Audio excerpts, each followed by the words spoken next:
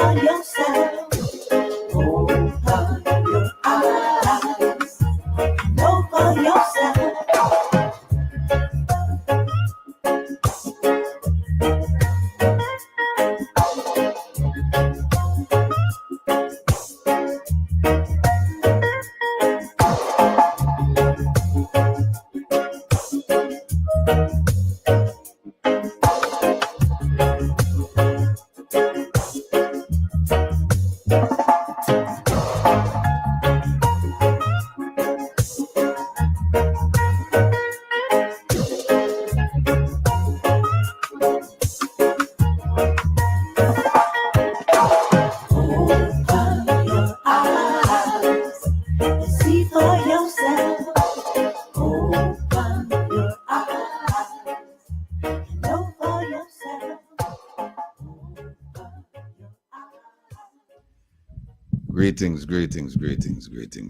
Greetings, everyone. Good afternoon, and thanks for tuning into Reason with Rattigan. Every Saturday at 3 p.m. New York time. Again, thanks for being here. When can hear me? Yeah?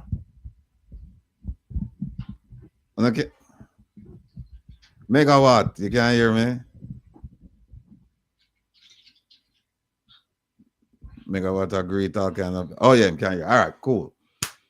People, special day. Every day is a special day. But today is the most special day because we're here. And tomorrow will be the most special day if we make it because we're there. So make we start out with education. And you know the quote that we start out with. Education is the passport to the future, for tomorrow belongs to those who prepare for it today. Who said that? Malcolm X. Long time ago. And it's still true. Now I hope, well, I shouldn't hope, because we don't know it go. And on Saturday, you have to come around here with your pen, your pencil, and your paper.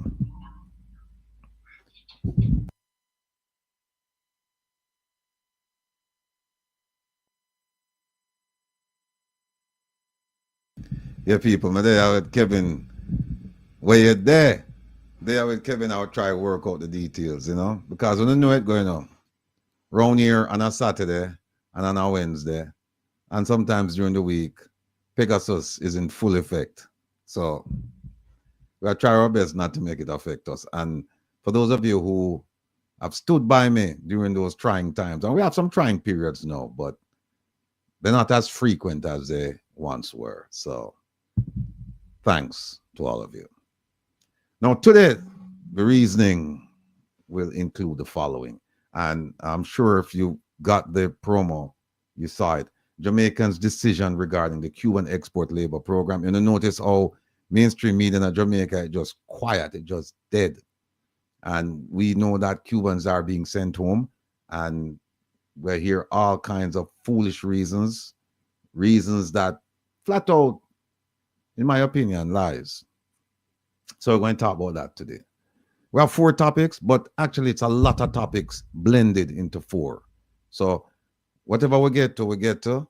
And by the way, I have a little medical thing with me I work with here right now. Actually, it's more physical. So if you don't see me, it's because I can't bear the pain. So I go through it right now, and hopefully we can make it through the program. But if not, DJ Kevin Stu is in the house, and he will take care of the proceedings. We also will discuss the Magnitsky petition and the Reconnection rally. They're not connected. The Magnitsky petition is different from the Reconnection rally. But again, as I said, we're just blending topics for the sake of convenience when we send out the promo. The third thing we're going to be looking at is constitutional reform. And we say, let our voices be heard, people. Civics time.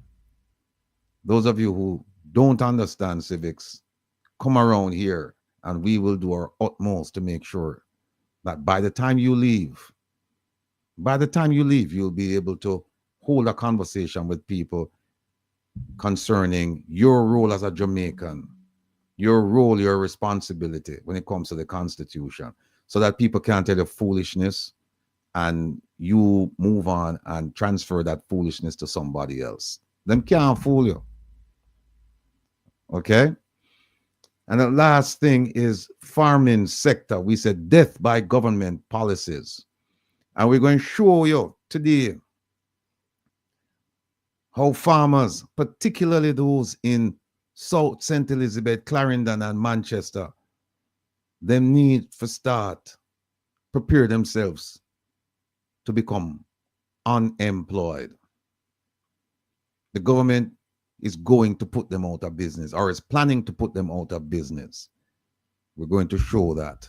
So farmers, all of my people in St. Elizabeth, Manchester, Clarendon, on a tune in. Yes, Carol, my parish that too. Santa Cruz, me say. So on a tune in, because I'm going to hear some news.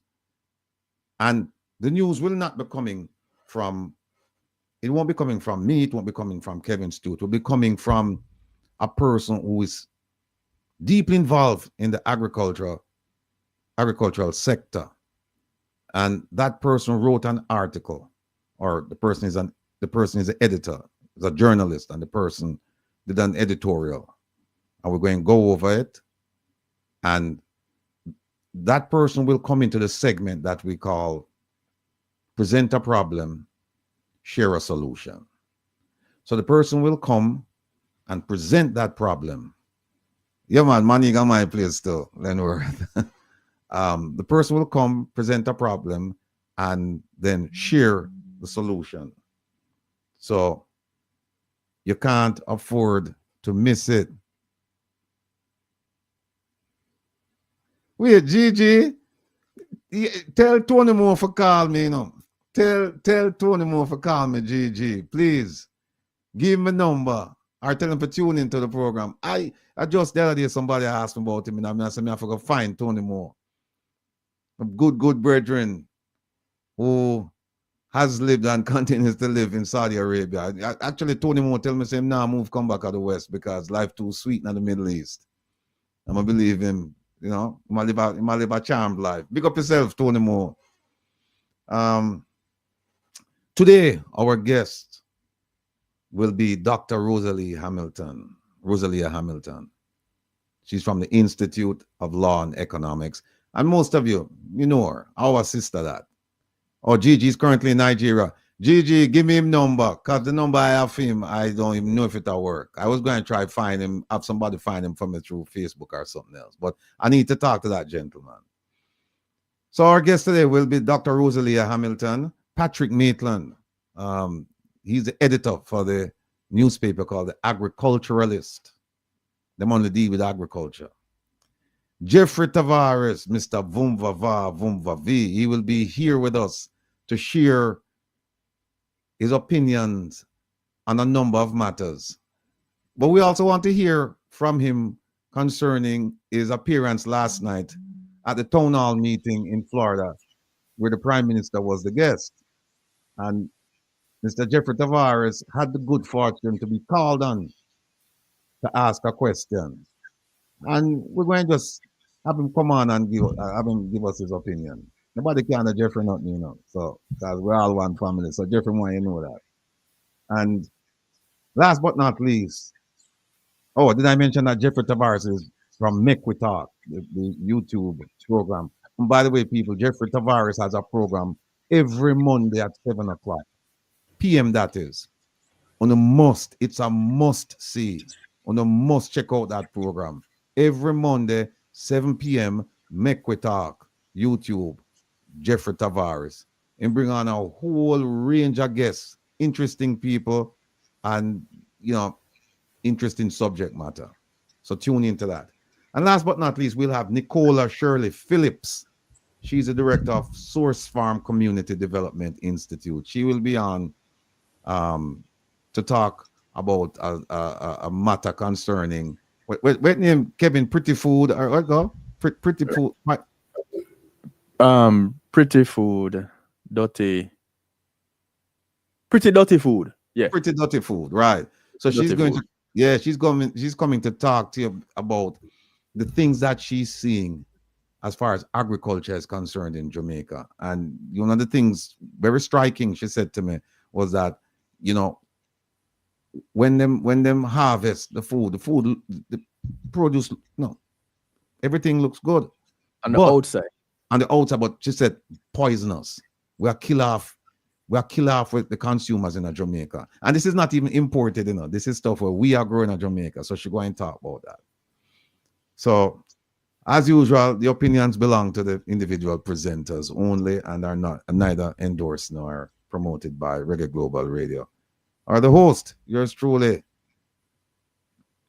Oh, so my sister, yeah, she there. Miss Yvonne Young. Hold on, baby. No, tonight, yeah, kisses right back at you. No, tonight, relax with the rebel. Tonight, Kevin Nago, you know Kevin Nago exercise. We just know that's a given, right? We not come off a Kevin program tired, right? And tonight, what we are going to do on Relax with the Rebel, we're going to have singers and players of instrument shine the spotlight on our political, social, and economic crises. And this is one of those times when you should tune in, kick back, listen, and as we say, hold a meds. I mean, if you want to dance, you can dance it, but it's more message music. Want to not tune in tonight and listen, because the first set of protesters in Jamaica, on a continuous basis. First set, you know, at the Rastaman them, when them start singing about the Babylon system and the this and the that, and so we're not gonna hear some of the music there, and we're gonna hear it for a while, but we'll bring it current. So we have some new artists. Well, when I say new, we don't know them, but artists were coming out of the 2000s where I preach the same message, and it's important that sometimes we take stock of what's being said, pay attention to it. So Kevin, I go working out physically, you know, but I want to come prepared to be mentally exercised, not exorcised, exercised. Exercise to get right, right? Not exercise, exercise. Easy like Sunday with the Rebel. The program for tomorrow, we anticipate the appearance of the icon Big Youth and his talented son Isaac Buchanan. Now, I spoke to Isaac yesterday. It may not happen, and if it doesn't, no worries. Kevin and I will have something in store for you. So, you know, the show must go on. We hope we can get them though, because it will be a nice event. But if they don't show up, then show must go on. Come Reason with Rattigan, the Wednesday night program. This past Wednesday, we focused on a variety of social and political issues. And of course, Dr. Ben was there to educate us about Caribbean indigenous medicine. Or maybe it's indigenous Caribbean medicine. One of them, but I don't know me I talk about herbs. And the program is growing. And I just want to say thanks, many, many thanks to all of you for your support, because as I've always said, you could be anywhere else, but you've chosen to be with me and my beautiful, beautiful panel and the rest of our family members in the chat and those watching. Let me leak out some shout out here. Make we continue to pray for Papa Trevor, Ma P, I promise you, I feel I'm a promise, but don't worry, I'll make it up to you. Ma Jean, stay sweet. Desmond Paul, Bonnie Jump, me know you tune in. Big up yourself. Jonah Marie, the short boss. Fittis, the artist dread. Mrs. Nelson, Bobby D'Souza, Barry, Mr. Baxter. I need to hear from you, sir. Sassy Diva, get well soon. Raleigh, big up yourself. Dread Eye Dread Crew. Danny Goops and Roland out of London, the valiant one. Big up on yourself. Big up to our ambassadors, the Monday night crew, the people who put in the hard work to get the Magnitsky project going. And of course, it wouldn't be complete unless we say big up to our lovely producer, the magnificent, the one, the only, Joan. Big up yourself, Joan. All right. Now, folks, with Jeffrey Tavares said, before we go any further, I'm going to bring on my sister now, right? Sister from another mother, sister from another mister. So them Yvonne Young, she have a pet name, but she said that just reserved for you, my brother. The rest of the people. So I'm not gonna tell her her pet name. It's not a bad name neither, no, but she said no, I just certain Not people a have thing wrong with it. not a thing wrong with it. Can you hear it, Kevin?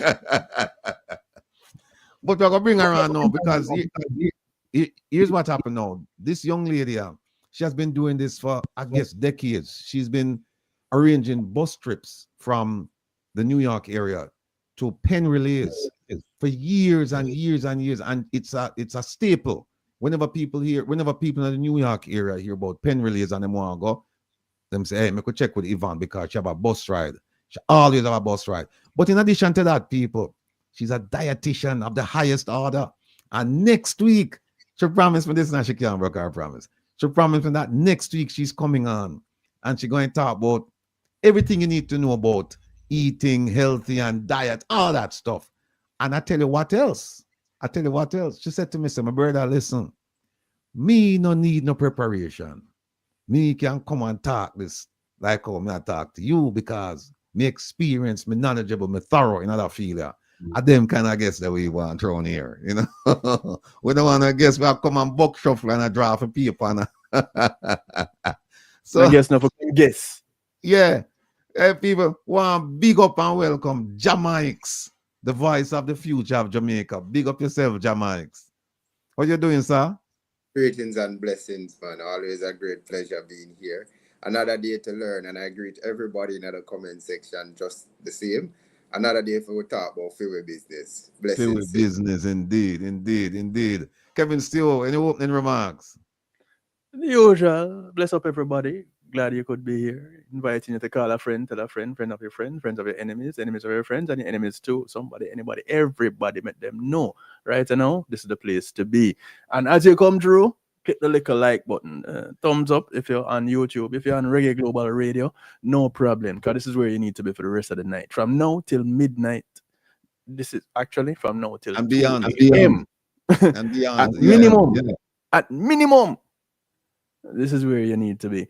The rest of you who have had the experience know that you don't want to go anywhere else but Reggae Global Radio. So it's a place to watch and listen. So let's be interactive. You're going to hear about it a little bit later. We're going to keep the respect going amongst us all. But the love continues, the vibe continues, the education continues. Yeah, indeed. Let me just say before we bring on Yvonne, let me just say that I spoke to two people. One of them yesterday and the other one about a week ago. I have not spoken to these people since 1977. And are people when we grew up with say every day. In fact, one of them in my watch right now, Val, big up yourself.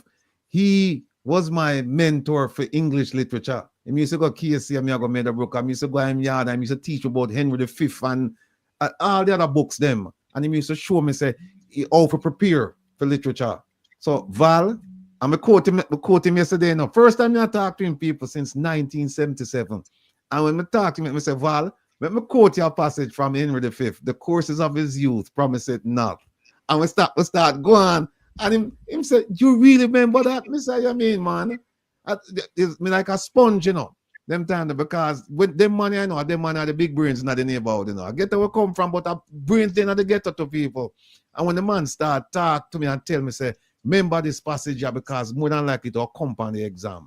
Parts of it did come on the exam. So I remember it, I'm going to quote it to him yesterday. So I'm going to watch right now from down in Florida. Val, big up yourself. The next person is, I'm going to laugh when I hear that name because I get to so we go on with the nickname, you know. Jayaka, big up yourself. Otherwise known as Harryarkas, otherwise known as Harkas. Him and listen to. It's such a pleasure. Okay. What? Harka the name. Harkas. Yeah, you must know him, man. Then he's called Harryarkas, Jayarkas. Harkas still there. And it was a pleasure and a privilege to talk to him last week and yesterday. So my two brethren them, I look forward to seeing you soon and very, very soon. Jayaka and Val, big up on yourself and the family. All right. Now, without further ado, here's the lovely Yvonne Young. Welcome her to the stage, people. See her. Sis, hello, big up yourself. brother. How are you doing? Please, Kevin, please don't call me the name. Don't let nobody else hear. You're good enough, Ivan. You're good. More not good like you. Listen, Rattigan and I come from far, so guess what? He knows the name. Not everybody know the name. We're gonna leave it like that, and that's it. Who didn't know, don't I know, got and you. who don't need to know, don't know. That's There what it you is. go, sis. There you go, sis. And people I want to understand this that this is the lady responsible for the bus that went from New York to the DC protest. Despite what you hear other people say that them arrange it, and she is the person who arranged that bus from New York round trip to DC. So one And that's bigger up what that's again. 100% correct. Nobody else but me and Rattigan. There you go. Everybody else are followers. And another thing I want to bigger up for the second protest in New York. She did work, and she really tied on at work. And she said, "Listen, my brother, I don't think I can make it. No, so you have to carry on the proceedings without me." And people may turn on as she sneak out. Me up now, so nothing your boss them hearing them, but as she sneak I took extra lunch time because thank God it as, was in the area, so I took extra long time and came back to work late. So I did what I had to do because I could not have you come to New York and I don't represent for sure because you're doing a very good job. So I have to promote and I have to listen and I have to follow my big brother. So all anyway, right. they so me have to follow, and that's what it is. That's the only person I go follow. Everybody else can follow behind us. So when I look and just see me, she said to me, say, "Listen, me can't stay along with cause teeth, but me just want to come show my face and show me support." And I say, "Me appreciate it, sis." And she spent some time with us and then she had to depart. But it was a glorious day, man, when she showed up right there. So because we never expect her. And, surprises, good surprises are always good because you have some surprises where, go the other way. And this wasn't one of them. So listen, I know you're Yes, sir. driving. Everybody can see you're driving and you do your thing. Now, you have something coming up. I wait there. Oh, see Mr. Vumvava, you're doing. See me? I don't know if you ever meet Mr. Oh, Ivan, I don't Who? know if you meet Jeffrey Tavares. He was there at the protest. I love to sing it by face. Oh, I'm gonna pull over for a few seconds because I'm getting on the parkway. So I was just waiting my turn. So I'm gonna pull over all right. and then where I can talk to you properly. So I was just waiting. I didn't because I want to be able to focus and you look at my beautiful face. Of course. How you All know, right, sir? we're ready. Hey, So people, I'm here. honestly, I saw she stay now. Night, day, holiday, it no matter. So, but you see how you get. No pretense. Exactly. What you I see that. is what you get. There's Yeah. no pretty up. There's no eyelashes and all of them stuff. But we're not talking about that right now because Right. them something they So make money. you We have don't an here to event. promote that. Yeah, you have an event. And I wait, let me put it up on the screen, yeah. You have an event coming up. Talk to us about that now, please. Okay, so for the past couple of years, like Radigan says, it's been maybe over 15 or 20 years or so, made the pen relay. From me left out of Lennox Road, you know what me I talk about. From me left Right. out of Lennox Road, me I do pen relay. And I usually have like two buses, one from Brooklyn to Queens and then from Long Island to Bronx. Oh, it become hectic after a while because everybody want to compound what? Everybody want to compound even my young bus. And I am not on the Brooklyn bus or on the Queens bus. I'm always on the Elmont to Bronx bus. So on that case, you know what I'm saying? Now let me just scale it down and just do the one bus. So everybody compound my bus because my bus is a party bus. My bus is not a sleeping bus. It's a bus that vibes up the thing for pen relay, get everybody ready. We play games. You'd be surprised people strip on the bus and all kind of something. So guess what?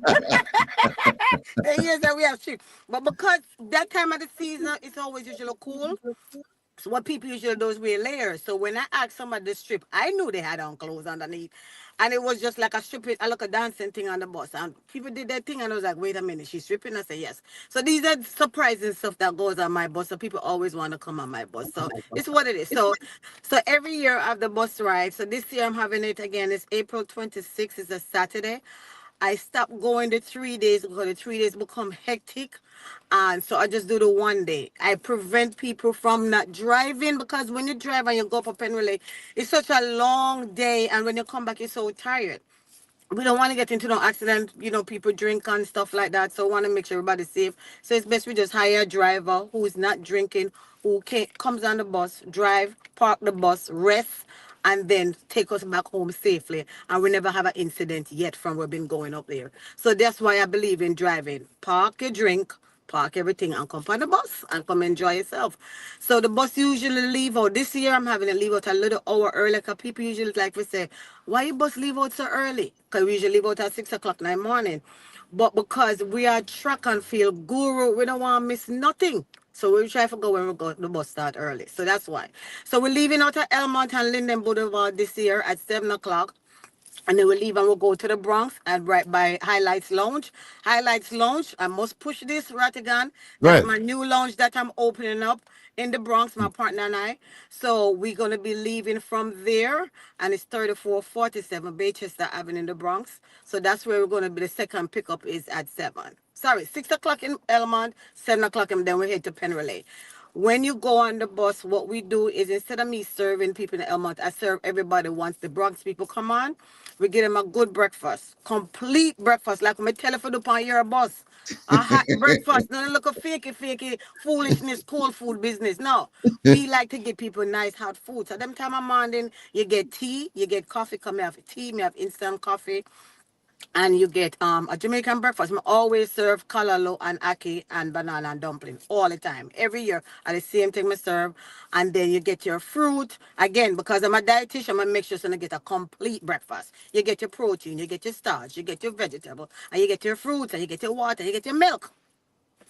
What more can you ask for? And then right through the bus, everybody get them little snacks. And then when they get up a Penn Relay now, them keep them caroches and all them crocus bags stuff them in the bus. And then them come out with them snacks. Me give them snacks to eat right through the bus ride. And then on Penn Relay, where we'll come back, we do the same thing. We give them snacks again. Nobody sleep on my bus. Can nobody sleep and walk around and wake them up. Because it's all about games, movie, and excitement. See there. So it's all about this year's the 129th race that we running as a Penn Relay, and it's basically the races them is usually from high schools from Jamaica, high school all over around the world, colleges, clubs and stuff like that. And then also what's also interesting, we have over a race with over 75. So Rattigan, if you can enter this year, maybe too late for you still, you know, over 75, the over 75 race because some of them man them look fit and better than me and you. When we sit down around the 100 meter, but I love to marry one of them right now because them fit. And them the good. So that's my thing. So that's another good race that happens up there. And then also, of course, sometimes what's happening, you have the KC, you have the JC, you have the Woolmers, all of the Jamaican school are compete together. And guess when? That's when you see the stadium mash down because everybody are raise the Jamaican flag. But that's when everybody start to single out them own school. And Mm. sometimes most of the race them is mostly Jamaicans that race them. Then towards the end of the evening, you have a big race, Jamaica against what? The world. Who is the world? USA. Who always a win? Most of the time, Jamaica, of course. Because we have the athletes, them, and we eat up the dumpling, then we don't eat donut. So that's why when they talk about America run pan Dunkin', we run pan dumpling because guess what? We have more firm stuff in our body for run and win them the race there. So it's usually an exciting event. Me encourage people to come out and support the athletes because it's good to see the athletes them in the on the track running and they see their team and their country and their school and you give them the support by cheering. Doesn't matter where you're from, Woolmers or KC or JC or wherever, it doesn't matter. All they want to do is see their team run and win the races. Them and even if them a struggle, we still cheer them on. So I encourage people to come out. All these foolishness that's going on with the man at the Brown House, we're not talking about that because them can't stop Penn Relay. Penn Relay still a go on. Okay, Right. so I want people to come out, support the event, and then another thing what I do is my bus, I collect money so I could give to Erwin Clare, Team Jamaica Bickles, who serve all the athletes. And that's very important that we do that because the athletes them come up there in the hotel. Sometimes they don't have enough family member to really give them a little lunch money or whatever it is. So Team Jamaica because sir support them by giving them breakfast, lunch, and dinner, provide them hotel. So I make sure I give a donate. Even when I collect money from the bus, me make sure white consulting group always give. And Erwin can back me up on that. Me always make sure me give because I believe in giving back. Cause that's how me flourish and that's how me so pretty because I always I give back. Me have to follow right again. Me have to follow my parents them though, right? Me know, All right, then. So She, that's how we are. You know, some my parents and them people, feedback. she come from good stock. Believe me, she come Exactly. from good Yeah. stock. Yeah, me know I say I Yes. knew her parents because may their Yeah. souls rest in peace because I'm passed on. But Exactly. I spent a great deal of time with them, So In the yeah, basement, we in know. the basement. That's So true. again, I appreciate you're taking the time. Again, pen relay is it start from the Thursday, the 24th, Well, through up to the 26th. The Thursday is the beginning races to who qualifies for the heats them, and then the Saturday is the final races them. So the bus is going on the final day, the Saturday. well, if I'm not gonna wear it, hold on. Let me put up the CETA people. Hold on there. CETA, Saturday, April 26, 2025. Y Consulting Group. That's Yvonne's group. Let me put this Why up. not taste is also mine is my food production area of the business. So in conjunction, why not taste? And then I have Culture Jam Radio, who I used to produce that radio on that radio program. Today also helped me provide some of the food, and LA from out Red Dot Radio helped me do some of the commercials, them, to make sure it's a robust ride nice. All right. And seat right there, bus ride to Penn Relays present Right. total bus ride and stadium seat. And somebody asked about the price. By the way, somebody said them things to me are 49. I don't remember who. Okay, I got tell them to make you run at the 75 and Listen, but you can't run at over 75. Me we know can run at that. over 75. But see, people, it's $160 if you come from the New York here, and that includes round trip transportation. Right. It includes the hot breakfast you just described, and also you get snacks to and from the station. Well worth the price of admission. And right? you say it's a complete. You get a complete meal. We don't give funky stuff. All right, and see, right. And so the departure locations, Elmont, the bus leaves at 6 from Elmont Road and Linden Boulevard. Right, very common spot. Yeah, that's a common spot. We name now have a spot right there, name Hush. Mark have a spot right there, so. Hush is right there. And the two gas station. Right, the two gas station is right there. It's easy parking. You can park right over there in the morning. Of course, it's safe right there. We never, like I said, we never have an issue with anyone parking and come back and find them car. Right. And no car breaking. And then this year for the first time, I usually leave over by Lehman College, but this year because I have the lounge now, I can show off and I'm moving front of the lounge, so people can go inside, use the bathroom, wash them and all and things there, and then come out. So that's why this year I decided to leave in front of the lounge. And anybody who look for parking, if you're on Linden Boulevard, before you get to Elmont, the last street on your right hand side, before you get to the gas station right there. So the dead end street, I might block that. On the can park, it's a 2-hour parking, but on the park all day, I me control a block there. So I'm not worried about nothing. So how about you drive anybody who need over this and you drive them over there and park? We take back what I just done said. And then soon start calling you. Them know I'm control a block there. And so see the Elmont Road and Linden Boulevard, and from Bronx 7 o'clock from BHS Avenue Highlights Lounge, which is Yvonne's establishment. Right. And people might ask, how do you get in touch with somebody for tickets? There's my number. Yeah, the number is right there. 516-429-9577. That's Yvonne's number. And then Bobby channel one is 646-302-3144. Kevin, you can drop that in the chat for me, please. Right. And then two of the biggest sponsors for Pen Relay is Grace Foods and Toyota. Always, every year. I mean, I big them up, but they always do a good job and promote sponsor Pen Relay. So we want to make sure that happen. And like I said, Pen Relay is definitely on this year. No propaganda about people talk about Pen Relay cancer. There's no such thing. It is gonna tickets for the stadium. Anybody who want tickets for the stadium only is $72. I don't think I have any more left, but I do have a few seats left. And people who are driving can still buy stadium tickets because I have good seats that I purchased. I'm a season ticket holder, so I have tickets in the NL section. That's right by the beginning of the 200 meter. Right there. So every year when Bolted come out that year, all right, so we sit down and we never change our spot. All right. Before you go to Kevin, you have to play the video, I look feature. Okay. I have a video there. Which one? Sita? Yeah, people see the video, yeah. All right. Low track and field fans, especially the Jamaican Massive, get ready for an unforgettable trip. Why Consulting Group, in conjunction with Culture Jam Radio and Red Hot Radio, presents a bus ride to the Penn Relays on Saturday, April 26, 2025. For just $160 per person, you'll get round-trip transportation, a West Indian hot breakfast, plus snacks to and from the stadium. The KM3 bus departs from Elmont at 6 a.m., Elmont Road and Linden Boulevard, and the Bronx at 7 a.m., 3447 Baychester Avenue, Highlights Lounge. Tickets are available via Zelle. Pay early for the best stadium seats.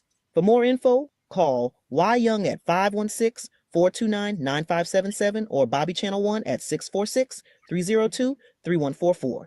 This is your girl, Miss Smith. Consider yourself updated. Yeah, man. Thank you. Yes, yes. So you are. We're gonna run now. Cause we know you're busy. You're busy Yeah, like bees. I am going to a dietitian meeting right now, and then next week I'll be back on to talk the real thing with the food and stuff, and all the overweight and all the skinny people, and man, all the people in trouble with everything else. So me there. All right, sis. So you what? Take care of yourself. Be careful out there. All right, brother. Love it. One love. Kevin, remember what I said about the name? Don't worry yourself. Okay. If me hear you call me anything else, you know. But the name where you're supposed to call me, you know. Ivan, Trust me, my Ivan, big brother, you're my big brother know what to do with you. And don't put him on you. Love you guys. That Be is well. behind closed doors. Behind closed doors, we use that name there. Okay. And it depends on what closed door too, because I don't believe it's something closed doors. My big brother told me right. Anybody carry me in a closed door, call him first. Indeed. Exactly. Indeed. We talk. Take care. All right. Yes, people. Yeah. What on there? Yeah, man. Ivan. Really, really sweet person, you know. Where you see how way you get. All right. Listen. We have some people we have to bring on. Mr. Jeffrey Tavares is the young lady here because if she's not, I have something I want to play for the people. Them. Can't hear you, yo. Muted. Is there a gentleman there named Robinson on? I beg your pardon? Is there a gentleman there named Robinson? No. Wait, No. hold on. Hold on. No. Oh. Yeah, the only people that are on are not We have Johnson. Nicola and Not- Peter, are yeah. not Robinson. There's no man on there either. Peter is Woman? there. Yeah, Nicola is here. But all right, while we are waiting on that, people, let me just touch this thing up because our hardworking producer, I know, she born the midnight aisle every Friday night, and then she come back Saturday morning and work with me and Kevin. So let me put up our thing here. Yes, Reese with Rattigan, me that.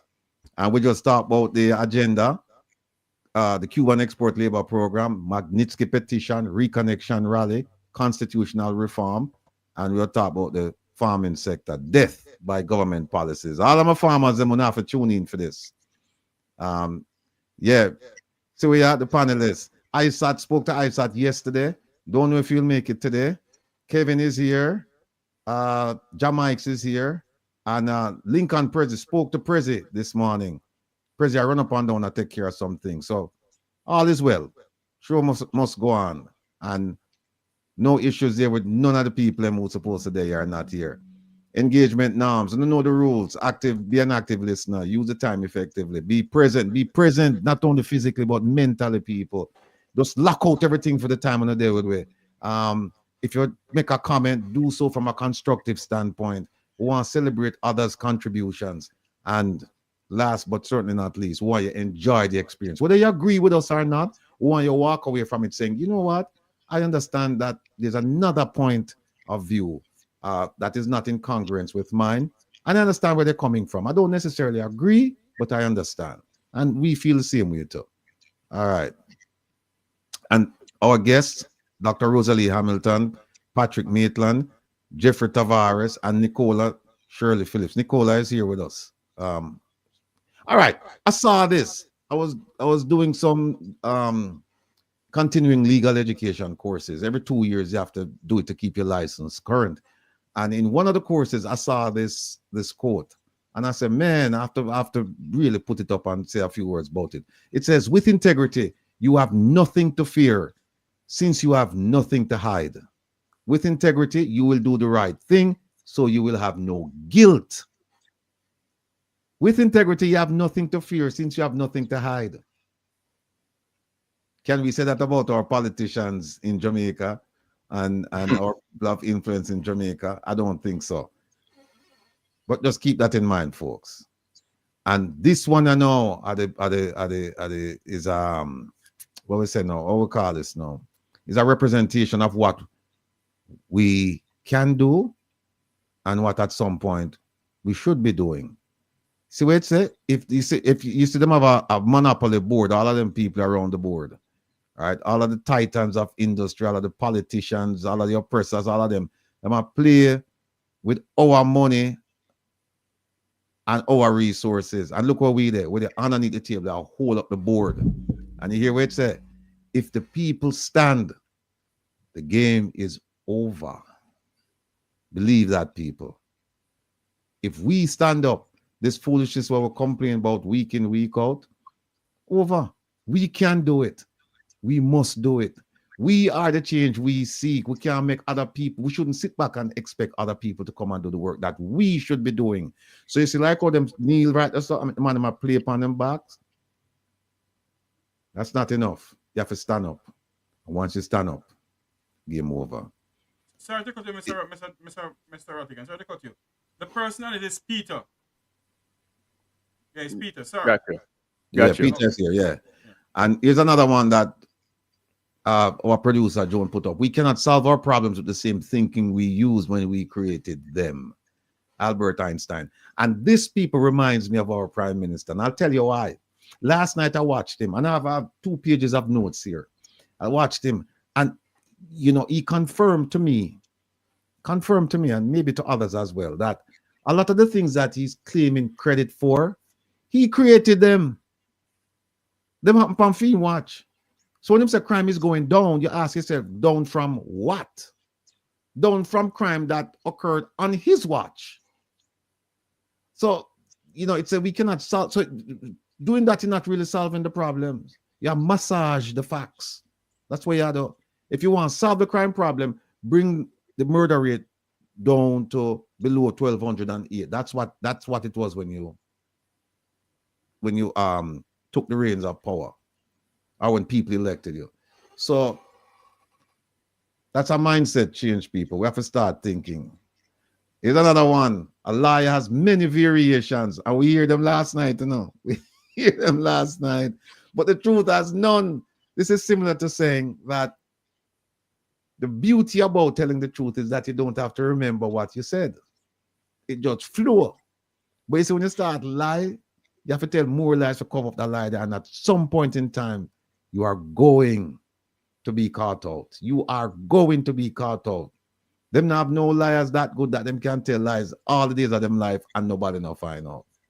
So there we go. And I think, all right, we don't want to play up all of them because we have more things we want to. Producer Joan, big up yourself, big up yourself. Tigo, stay so. All right. Mr. Johnson, give you a second there. I just want to play a quick thing here and get it off of the table.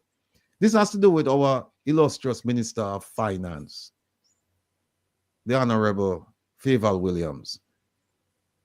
She's like a square peg trying to fit in her own hole. Everywhere them put her, the woman is just a dismal failure. And remember now, she went to 2 of the best schools in the world. She went to Harvard University, got a degree in economics, went to the Wharton School of Business, University of Pennsylvania, got a degree and an MBA there in business, finance, whatever. Now, Jamaica mentioned this last week, you know, said she can't count, right? And I'm going to give you the evidence of that. Here we go. Listen carefully, people.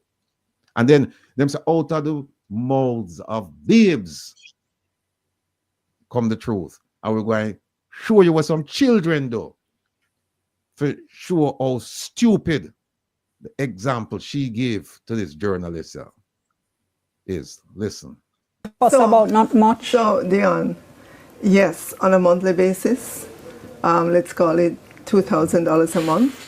If you faithfully put away that $2,000 because it's something that you were not getting before, At the end of 3 years, you'll have a tidy sum that you could put down on a car, like a Pro Box that you have to drive to go to work, and you don't have to stand up in the sun or think about rain to get a vehicle to drive. So yeah, $2,000 a month over 3 years, That's Minister. You think we can? And you think you You can hear put what on she a said? car with that? yeah, like a Pro Box.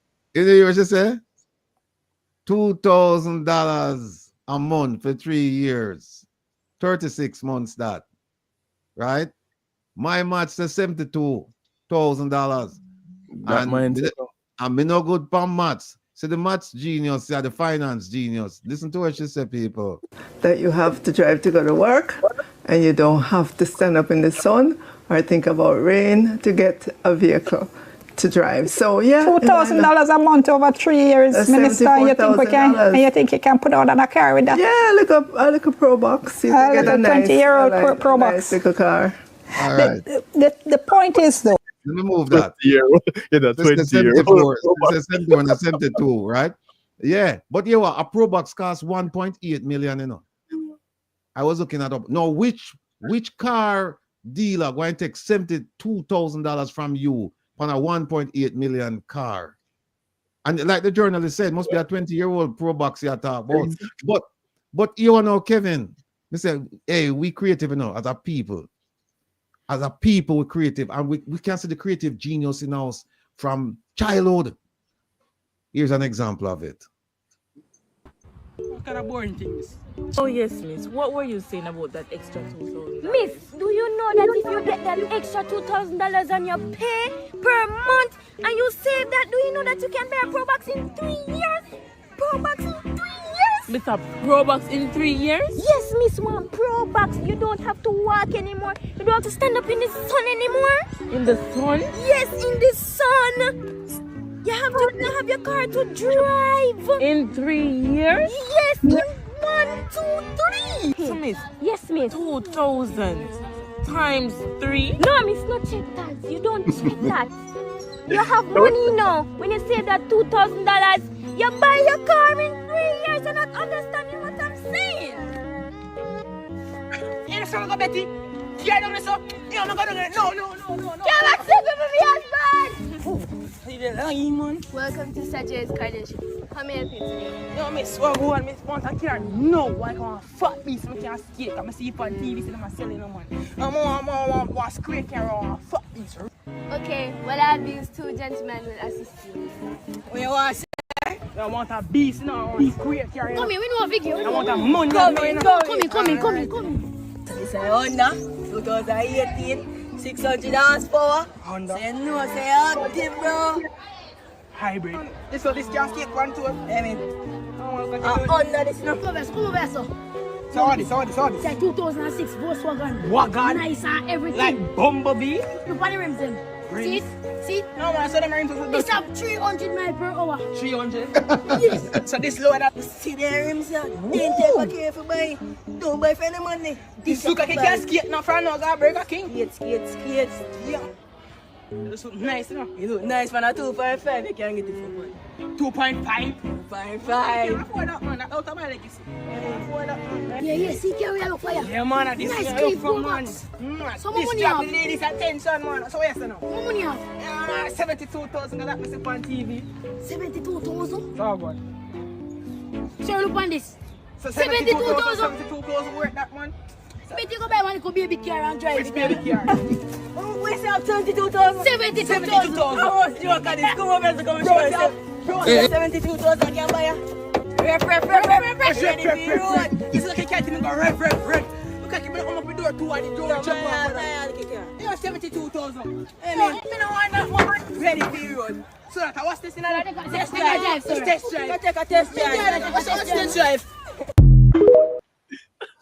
Out of the mouths of babes, right? And the minister deserves to be laughed at. She deserves to be laughed at. 72,000, you put it down in 3 years and you get a Pro Box. And you see them show you what you get for 72,000. She no mention say that after, even if you buy the car, you know, even if a dealer feels sorry for you and say, yes, we'll give the car. You have something in maintenance, you know. You have gas. You're going to need tire at some point. Your alternator will go. Yeah, she not factor in all of them costs. So people, don't follow her advice. Check my foolish advice. Don't follow her advice. What about fitness? Fitness and Yes. insurance in Jamaica, Yes. you know. Yeah. But at 74, she said not 72. If she's bad at simple maths, how can she be our finance minister? I'm just saying. I'm just asking. And there's nothing wrong with asking, my brother. You know, so the salesperson said, don't check the maths, man. Yeah. 36 times 2,000. But you know what happened? You know what? I talked to my favorite minister and I asked her if we can get a pro box for 72. And no, seriously, we have a discussion with her. And look, this is what she said to me. That won't be happening. That will not happen. That will never happen. So I'm gonna go with your advice, you know. That will never happen. By the way, we never see her last night, you know. Because normally she traveled with the Prime Minister when they come up, you know, as Minister of Foreign Affairs and Foreign Trade. So we never see her last night. Anyway, Mr. Tavares, welcome to the program. Welcome. Talk to us now. Who we have on as a guest besides you now? We have on Mr. Good afternoon, ladies and gentlemen, people. I have something to say to you all, but let us deal with the guest first. We have Mr. Johnson coming on. His daughter is at the University of the West Indies, and she is a medical student. He is a taxi driver, and he has been doing a great job in helping her through her medical school. Now he's having a financial problem with the whole medical school fee. And if she doesn't get the help, she will be, in other words, drop out of school. She can't wait to do her medical exams. So we're going to have him come on to speak to us some more about that. With the help of Mr. Rattigan, he's going to come on the program now to talk to us some more about that. All right. Mr. Johnson, are you there, sir? Patrick, I see you. Big up yourself, Patrick. You're early as usual. Johnson? All right. Sir Johnson, here you are, sir. Welcome, yes, sir. Welcome to Reason with Rattigan, Mr. Johnson. How are you, sir? Not too bad, sir. Not too bad. Does that mean not too good? I'm good. I mean, not too good. No, I am good. All right. Yes. I'm above ground. Well, look. Hey, every day above ground is a good day, right? There you go. Yes. Well, look, we're hearing some things about your daughter, and we you know, it's sad when you hear these kind of stories, particularly the fact that she's aspiring to become a medical doctor. You know, Jamaica need all of the doctors then we can train. Because a lot of them gone, and we see what happened with the Cuban doctors, and we see our esteemed Minister of Health gone all the way across over in Asia, gone look for doctors. When we have people here who really need the help, you know, we have to do we have to take care of our homegrown talent. So talk to us about your daughter now, sir. Okay, well, currently she's at medical school.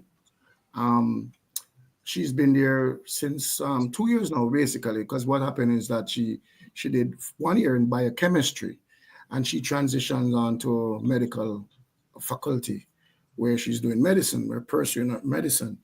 The first year she did the biochemistry, I guess they looked at the scores and stuff, and they called her to do the medicine.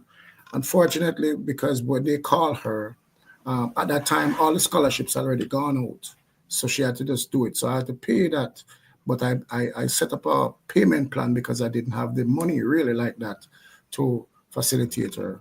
So I did that, and I've been doing it, but I reach a tool on that tool road now where it is just, I'm not able to continue that great payment as it should. And even though I'm on the payment plan, when it comes to exam time and I don't give them all the money, she will not be able to take the exam. So that is what they've been doing to me, because she's not able to pay the rest of the money. So she have a financial hold on a lot of things, you know. So that is the problem I've been having right now. But right now I owe $2.2 million. The actual fee for that is $4.5 million, basically, a year. Every year, you have to find that.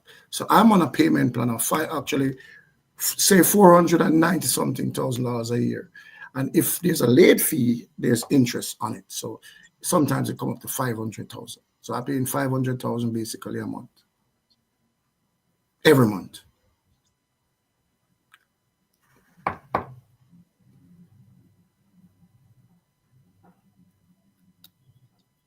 I'm not hearing you. Unmute your mic, sir. Yeah, where's your daughter? Is she with you? She's in a class right now.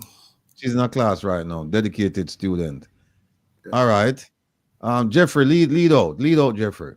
Yeah. So, Mr. Johnson, I saw you on a video, and we're gonna try and get that video to play.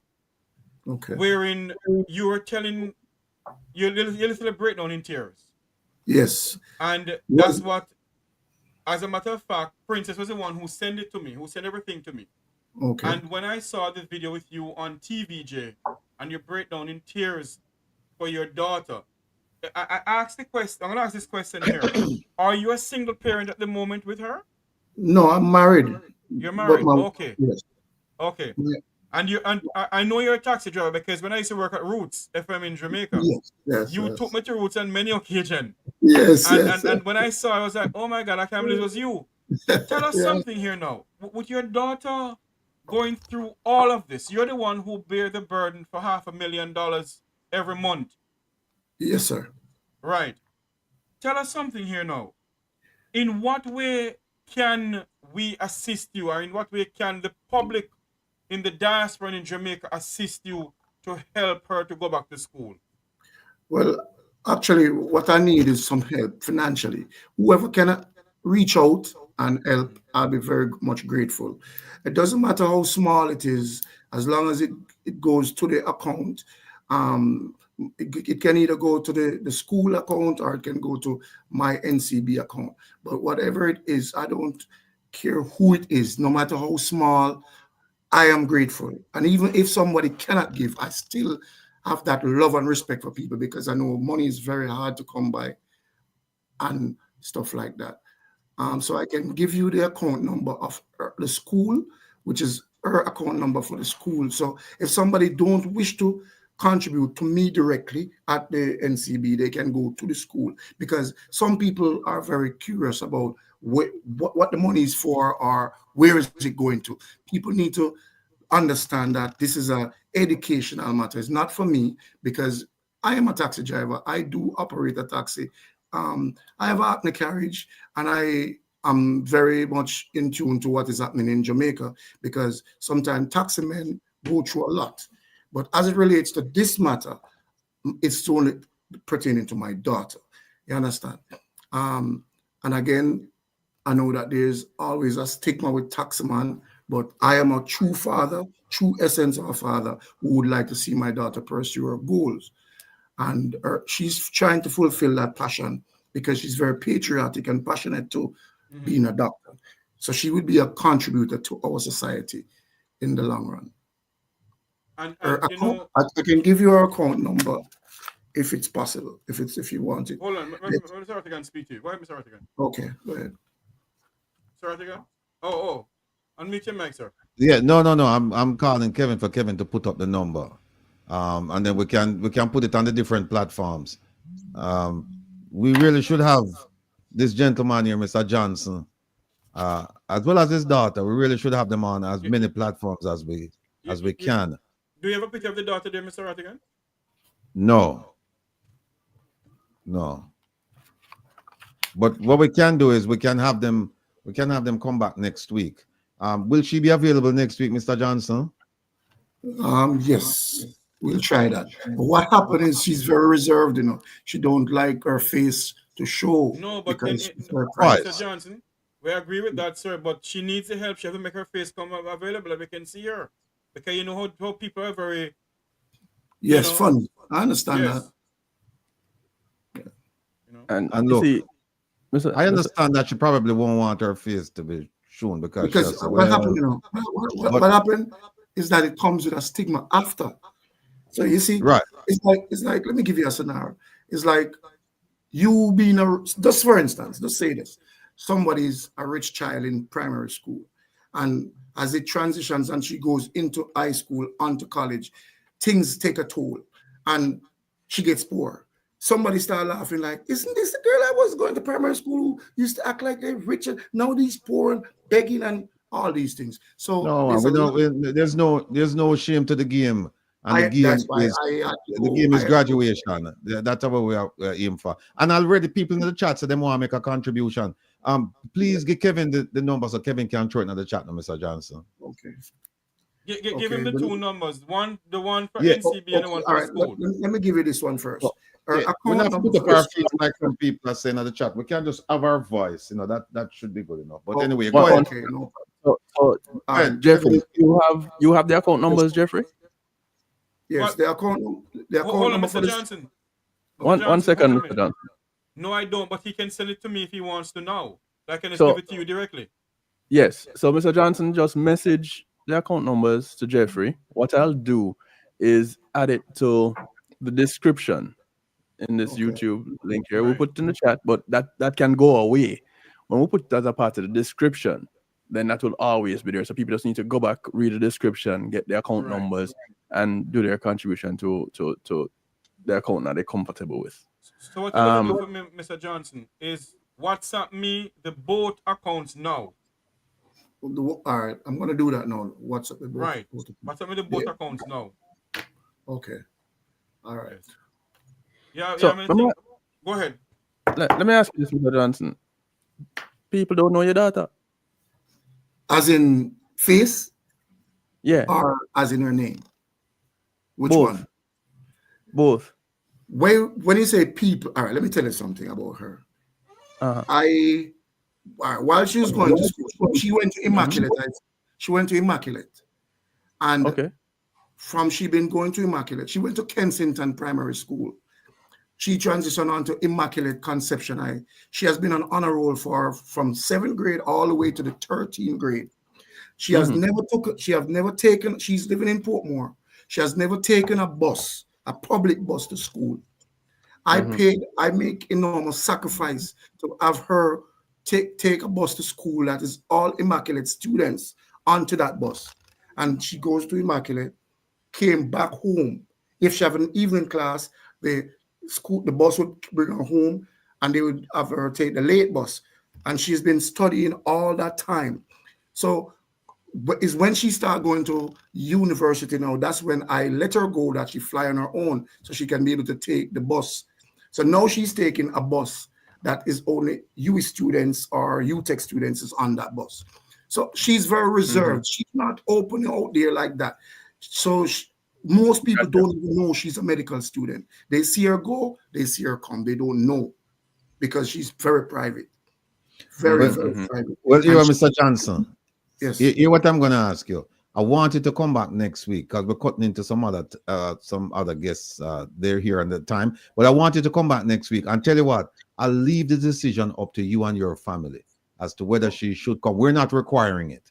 It's up to you. It's up to you and your family. Discuss it with your family. But you, for sure, you will be back here next week. Okay. All right. Any parting words? You're going to send the information to Mr. Tavares.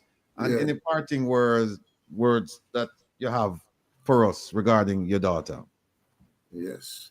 Well, right now, she just needs some help. And I would be very grateful again for everybody who can assist me in any way at all possible. Because I know that next year coming, she will be able to get the scholarships and stuff like that, God's willing, depending on her grade. And I think she will be doing fine because she's been doing fine all along.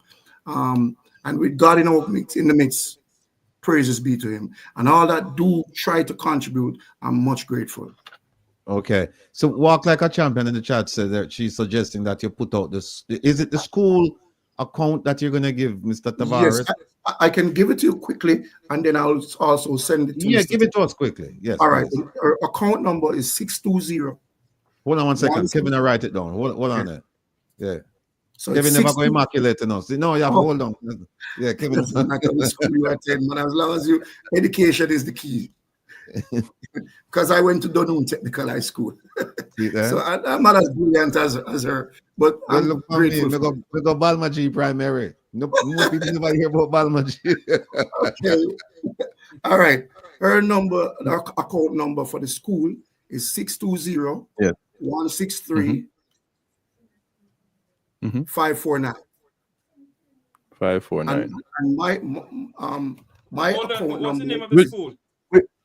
was University of West Indies. This is for tuition. Good. And her Okay. name is Peter. Her name is Peter Gay Johnson. PETA-GAYE Johnson. Okay, gotcha. All right. My account number is for NCB. We just need hers. We just need hers at the school. Because Okay, here's no the thing. problem. Here's the thing. Everybody would be more comfortable sending it to the school to know that the school have it. I understand and it's that. for her. And I surely understand that sentiment. Yeah, so people will be more comfortable that way. Yes. So it is again 620-163549. Peter Gay Johnson, University of the West Indies. And it's GAYE. GAYE. Medical. The piece of paper. Gotcha. Yeah. All right, Mr. Johnson, listen. It was short, but I think we got the message, or at least the start of the message, because Okay, you're coming sir. back next week, and we're going to delve into it. And like I said to you, you don't have to bring her on. We don't have to hear her voice. We just want to hear from you, and then we can continue.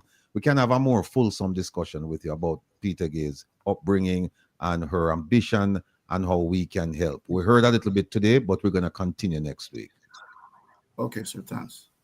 All right. So take care of yourself. Give your family our best regards. And we look forward to seeing you next week. Sir. One quick second. Which bank is it at? It is NCB. I joined NCB Bank.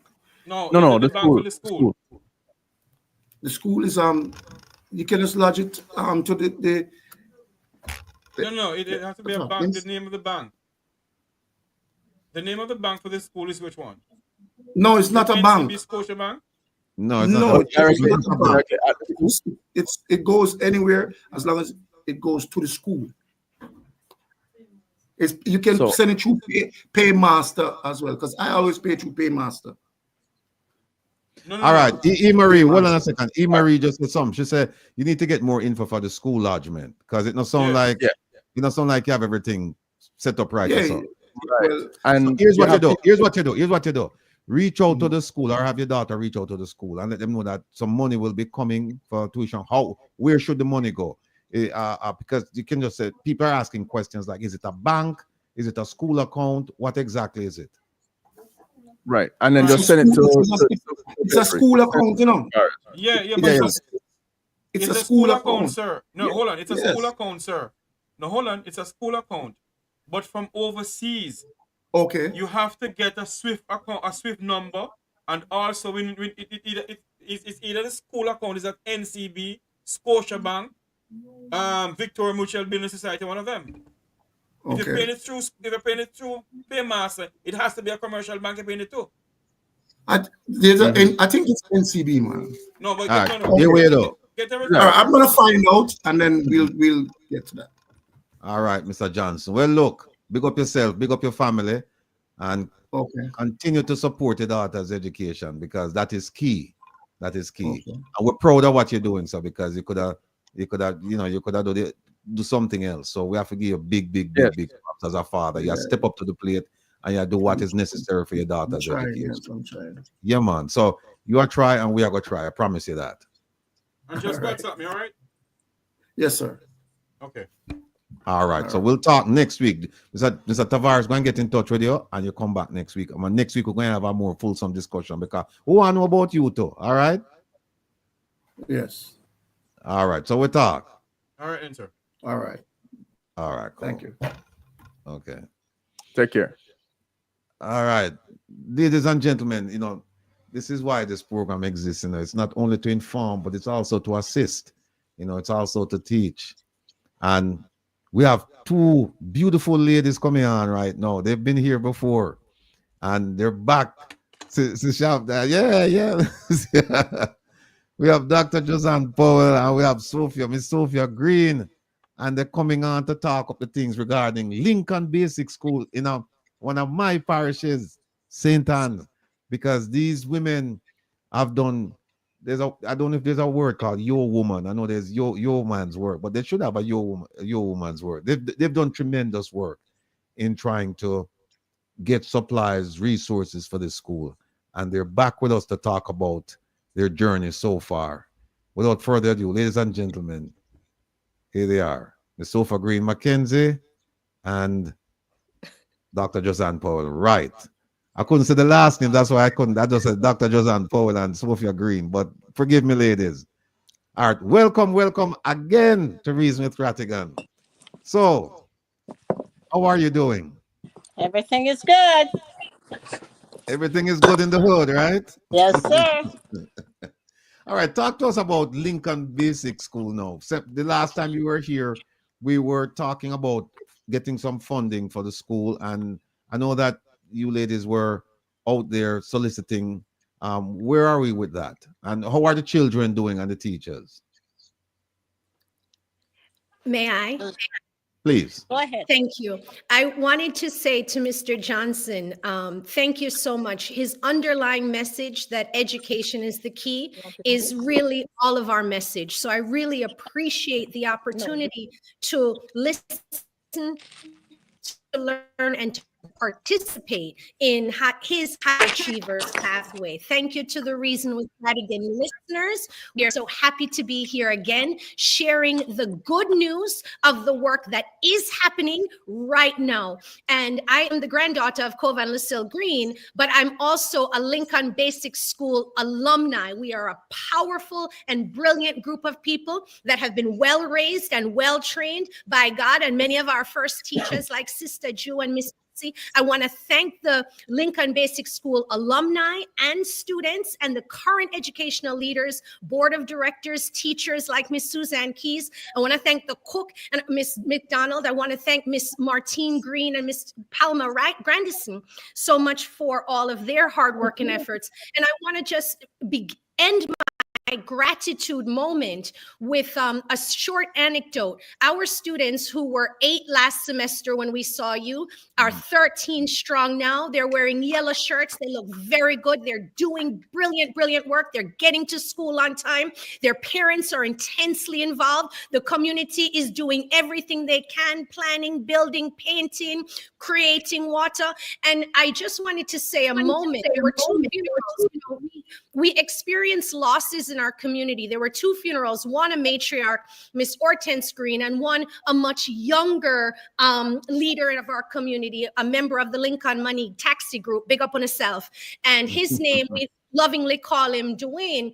And the Lincoln Basic School students that your listeners all invested in just 6 months ago were able to go to both of those funerals and perform. So they are really our joy in even the times of sorrow. So this is really just to say thank you, Rattigan listeners. Thank you for reasoning with us, because all we have to do is to share the major successes that have happened. We've accomplished so much. Just walk with me. We got all the things we need for the fire department, to include the fire extinguisher, smoke detector. We're taking compliance seriously. We have a 650 water tank to serve the kitchen and the bathrooms. We did repairs to the fixtures, started a vegetable garden. We've painted the building. We're doing fencing. So while we do need support with renovation, fencing, and plumbing repairs, what we are here to say is thank you for your prayer. Thank you for your upliftment. Thank you for your words of encouragement, because it is happening. And what I want to say about the students, just in a little conclusion, is that these students are getting the very best and brightest of what the world's education has to offer in this moment. We're not just competitive for Lincoln or competitive for Montego or competitive for Jamaica. We are global competitors that really need to rebuild this world. So Reason with Rattigan listeners, thank you for being part of our world solution, one student at a time. Yes, Doc. Yes, Doc. Big up yourself. Big up Lincoln. Big up the community. Proud of what you guys are doing. Miss Mackenzie, you're on. Talk to us. What's going on?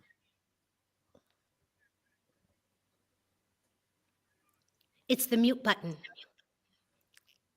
Go ahead and unmute, Miss Mackenzie. Miss Sophia, go ahead and unmute. There you go. Yeah, Yes. loud and clear. Okay, so we are heading this week, hopefully, to get the paperwork completed so that the education department will come out and they will do a little inspection for Lincoln, and we will get funded from the government. So hopefully by September the paperwork will be finished, and then for the new school year coming, then the children will be, or the staff will be paid by the ministry or the whatever department of health that funds the education of children. But in the meantime, we are trying to do the best we can by making sure that all the work is done. And like yesterday, I spoke to the teacher, and she was ready to get, something for the doors, and she was ready to get some kind of extra stuff to get work done tomorrow so that the workman could come in and hopefully ask for an inspection this week coming up. So the plan is, if you do the work, then you will get results. And we have been seeing that because I watched one of the funeral service and I was very impressed with the kids. They did a great job, and the teacher is doing a wonderful job. We also have a flyer for the community to say that we need each one to give a helping hand. So this is part of what we're trying to do. We are not independent. We are not thinking about America is doing everything. We are asking the school community or the district community to help and to make sure that they give a hand, do whatever they can, bring some yam, bring some whatever they can to help so that the children will have a meal. Also, it was a little hardship to get a cook for the school, but we now have an assistant teacher. So in addition to one teacher, we have an assistant teacher who is helping to make sure that the children are having a healthy meal each day. So everything seems to be going forward. We just need a little extra help, which might, in a timely manner, we'll get those. We need electricity still in the building. We need a playground, and that's a pie in the sky idea. We need some fencing around the land. But the plan is we will be getting those done by the end of this year. So hopefully we'll have a finished school, and with or without the government, we will continue to teach the kids and make sure that they have a great education. I am going at the end of the month. I will take another suitcase, and people who went last month, they took one suitcase at a time, and we're just trying to make sure that the kids get whatever they need to. My brothers, they got involved in the trucking and take whatever material. The teacher's doing a great job. She's a wonderful person, go beyond the call of duty to make sure that everything is good. So it's a wonderful world. Well, I'll tell you what, I could sit here and listen to both of you all day describing the wonderful work that's going on and how the community is responding. Right. And those things, I think, will coalesce into the children going on to become tremendous successes and also an inspiration to other children in the community. I mean, God bless both of you because you've taken on this task. You didn't have to, but you chose to. And you're actually doing an outstanding job of it. Some of us will take on jobs and after 2-3 months we say, we give up. But I mean, I just love your passion, both of you. I just love your passion. I love your interest in what's going on there. And I'm telling you, it is already a successful venture. It's going to be even more successful, God willing. Yep. In addition, we had a GoFundMe and we raised $825. Yes, indeed. We are currently having a GoFundMe at this time, and the plan is to get some more money so that the kids could get finished school, and hopefully we'll continue getting help from the general public, and not just the general public, but the community right there. All right, I'm looking at something okay, Kevin is going to put it up on the stage. Very Folks, good. Thank you, Kevin. Yeah, he's putting it up. Oh, there you go. This is what we're talking about. Yeah, that's us. All right, see people, aid Lincoln Basic Schools, vital renovations. Whatever you can, every mickle make a muckle. Want to help me out here, yo, to GoFundMe, and all they have to do is just look for this, right? Aid Lincoln Basic Schools, vital renovations. Yes. Yes? Yes. Yeah. All right, see the folks. Kevin, you can big it up a little bit for me, please. I got you. Thanks, Kevin. Pick it up for us. So if anybody have any inside information about, getting board certified, the ministry getting involved, we would like to get whatever ideas, whatever help that is available from the council people. Anybody knows anybody, then sure, give us whatever sources you have so that our school will be a model school, and we will be people will be coming to Lincoln to know about the district and know about our wonderful basic school. All right. I Well, think look. that's so powerful to say that gifts in fiscal gifts are brilliant and wonderful, but even this platform is another kind of gift. You're giving of your time, your energy, your resources, and extending us to your larger listeners. And we are so talented as a people that it's true. There are so many ways in which anyone can give. And to the prayer warriors, I'm gonna go on with that too. Yes, indeed. Yes, indeed. All right. Well, what we would like is let me big it up to Kevin. Nice. Yeah, it says Lincoln Basic School. We need your hands. Every dollar counts. Let's save the future and improve our community. Let's donate to this project. Proceeds in aid of our school building fund. Expected amount to be raised. I can't say the number. Is that 150,000? 150,000, and that is outside of the school in the district. So it's not just for us. We are begging to the community so that they will also know that they need to be part of the school and they need to be doing whatever they can to make their community a better place. Okay. All right. Well, look, ladies, we appreciate everything you're doing. It's not just us. It's all of our listeners, our viewers, and the people in that community. And the children, they appreciate everything that you're doing. And so what we would like to do is to extend an open invitation to both of you. Wanna come back anytime you want. We're giving you the key now. Just come back anytime you want, because we support events and initiatives like this. We support education. And so we don't believe that you should have called or, find out, hey, we can't come. No, just come on. Just on producer Joan at the contact. Just call producer Joan. Hey, we have something for report. Good or bad. And we want to come on and talk about it. And there will always be seats at the table for both of you.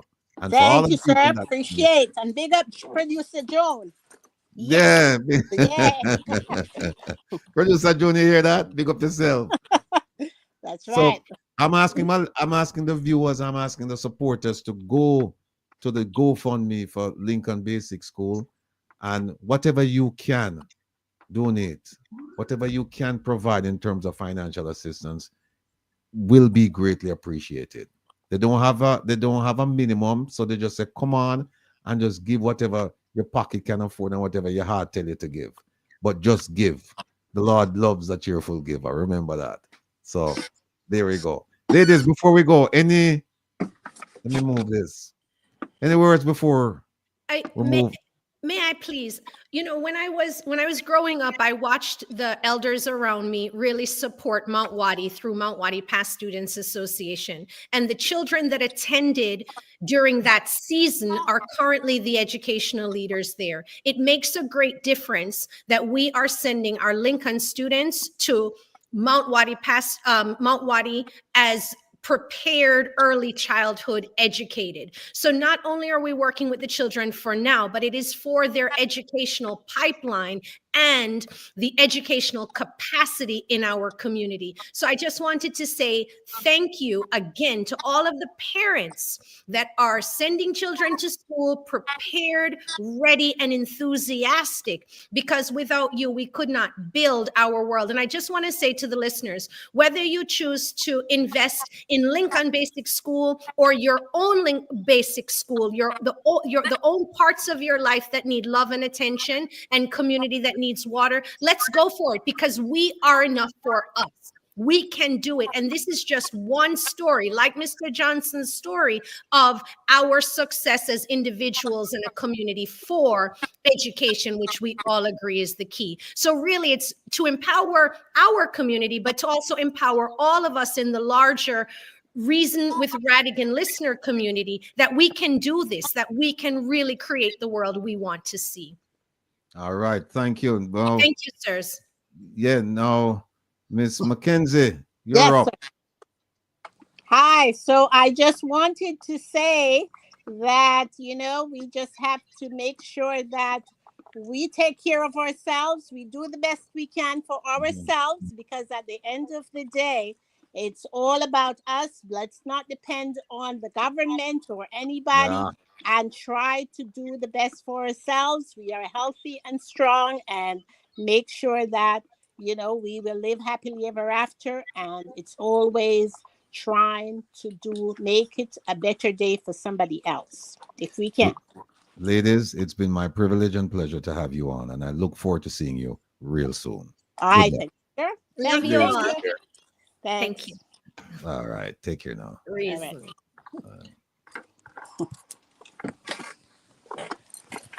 Okay. All right, people.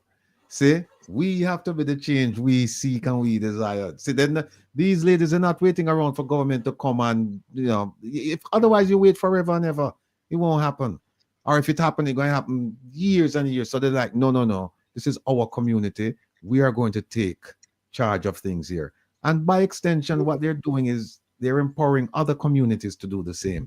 And if all of us can just chip in. This is about community activism. It's about pulling our resources together.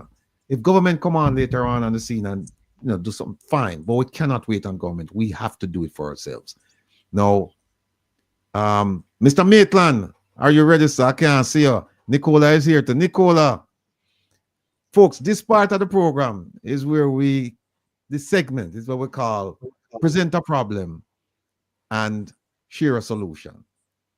And to that extent, we have invited Mr. Patrick Maitland, editor of The Agriculturalist, a magazine that's devoted to agriculture in Jamaica, and to some extent the Caribbean.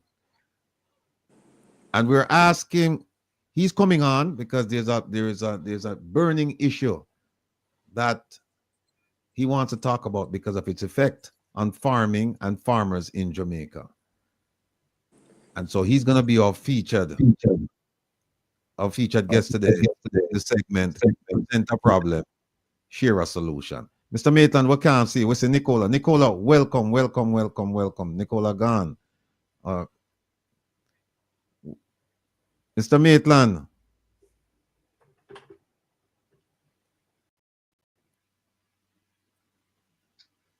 All right. Hi, Nicola. Hello. Yes, welcome. Greetings. Yeah.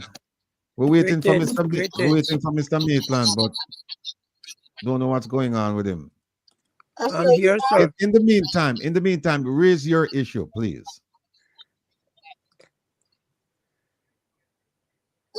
Mr. Maitland is on. Mr. Maitland, I can hear Mr. Maitland.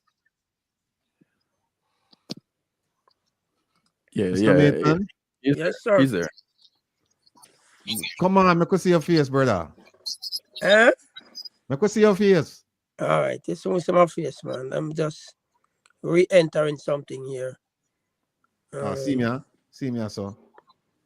I'm trying to put you on a different Yeah, we are gonna remove that one. A different device. Okay. Yes, cool. sorry about that.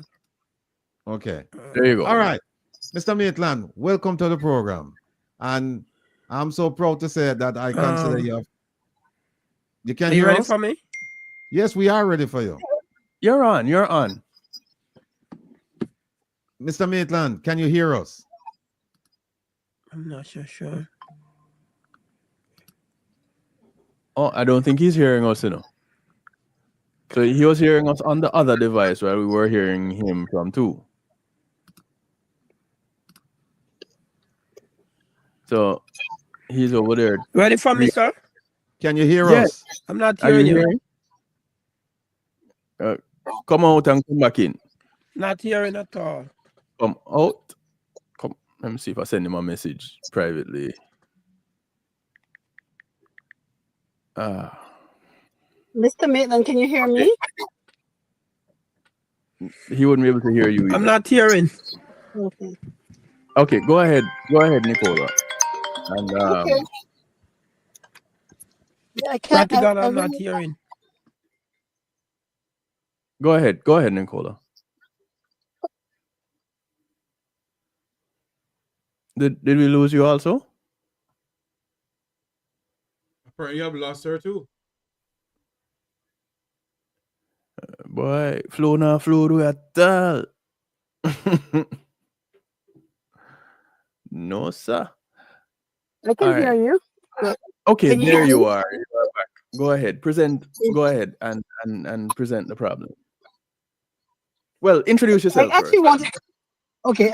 Hi, everybody. My name is Nicola Shirley Phillips, and I wear many hats here. I am one of the directors of the Source Farm Eco Village, also of the Organic Research Station here in St. Thomas. I'm also head of projects for the Genesis Project, the Jome Genesis Project, and I used to be a restaurateur in Philadelphia for about 14 years with the Jamaican Jerk. And I returned home in 2007, 2006, 2007. And we've been doing a lot of community economic development here in the parish of St. Thomas. And actually doing work around the island and anything organic, regenerative, permaculture, sustainable living, eco houses, any of that stuff we do. And then just a plethora of other, anything to do with sustainable living. That's the work that we do.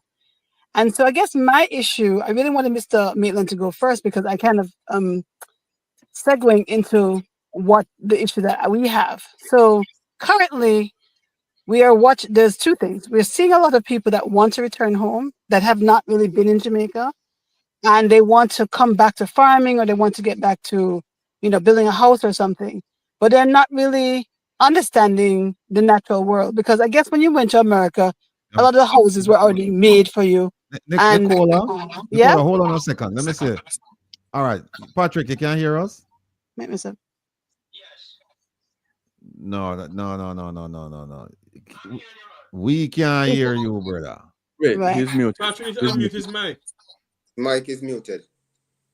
Patrick, unmute your mic.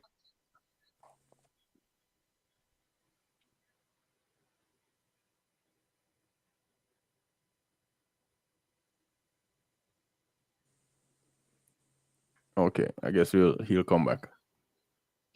All right, Nicola, go ahead. If you want to wait just a few, because No he problem. says he's coming back in. Okay. Yeah. Last night, people, while we're waiting for Patrick to join us, last night we went on Mr. Jeffrey Tavares had the good fortune to show up for the Prime Minister's town hall meeting. And we want to hear from Mr. Jeffrey Tavares, his thoughts on what took place last night. He was fortunate also not only to be there, but to ask a question. Mr. Jeffrey Tavares, go ahead, sir. Good afternoon, everyone on this platform. Before I get deep into that, let me say something here on this platform. That I am being dragged through the mud, that I didn't ask the question I'm supposed to ask, and I get the opportunity to ask a jellyback question. Let me say something to you. When I walked through that door, the people of the Jamaican consulate in Miami went in a frenzy. They thought Wilfred Rattigan was coming behind me. Okay?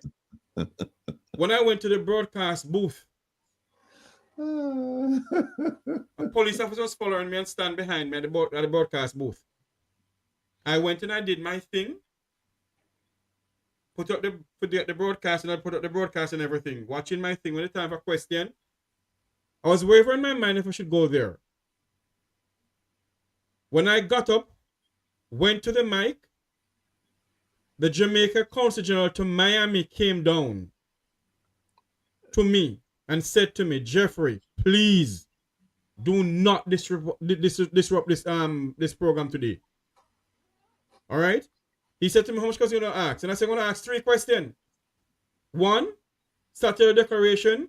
2, bank account. Bank account, right?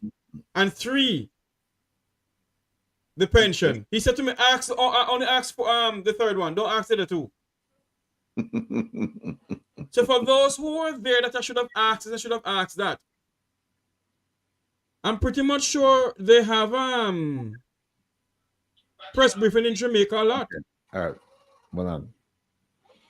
Hold on, Jeffrey. I think we have hold on, let me see. Oh, Kevin, I'll bring him on.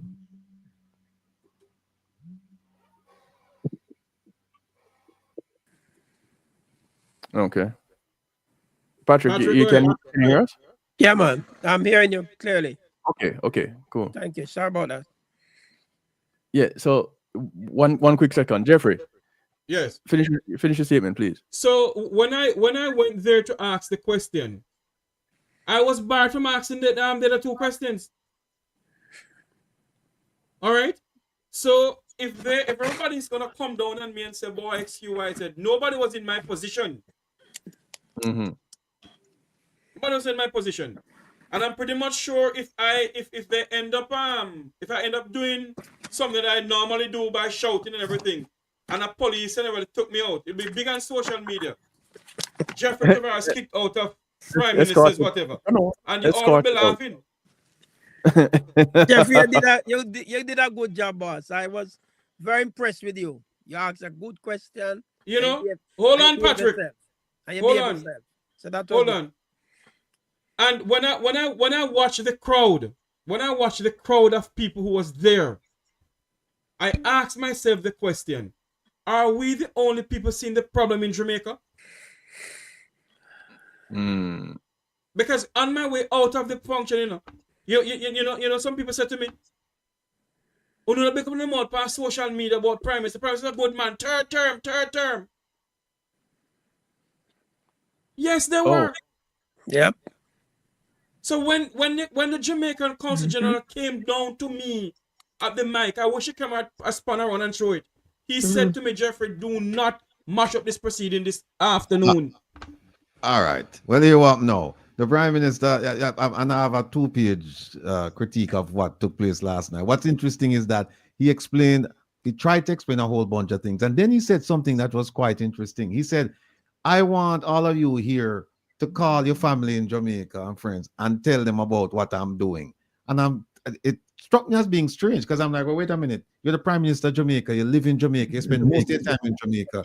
So are you saying you're having a problem communicating your ideas, your thoughts to the people that you pledge to serve, that you're asking people overseas to call? And then he said, oh, because you guys live in a place where you have a recurrent budget, and if a pothole surfaces, then they can fix it tomorrow. Pure nonsense, people. But here what? We don't want to waste time with that. Jeffrey said his piece, and Jeffrey, thank you for going there. And through you, I watched the thing and I made my notes, and I'll make them public pretty soon. In the meantime and between time, people, we have Mr. Patrick Maitland here. This is the editor of the Agriculturals. And I see him wearing a color there that I don't know what we're trying to represent. Oh. But I won't make anything about it. No, to be honest, I just... No, you have to explain. No explanation necessary. No, you can wear your orange, sir. Nobody's going to... I didn't realize it. No, that's fine. That's fine. You don't like that, Mr. Rattigan? Listen. I'm politicizing the forum, right? Who, you? You think I'm politicizing your forum? I'm sorry, sir. My apology. I don't... Listen, sorry, my apology. But don't take it off. Please don't take off your shirt. Not now. I just have on this from early this morning. From morning. last week, you have it on? Okay, all right. No, cool. this morning. Yeah, here's what happened. Here's what I'm happened. sorry. Sorry if I seem to be criticizing. No, that's fine. That's fine. No problem, Mr. Maitland. No apology necessary. Sir, Okay, you are in the segment that's called Present a Problem, Share a Mhm. Solution.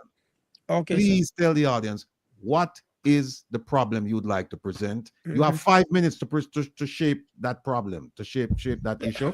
And then Yeah. we're going to give you about 10, 15 minutes for you to explain your solution to it. So you'll have about 15 to 20 minutes by yourself, so no interruption. The floor is yours. I won't need so much time anyway. Well, what happened now is the fact that Jamaica appears to be the import bill is now 1.4 billion as it relates to food. And Before we do that, Mr. Maitland, I don't think everybody knows you, and I think we have to give some context to what you're saying. So please tell us, who is Patrick Maitland? Because right. when you speak about agriculture, I want people to understand that you're an expert in this area. So go ahead, sir. Okay, sir. So I run a newspaper known as the Agriculturalist newspaper in Jamaica. It's about 32 years old, and also a little technical guide known as the Tropical Farmers Almanac. They're about nearly 30 years old. I started these publications shortly after leaving college some time ago. And they have been like a staple in the Jamaican community. We do reach out to the other Caribbean islands, so limited copies go there. But we also have a forum, the Agriculturalist Forum, that we try to create a network of farmers. And Shirley here is one of the active members there. Organic farmers, advocate, all of that. And so we try to create a network. We try to inspire the community to farm better. And we also try to be a lobby group to lobby government to put in place better policies, because over my 30 years experience, the government has pursued some bad policies in agriculture, right? And the one that I identified recently is the plan. Well, it's not quite in place yet, but the government said they were looking at reducing the cost of imported food. The tariff, remove the duty or the tariff, because their aim is to get food cheaper to the Jamaican community, right? And that's overall not a bad idea. But if you remove the tariff or reduce it, it's gonna definitely create bigger competition with domestic food.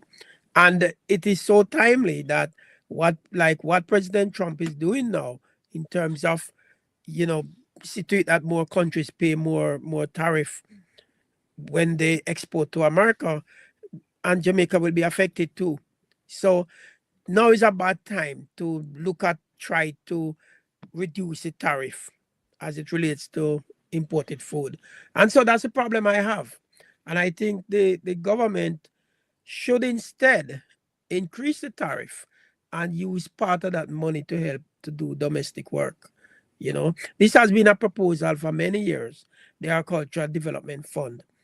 But for some reason, the current government is not too in favor of it, because they are saying that it will mean a higher food price, and they don't want to create more burden on the farmers, right? They're also saying that in light of that, they have extended their budgetary allowance to agriculture, which we can see there has been a significant increase in the budget.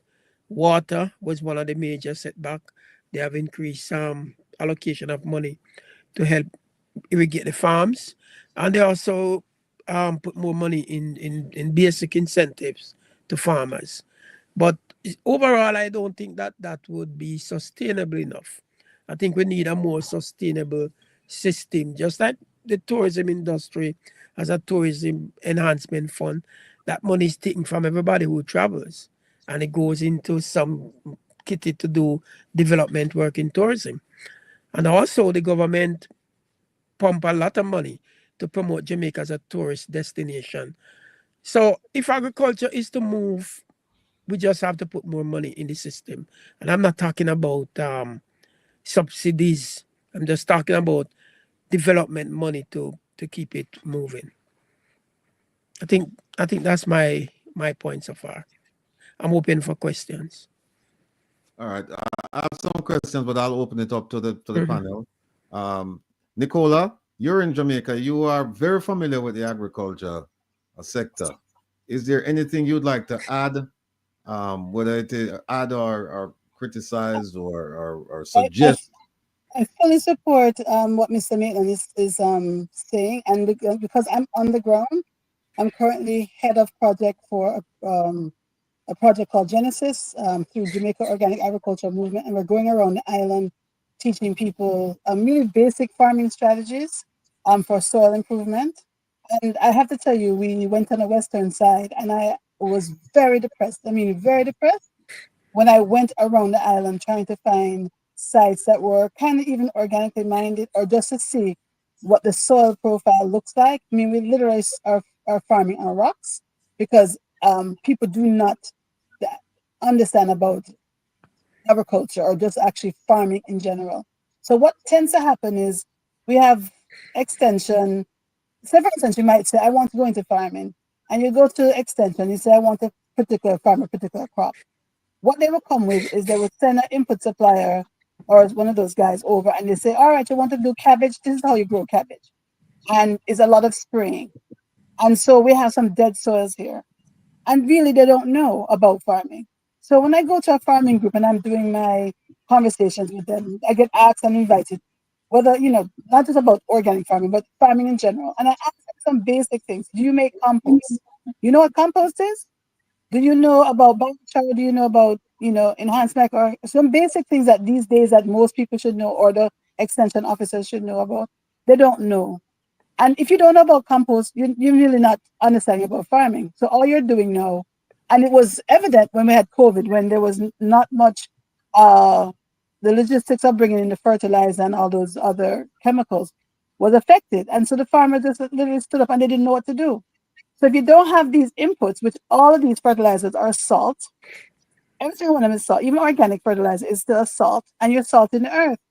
So what will end up happening, your yields are going to go lower and lower, and you really are going to have no soil. So you're not going to have any fertility, you're not going to be able to have any yields, that kind of stuff. And so we have been, we've been actually blessed to get the project to kind of go around the island. But what I'm seeing is there's not enough farmers coming on, understanding that really we're at a point in our Jamaican history that, we have a 12-month growing season, and we really are not producing as we should. And I say, when the leadership has no vision, the people will perish. And this is what is going on.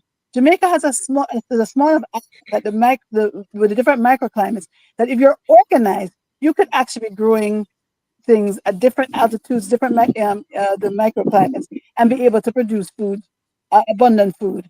I also was head of project, a country director for a USAID project, where we brought 70 volunteers down over 3.5 years to look at the entire value chain for organic production, and also different other international people coming. And when they come to the agro parks, so they look at the lands, and they said, boy, if we had this land, we could feed the entire Caribbean.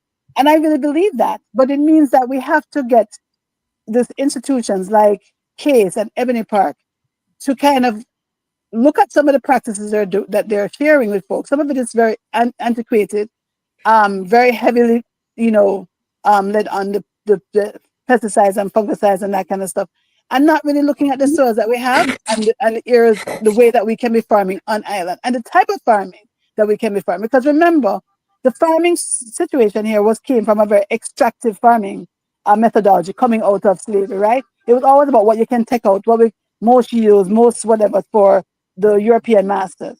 So it wasn't about like, let us look at this thing. What our soils going to look like in 100 years? They don't care. They were just like, we just want to get the most money. And so that kind of methodology and that idea has carried it through to this day. And this is now biting us in the butt because we're not thinking long term of what our grandchildren are going to have, right? Or the kinds of crops that we should be growing and the kind of diets that we should be having. So we need a rethink about our agricultural system. We don't have food security. We don't have food. And also, I'm going to say, what has also been happening, if you understand the system, no matter whether you are GLP or PNP and you're in whatever position you are within the ministry, in often, I would say in often case, you understand there's a sheet of what you're going to give permits for. And if you're in the sense that you just want to get like an economic gain, you see what permits are available. And then you do the logistics of ordering cheap food from America or wherever, and you bring that in and you sell it at Coronation Market or throughout the island, and you make your money. And then there's no incentive for the ministry or different people that, to actually create better education and opportunities for the farmers, right? So you're going to be always competing against that. And so this is what Mr. Milton is talking about. Because me, have some money. I can sit on the computer and order a container of onion, a container of lettuce, or a container of whatever.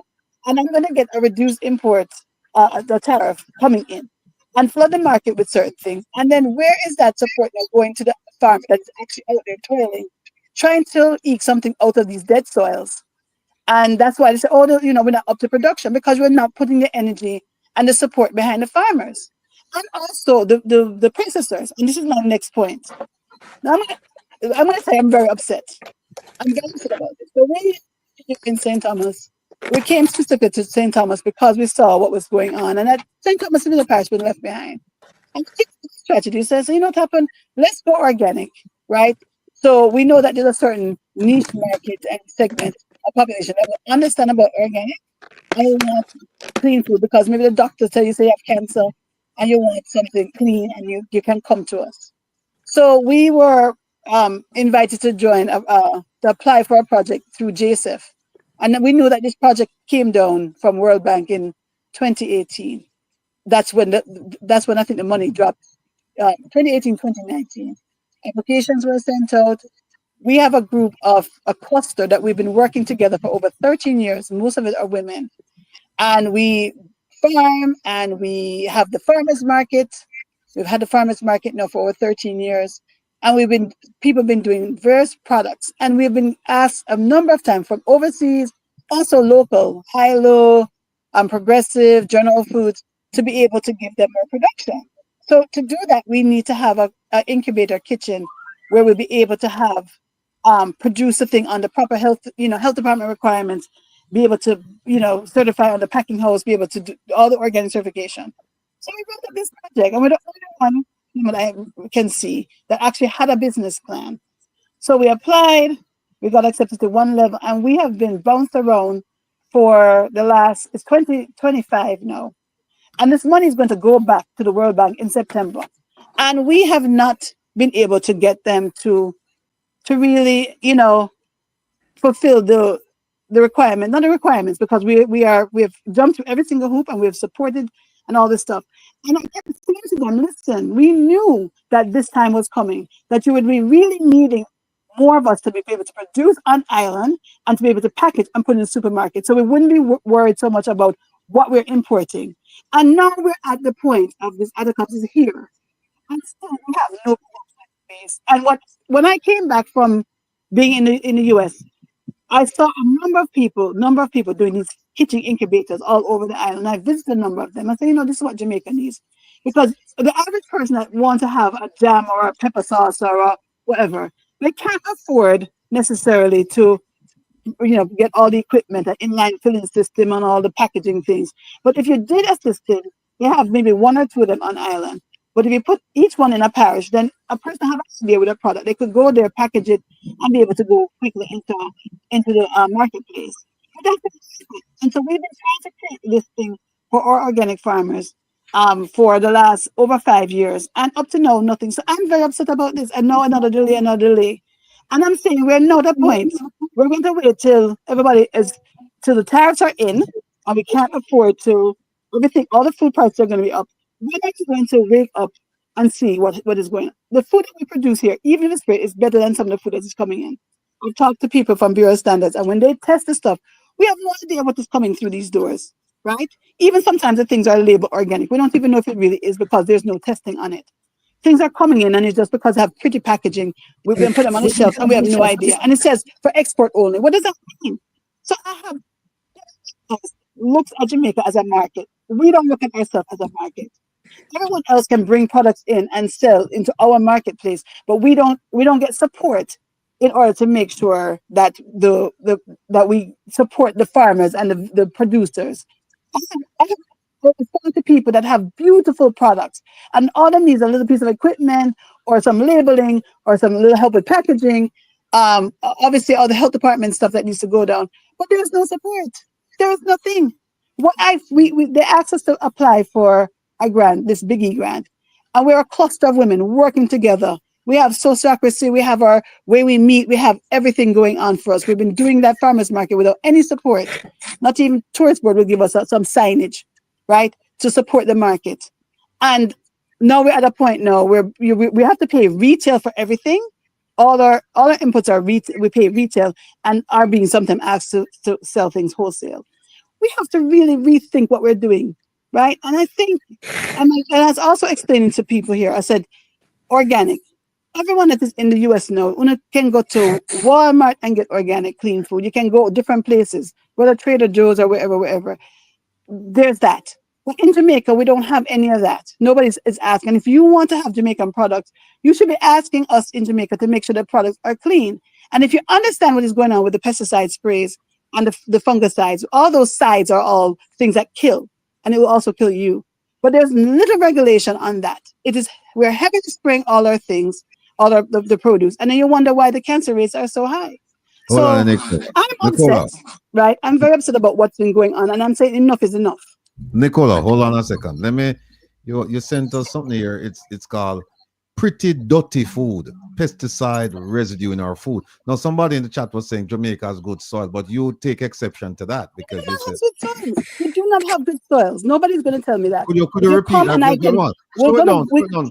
Hold on, because I know you're passionate about it and you're going fast. Somehow we can't hear you clearly. Sorry. Please slowly talk to us about the soil before I put this thing up. Okay. So remember, over the last, I would say 40 years, since, this whole fertilizer and pesticide thing came in with after World War II and into the Vietnam War, where they were just spraying Agent Orange over everything and the defoliate stuff. And they decided, no, war is over. They're going to use the same chemicals, put a new label on it, and then sell it out into the public. So Jamaicans, most of the average farmers do not understand this information, right? They don't understand it. And you give somebody a particular pesticide, and you know how we don't measure nothing. We're going to put a little capful on it. We can ask for a teaspoon, and we'll put a cup, a little bit more. So that's what's been happening. And I've personally watched it. I've watched it where people don't have no measuring cup. They don't have no PPEs on. I see people spraying glyphosate with slippers on, with no mask, with whatever. And there's no measurement. And so when you say the soils are toxic, the soils are toxic. We had Dr. Dwight Robinson and another young lady, Liz Soames, who actually, she came to look at this whole fertilizer and pesticide spray because of what was happening in St. Elizabeth, which is supposed to be our breadbasket, right? The little dirty secret that they are the breadbasket, and they're great farmers per se, but they're heavily used in the pesticides. And some things that come in illegal. We don't even know what it is. And I'll give you one quick story. And this is what I heard from somebody on the board. So there was a person that went to a restaurant and they sat down at the restaurant. They put their arm on the table, resting on the arm, and they end up getting a burn. So they asked the waitress, you wipe something on the table, what is that? And she said, it's something we get from the farmers. The farmers use it because they spray it on the vegetables. And it kills all the bugs. So for you to have a contact thing like that, and then when they research it, they don't even know how it came into the island, but that's what they're using, right? I personally went to St. Elizabeth to do a site visit for someone, and I went to buy a watermelon, and my agronomist said, no, you can't buy that, He said, look at the residue on it. And I said, oh. And I said to the guy, no, sorry, I can't buy the watermelon. And he said to me, oh, lady, no, this is not the bad one. It's not like the one that they use on a pineapple, where the pineapple is green one day and the next day it is ripe. And I said, so what? And so all of these things are sprayed on the soil. And if you understand anything about soil biology, you want the microorganisms that are in the soil to work with you and not against you. And if you kill off every single thing that is there because you want no bugs, because you're monocropping something, right? You want no bugs, you're going to get the soils are damaged. We're using glyphosate. You guys are in America. Isn't glyphosate, is there a ban on it? Isn't there lots of class action lawsuits going on it? There's nothing like that said here, but we will sell you over the counter glyphosate to go spray. The gardener uses it. The farmers are using it. Everybody's using it on the roadside. All that is just running into our rivers and streams and this toxic hot mess. So you come and telling me that we have good soils. We don't. We have very poor soils, and it's getting poorer and poorer every day because we do not understand about soil health. And there is a lot of residue. But what ends up happening is because those input suppliers, they make money, they give the kickback, they give you a hat, they take you out to lunch, they pay for lunch, with the farmers, and then when they come out and show them all these different chemicals. And meanwhile, they do have organic products that they could sell, but they easily because we want to see the thing dead right away. We don't understand the whole cycle because remember, we were not trained that. We were only trained in a way to quick yields, export, not about good, clean food and health, right? Not about that. And so you're going to always have people that will quickly sell you these things, and they don't even know. We were looking for demonstration sites 3 weeks ago, and I went to a place where a RAD officer took me and said, "Oh, this lady might be a good place to have the site, and she's interesting a little bit." And when I looked and I saw the whole of the area that she's farming in front of our house and around the side, and that she's going to do some more farming, it was all, you could tell it was a chemical burn. So I asked her what she used, and she used some glyphosate. So, and then she had her children running through that. And I was saying to her, lady, this is actually very, dangerous and toxic. When did you spray this? And where's the drift? All this stuff. And her eyes just rolled over like I was speaking another language. A couple of years from now, when her children are going to have asthma or have different issues, health issues, and she herself will have issues because I know she didn't have on. She don't have no PPEs on. She don't have no proper, she has slippers on, and she's walking through that. And she don't have no mask, none of those things that you normally would have. You don't have that. And we're not doing that and training our people that they should not be even using these things. And you have people say, no, man, as long as you use it properly, it is good. We're in our crazy state that we think that poisoning the insects and spraying chemical on our food is going to, and we are going to eat it. It makes sense. It's like we've lost our mind. And I literally think we've lost our mind. Because if I took a kind of big and a kind of red or kind of what, and I spray apple and give it to you, would you eat it? You'd be calling the police and say, I'm trying to poison you. But this is a constant thing that happens day after day, and this is what is being sold. Hold on a second. Let me put this up here. And we'll bring Patrick in, but I want you to comment on this because you have, there's a symposium that's coming up on May 15th, and it's called Pretty Dirty Food. I want you to explain that term to our listeners. Here is the right. So this actually came up. We have the farmers market, and we have Chef Lumsley, which is one of the top chefs in Jamaica, that comes to the organic market, and he's buying some produce.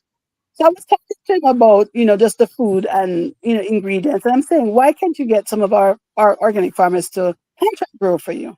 Because you might get a couple ingredients here, specialty ingredient, but you need to. What about the rest of the food? So I had to go through the whole understanding of when we eat something, what happens. Like if you have something that's a toxic thing, like you say, for instance, you're going to make cabbage. Cabbage is usually one of the dirty dozens, right?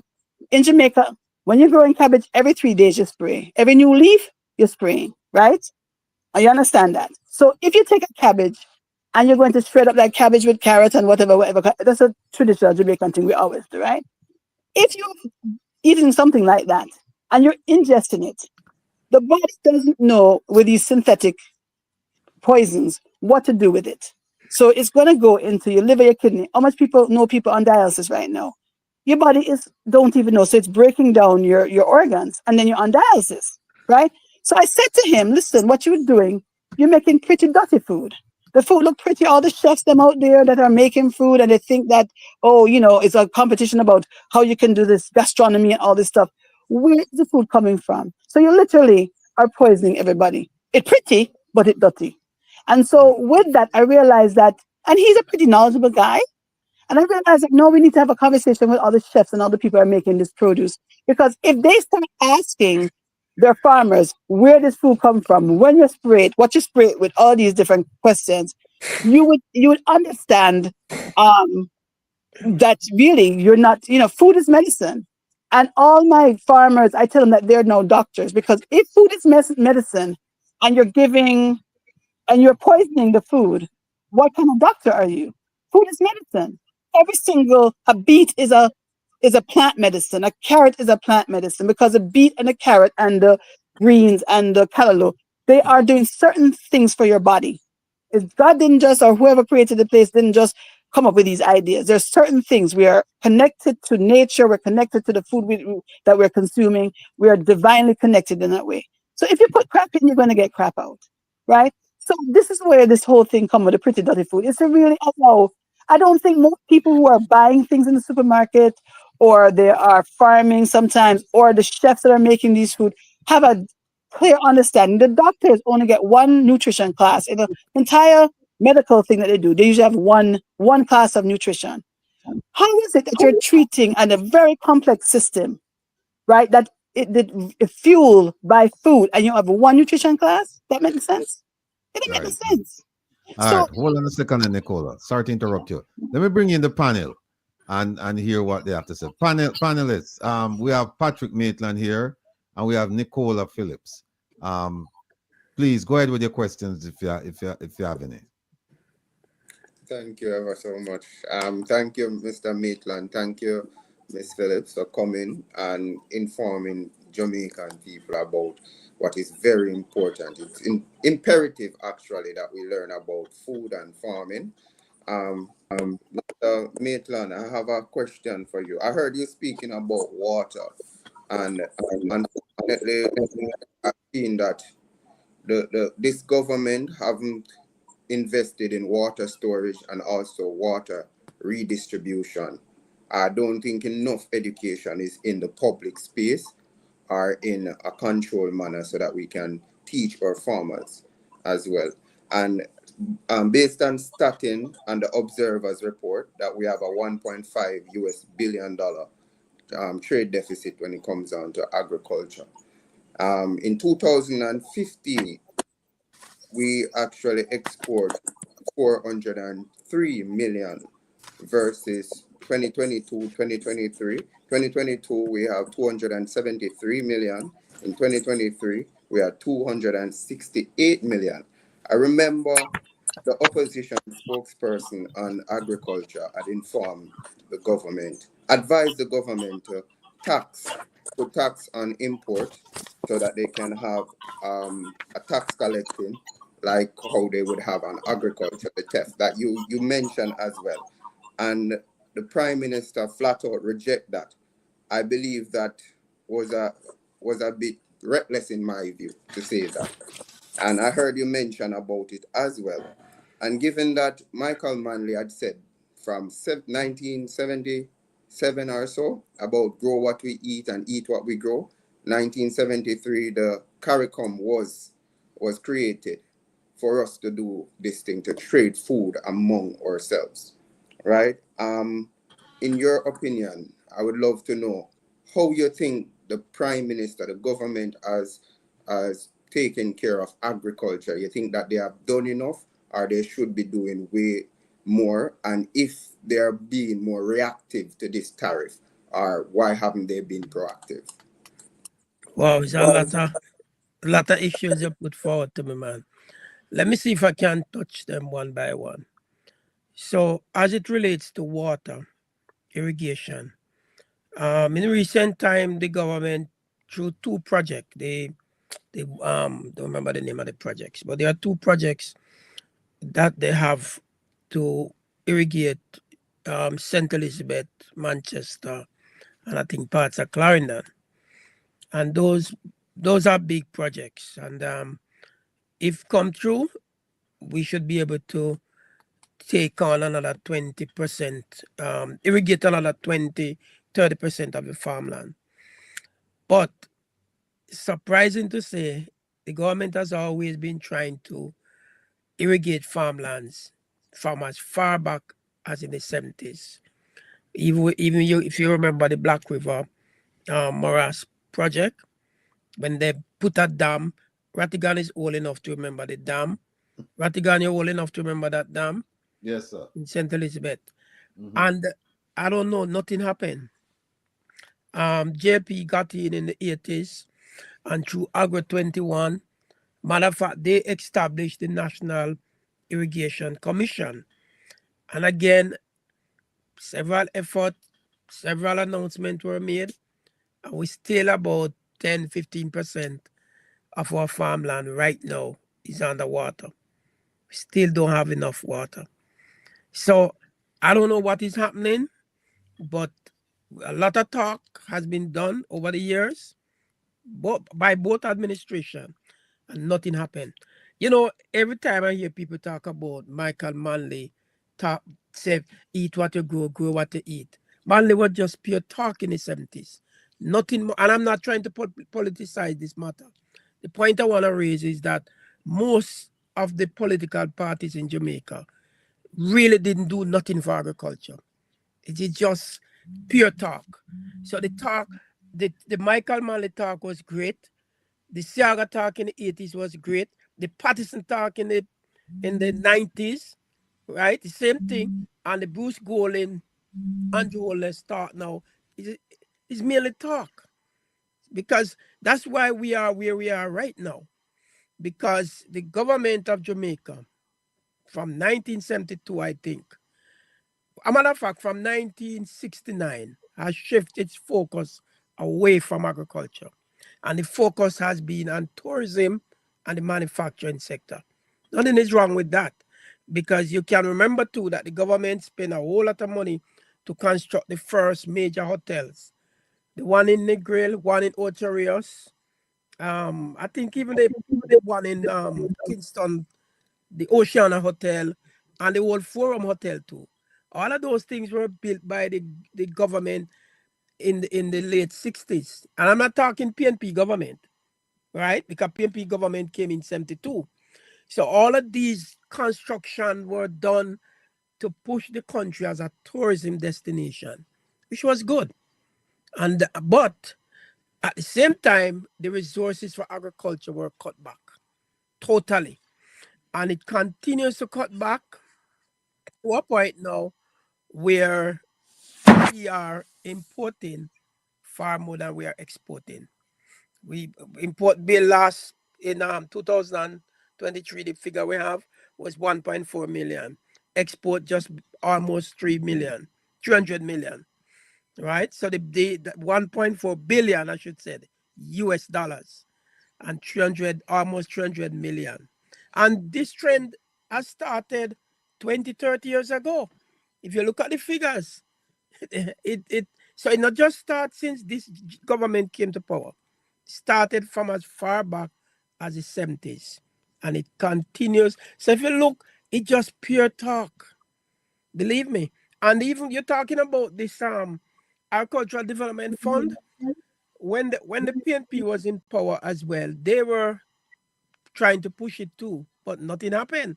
The ideas, the recent announcement by Mr. Campbell about this said him have an idea for fund agriculture. No, that idea has been around about 20 years under both government, right? You see, what is happening, a lot of people don't realize it's not merely political. The business interests in Jamaica, they are able to get the political parties to shift away from agriculture. A lot of people don't want to put it like that, but the business interest is able to get the Jamaican government, both PNP, and JLP, they are able to get them to leave out agriculture.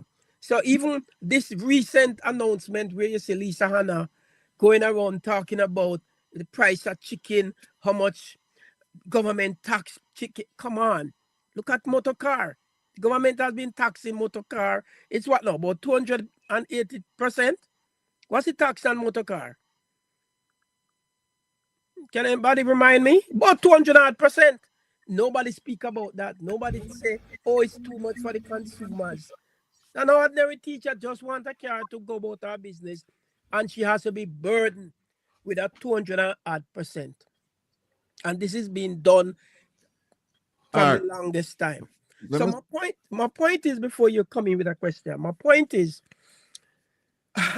we need a mindset in Jamaica government needs to make up its mind if it wants our cultural sector. Because even some of the things that Nicole spoke about, the organic farming, they have been talking about this a long time, and all they need to do is to make it happen. How do you make them? How do you? Well, before I ask a question, because I don't think it's fair to Kevin and Jeffrey, because they haven't asked any question. Sure. Gentlemen, do you have any questions for Nicola and Patrick? Go ahead, young man.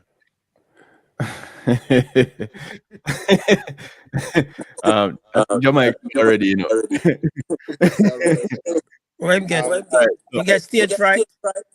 No, man. But all right. So when we look at the reduction in terms of export, it started in 2022, a dramatical reduction, right? Export What also. We get your figures from starting. But when you look back, so in 2015, it was 403 million.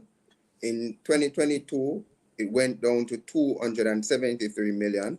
And 2023, 268 million. But my question again to you, do you think that when the Prime Minister reject the thought of imposing tax on import so that we can have tax, we can collect that money and then redistribute it to our local farmer to promote farming? I view that as reckless. No, it's not reckless. You can't. That's Patrick, hold on. We can finish the question. Okay, sorry. Yes, because when we had looked at it, we saw that America has imposed 25% tariff on Canada and Mexico and 15% on China at the time, right?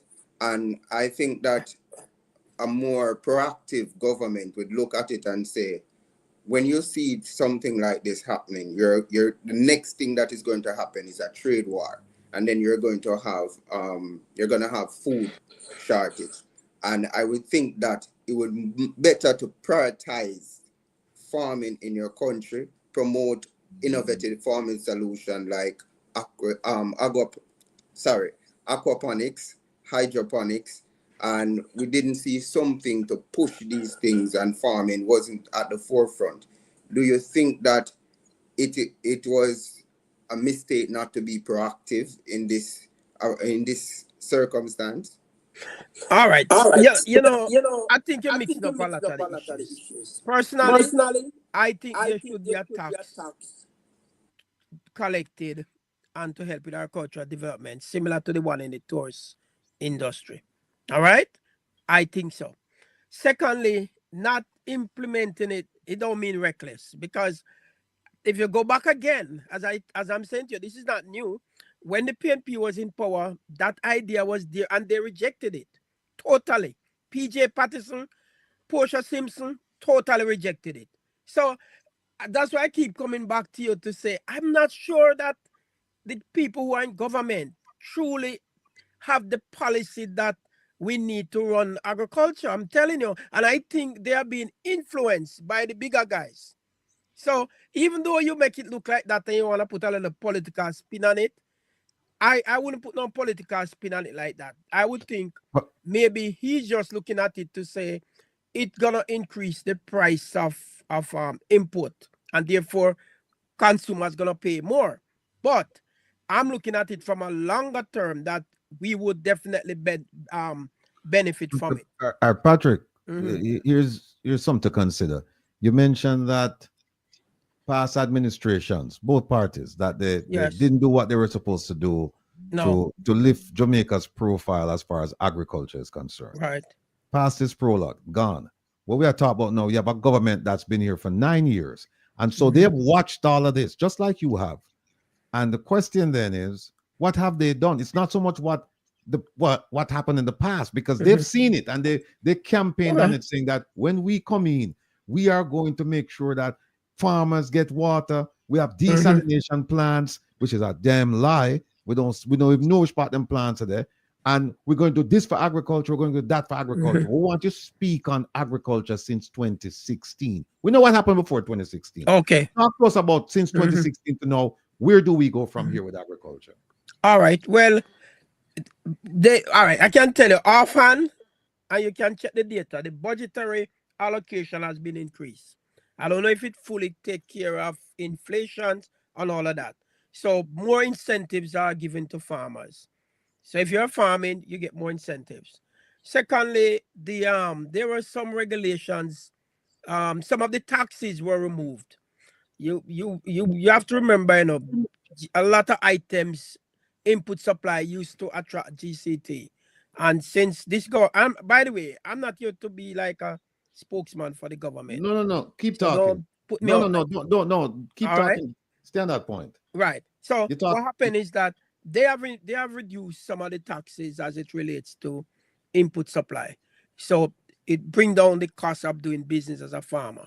And recently, I think let me stop you right there. Let me stop. We're running out of time. I want to get back Nicola into the conversation.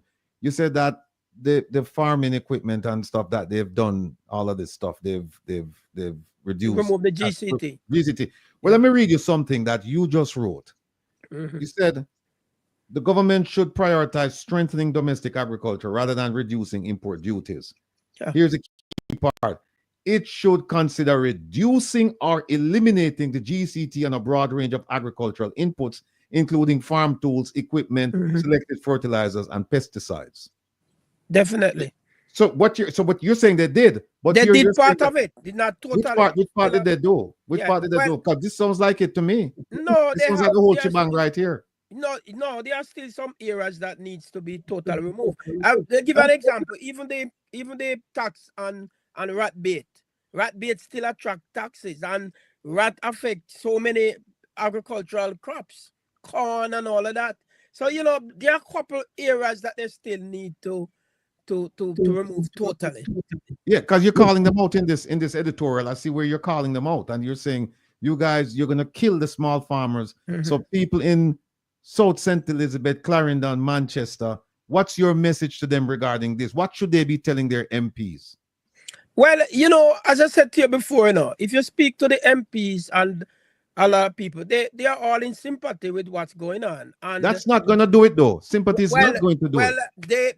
You say what you would say to them, and they are getting the message. And I think perhaps recently I heard the Prime Minister said that the government is now focusing on the growth agenda, and they want to make sure that, well, for the country to grow, agriculture must be part of the growth agenda. Patrick, and so, with all due respect, he said this. No, with all due respect, he said this in 2016. He said it in 2017, 2018, 2019, 2020, up to last night. He said it last night. He said we have to start irrigating arable land in St. Elizabeth, Manchester, Clarendon. Patrick, he's been saying this since 2016.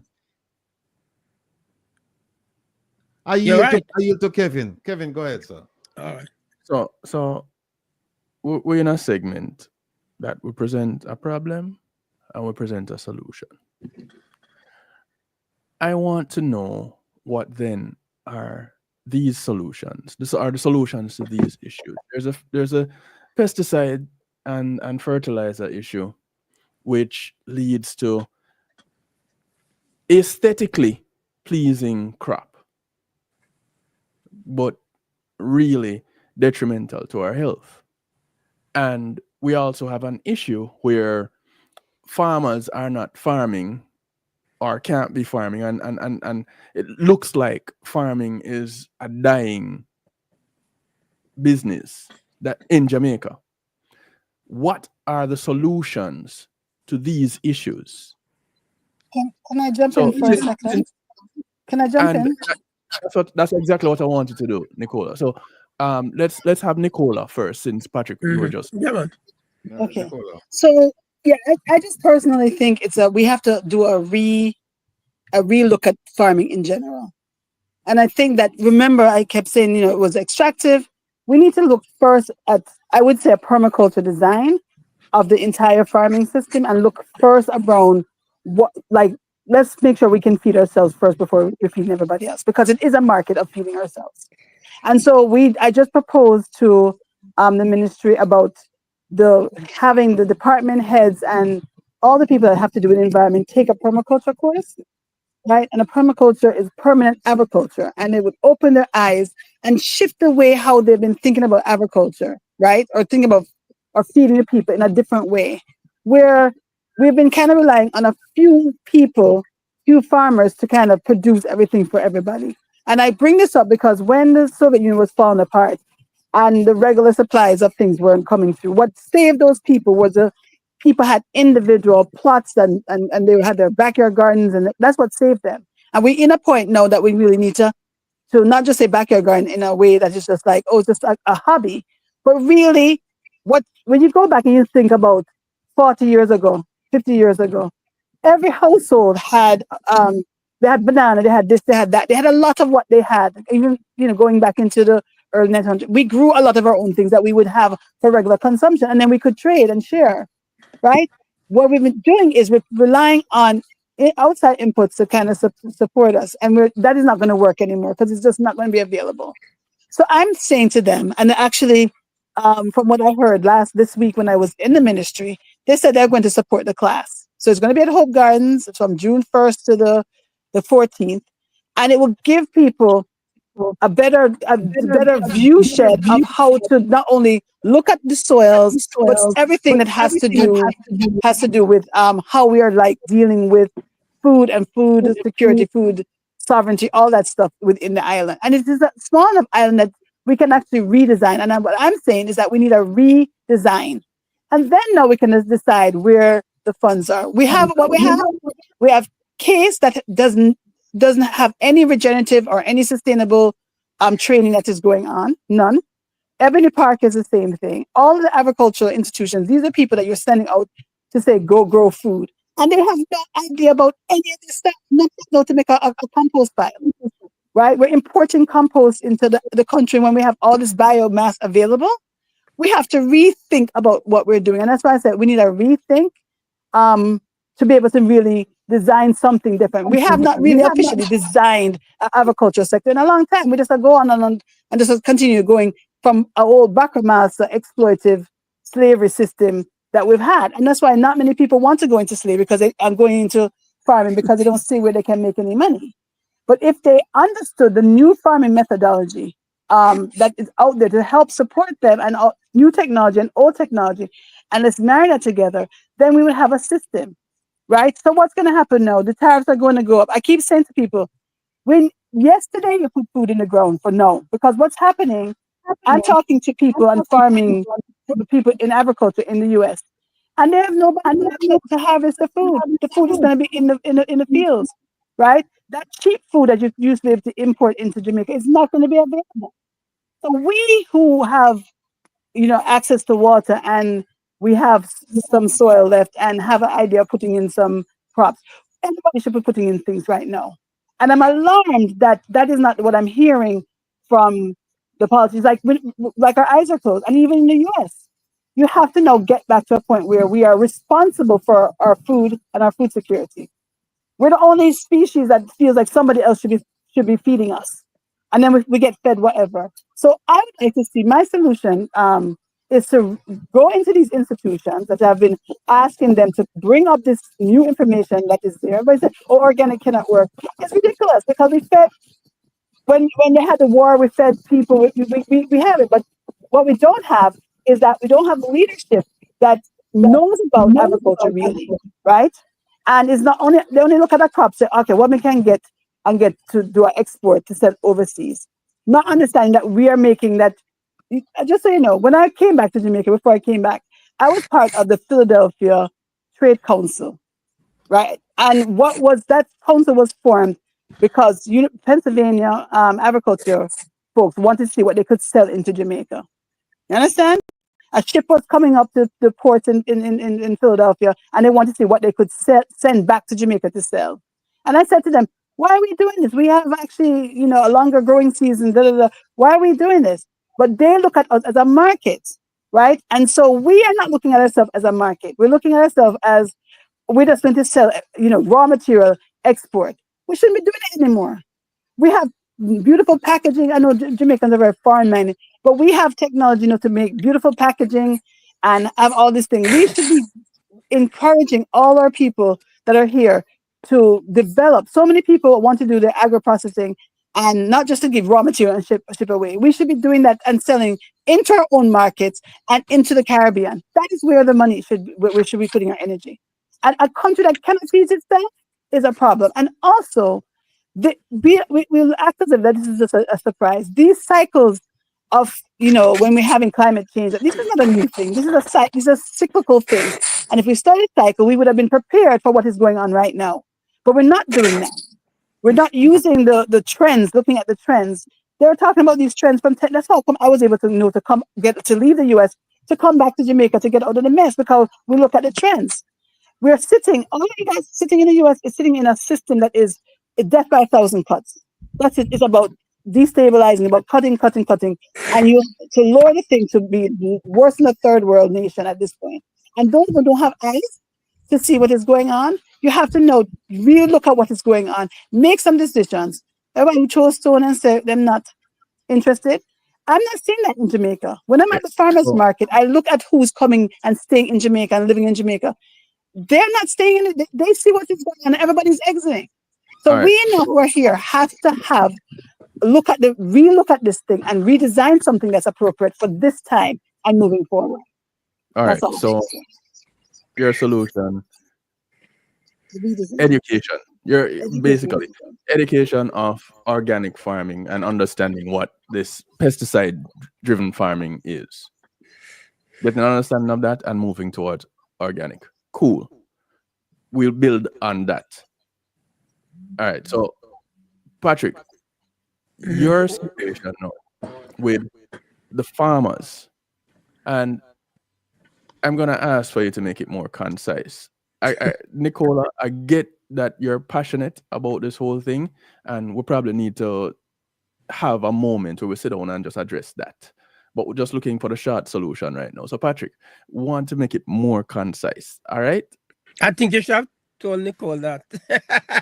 No, that was where she was going. So don't feel that you must go there too.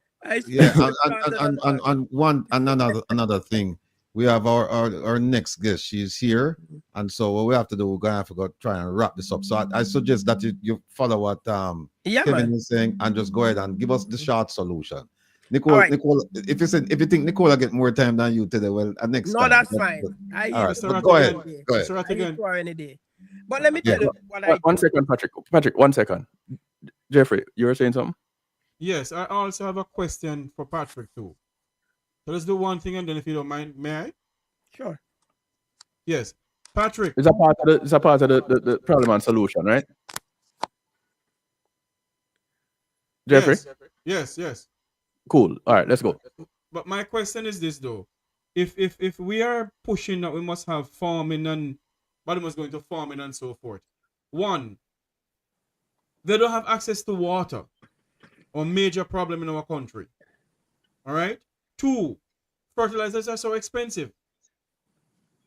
So how can we move forward with all of this? There's no access to water. Every year that there's drought, there's no water in St. Elizabeth to give to the farmers and so forth.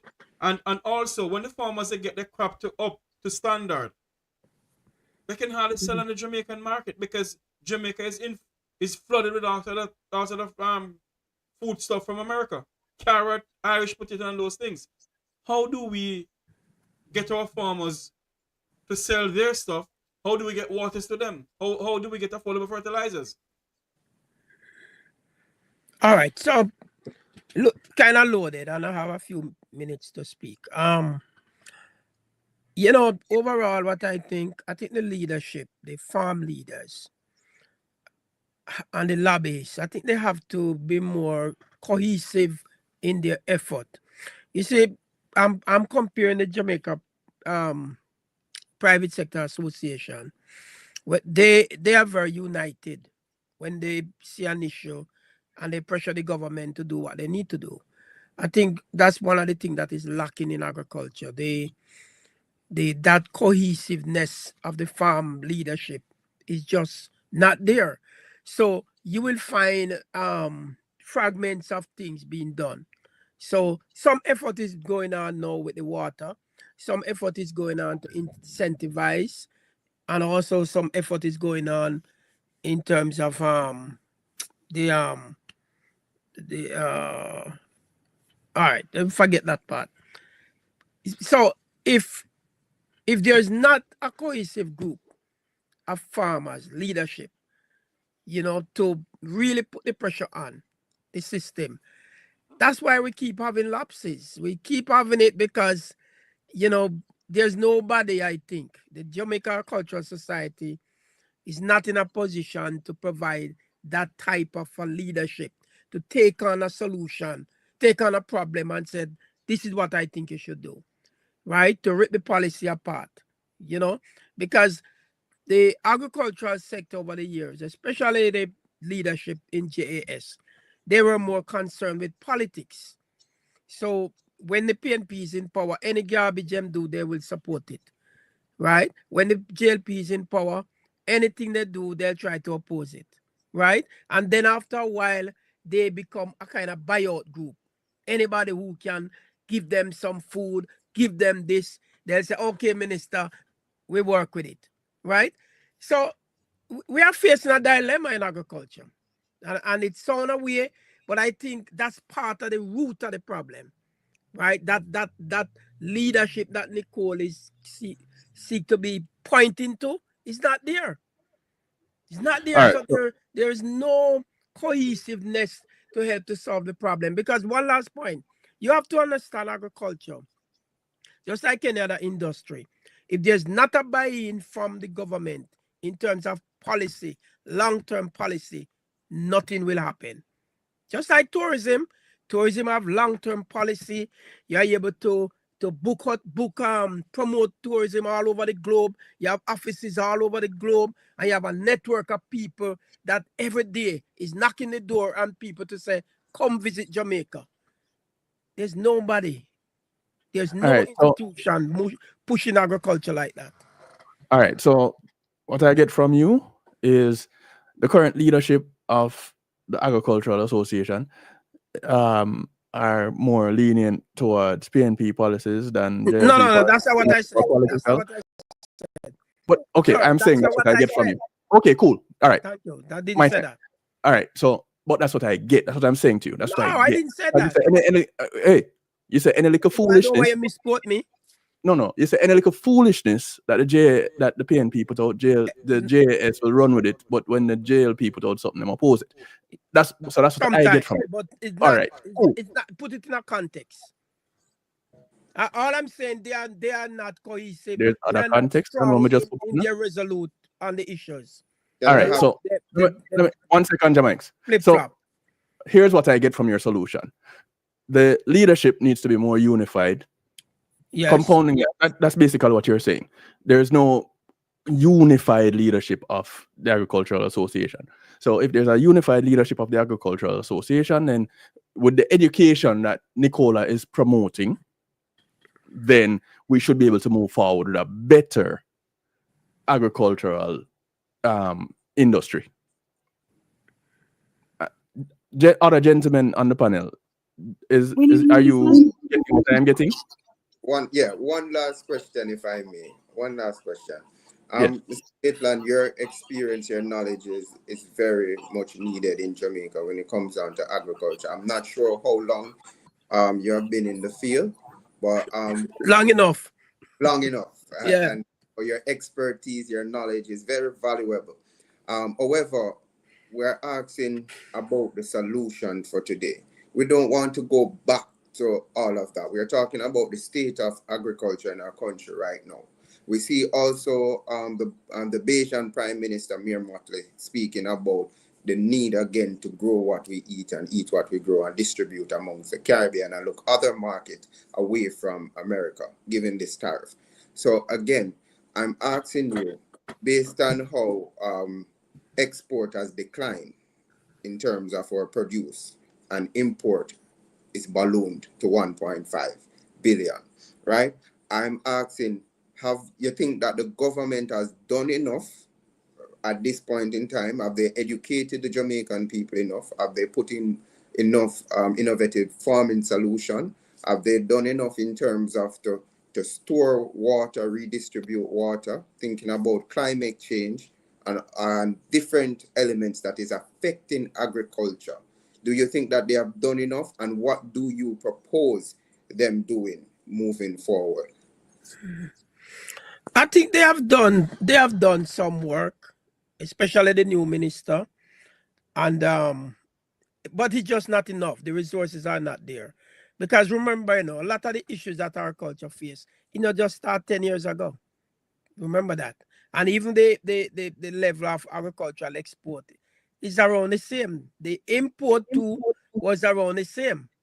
Right? So it's like it's a long-term solution that is necessary. And somebody just have to start from somewhere. So my point is that pump more resources in the sector. Engage the farm leaders or the different segments of agriculture, right? We can't just let it be government alone. It has to be more private sector driven. As a matter of fact, I think that's part of the major problem we are having too, because government many times is hogging up the areas, right? Even I can speak about organic farming in your organic farming, Nicole. It's the same way. They are the one that really holding it back.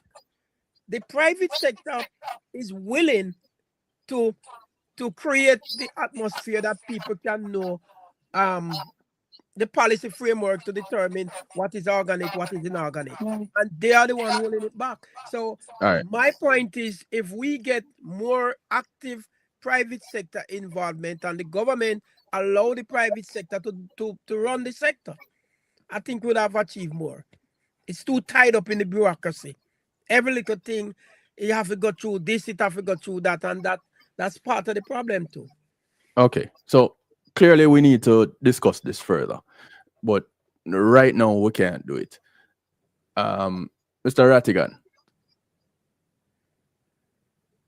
you need to unmute first. I'm still working with him, people. I'm still working with him. All right, I'm on track. Listen, we have to. It's a nice topic.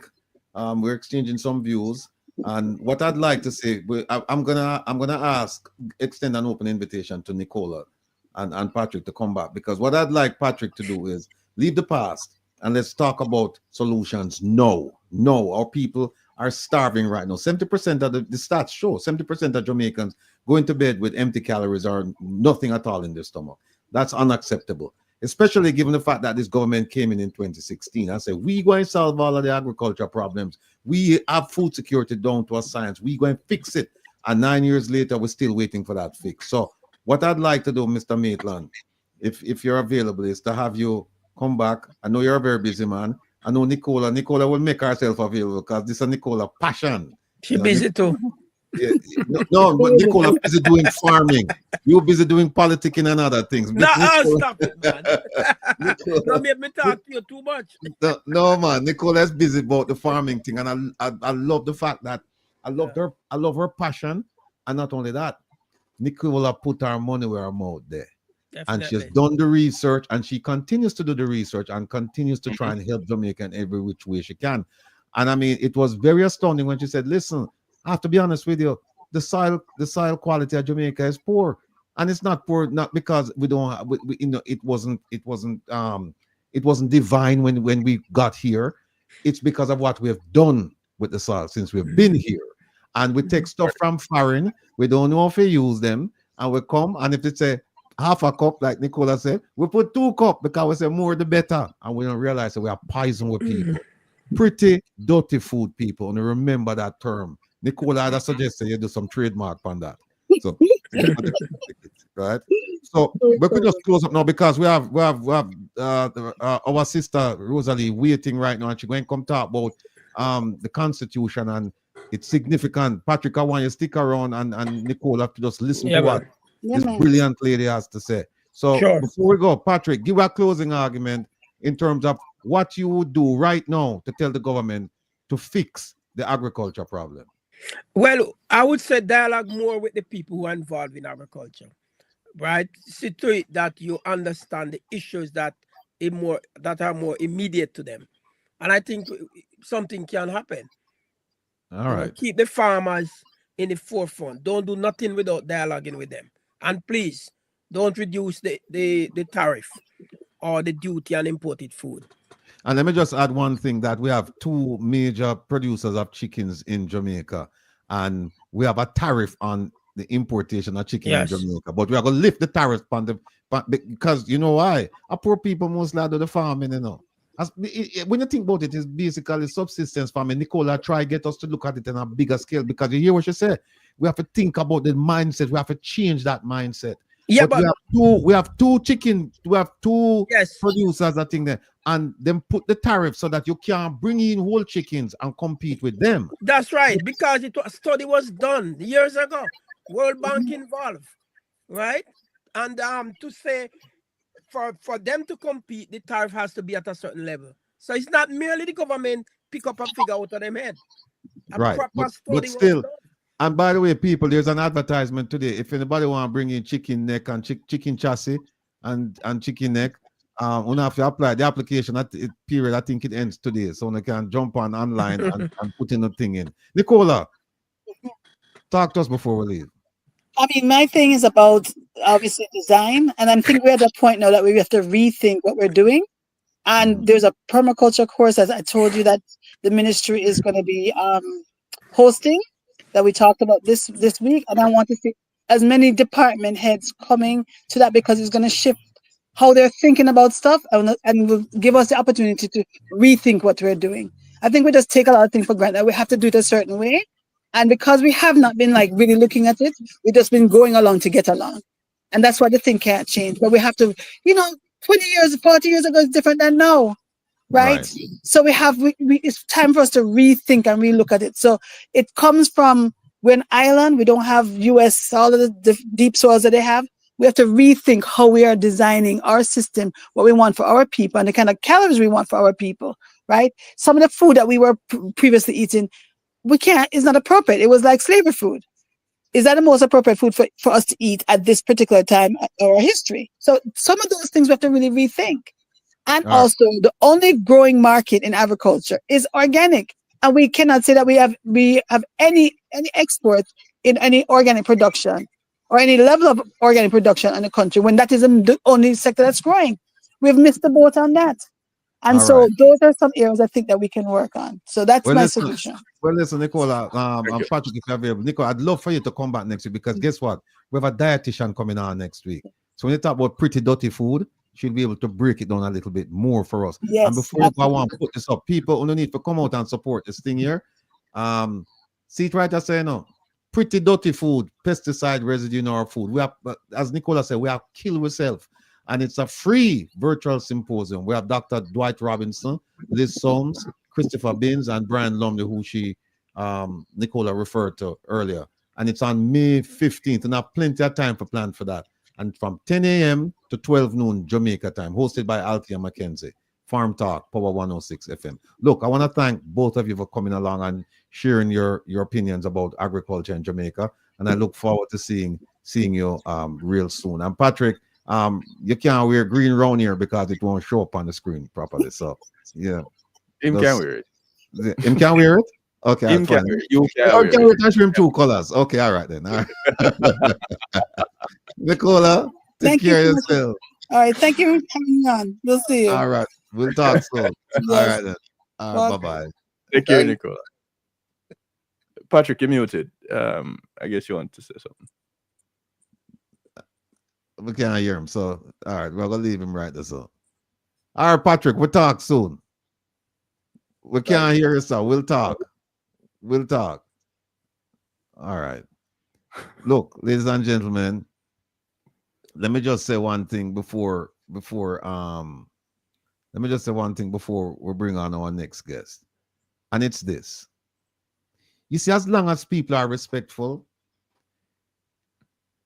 they have a right to speak. They have a right to speak. You have a right to your opinion, You don't have a right to the facts, right? You can't create the facts. You have a right to your opinion, though.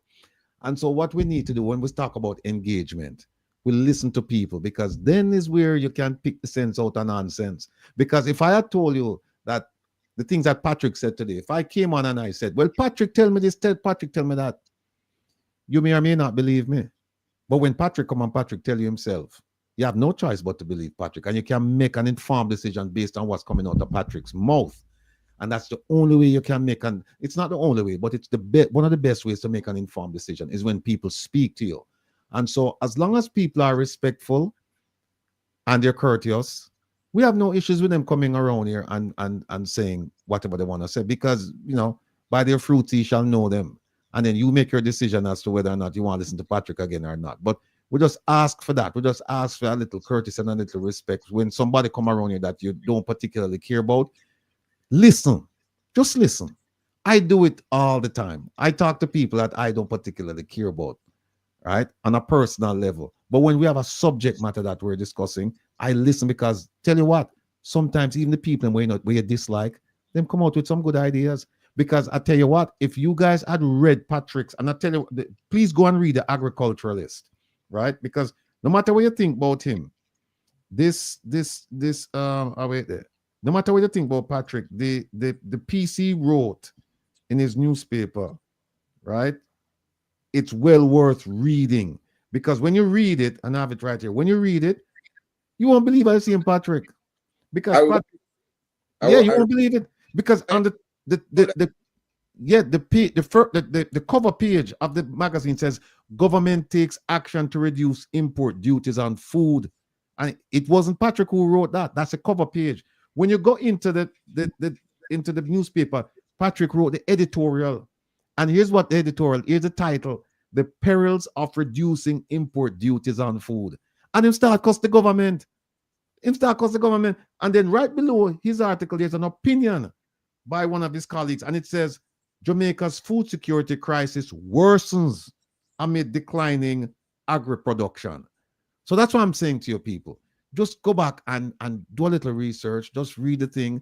We're going to just bun out people like that because of, you know, political affiliation or whatnot. Because here it is that Patrick himself coming out right now and I bun out the government and say, listen, we're going to kill the small farmers in St. Elizabeth, St. Mary, Manchester, Clarendon, wherever them farm. We're going to kill them. We're going to bring in, we're going to lift the tariffs, and we're going to bring in all of this cheap food, probably not even good for us, more than likely not even good for us.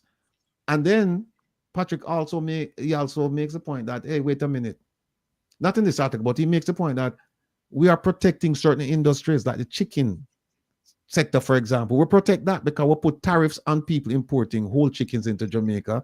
And guess who benefit from that? 2 conglomerates. 2. But no, we are going to lift tariffs now, and so people can flood Jamaica with all kind of produce that our farmers used to produce. And guess what? They will not be able to compete with these prices.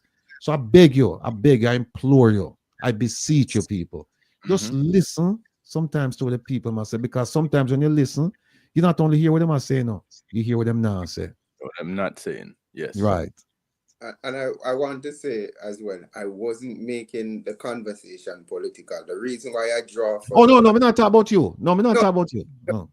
Just in case anybody thinks, I just went for the saying by Michael Manley, because Mayor Motley recently used it when she's addressing CARICOM. And we have to understand that we have to produce what we want and eat what we have produced. And thanks for sending it to me. And Ubuntu, he said that, all right, yes, Patrick did that, but he said he was on this media point painting this JLP government pretty. And you see, that's the beauty about reading Ubuntu. Because if you notice the question why I ask him, because when him say, oh, the government needs to lift the tariffs on no, he said that the government has lifted tariffs on farming implements and this and that and that. And what did I do? I went straight to his article and I read it to him and said, no, you said that they're not doing it. It's something that they're supposed to do, you know? But you can only do that. You can only do that if you listen and you read. You can only do that if you listen and you read. And so if you don't read, what I'm going to suggest to you, my brothers and sisters, if you don't read, just listen. Just listen keenly. Cause you see, me ask him the question, and he him start boogaloo and start shift and start go all over the place. I say, well, that's some of them, but I know all of them. Started dancing. Yeah, but Patrick and Brett, me and him have some spirited conversations during the week. And I'm not trying to change from his political viewpoint. I said to him all the time, Patrick, just think Jamaican.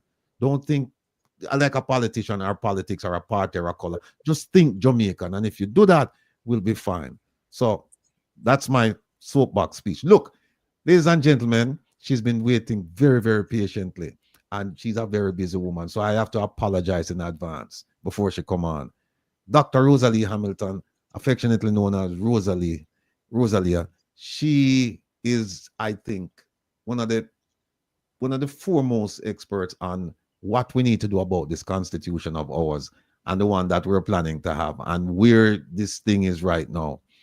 She's going to come on today and she's going to talk to you about a document, a petition that her group has.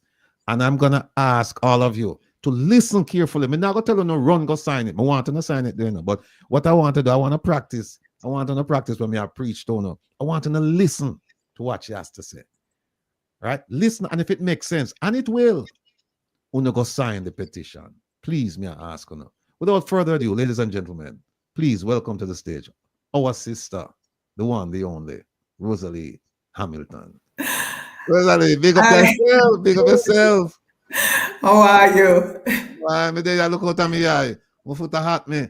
I have a little leg problem and it'll kill me, man. But you know, the show must go on.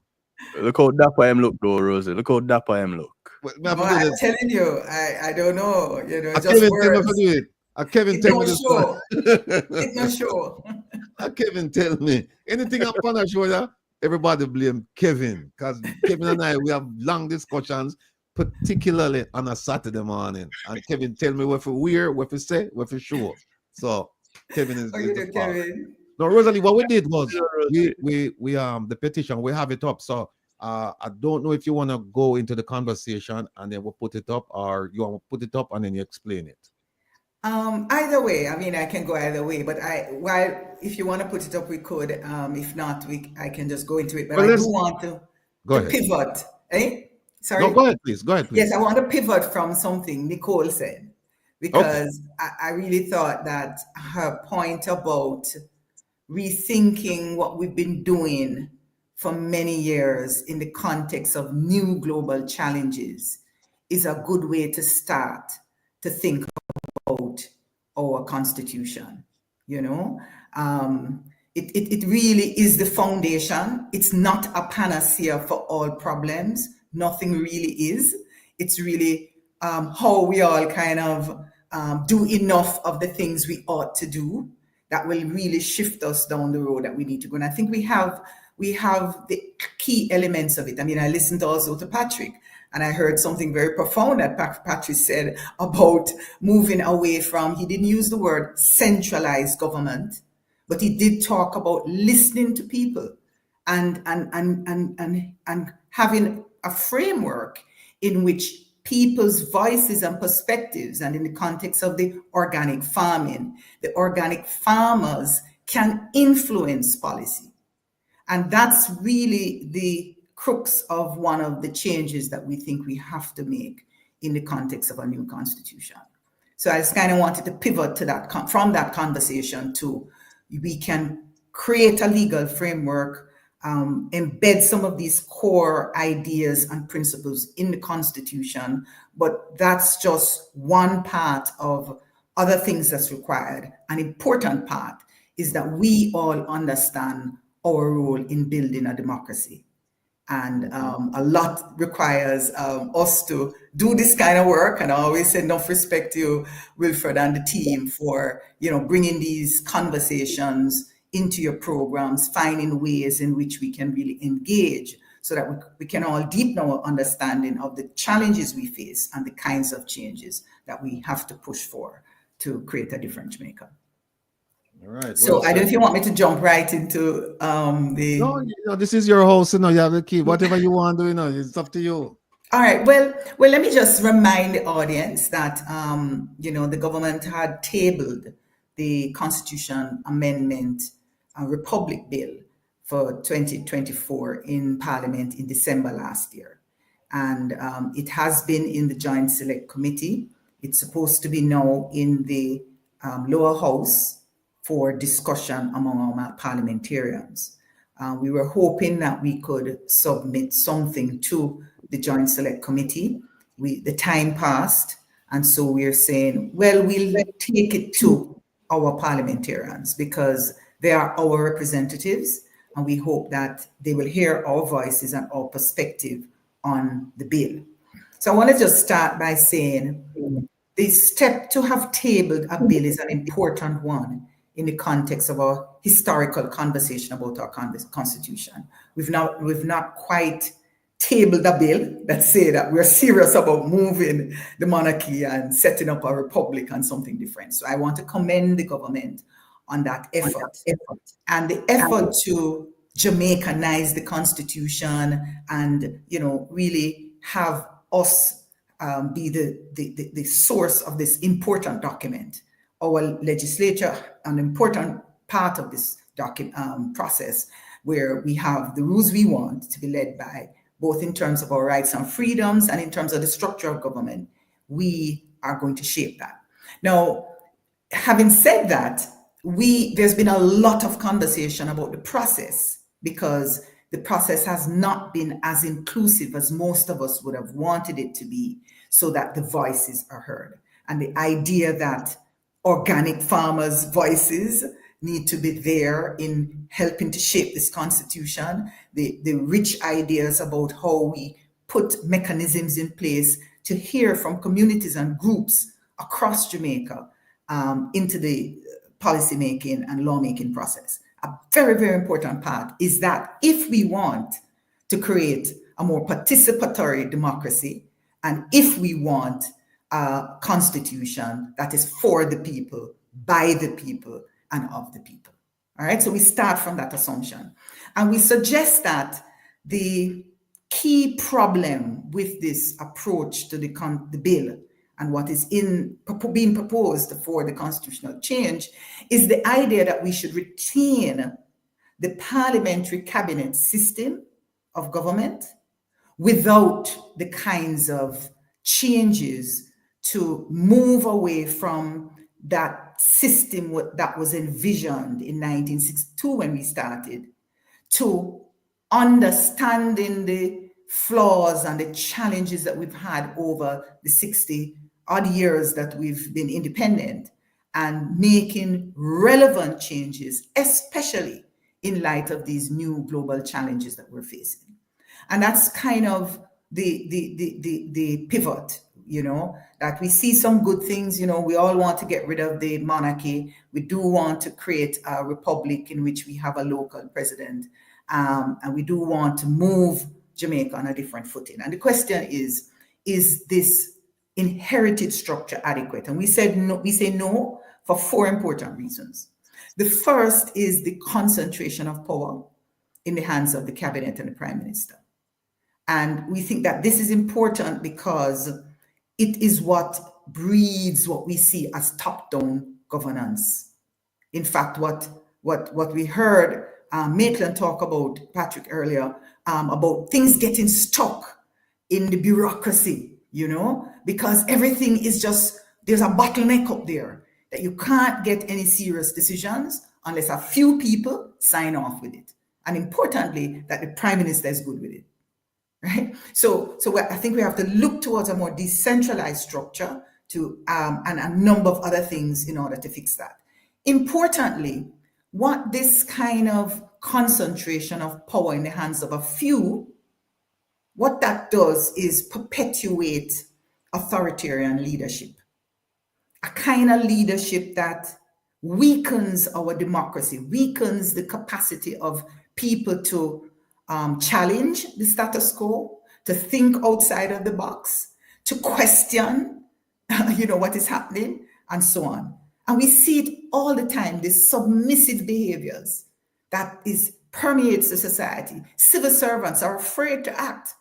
Oftentimes they agree with what the private sector and other people are saying, right? right? But they can't do much because they need those permissions and so on and so on. And clearly, I'm not suggesting that, you know, there should be no rules and no bureaucracy.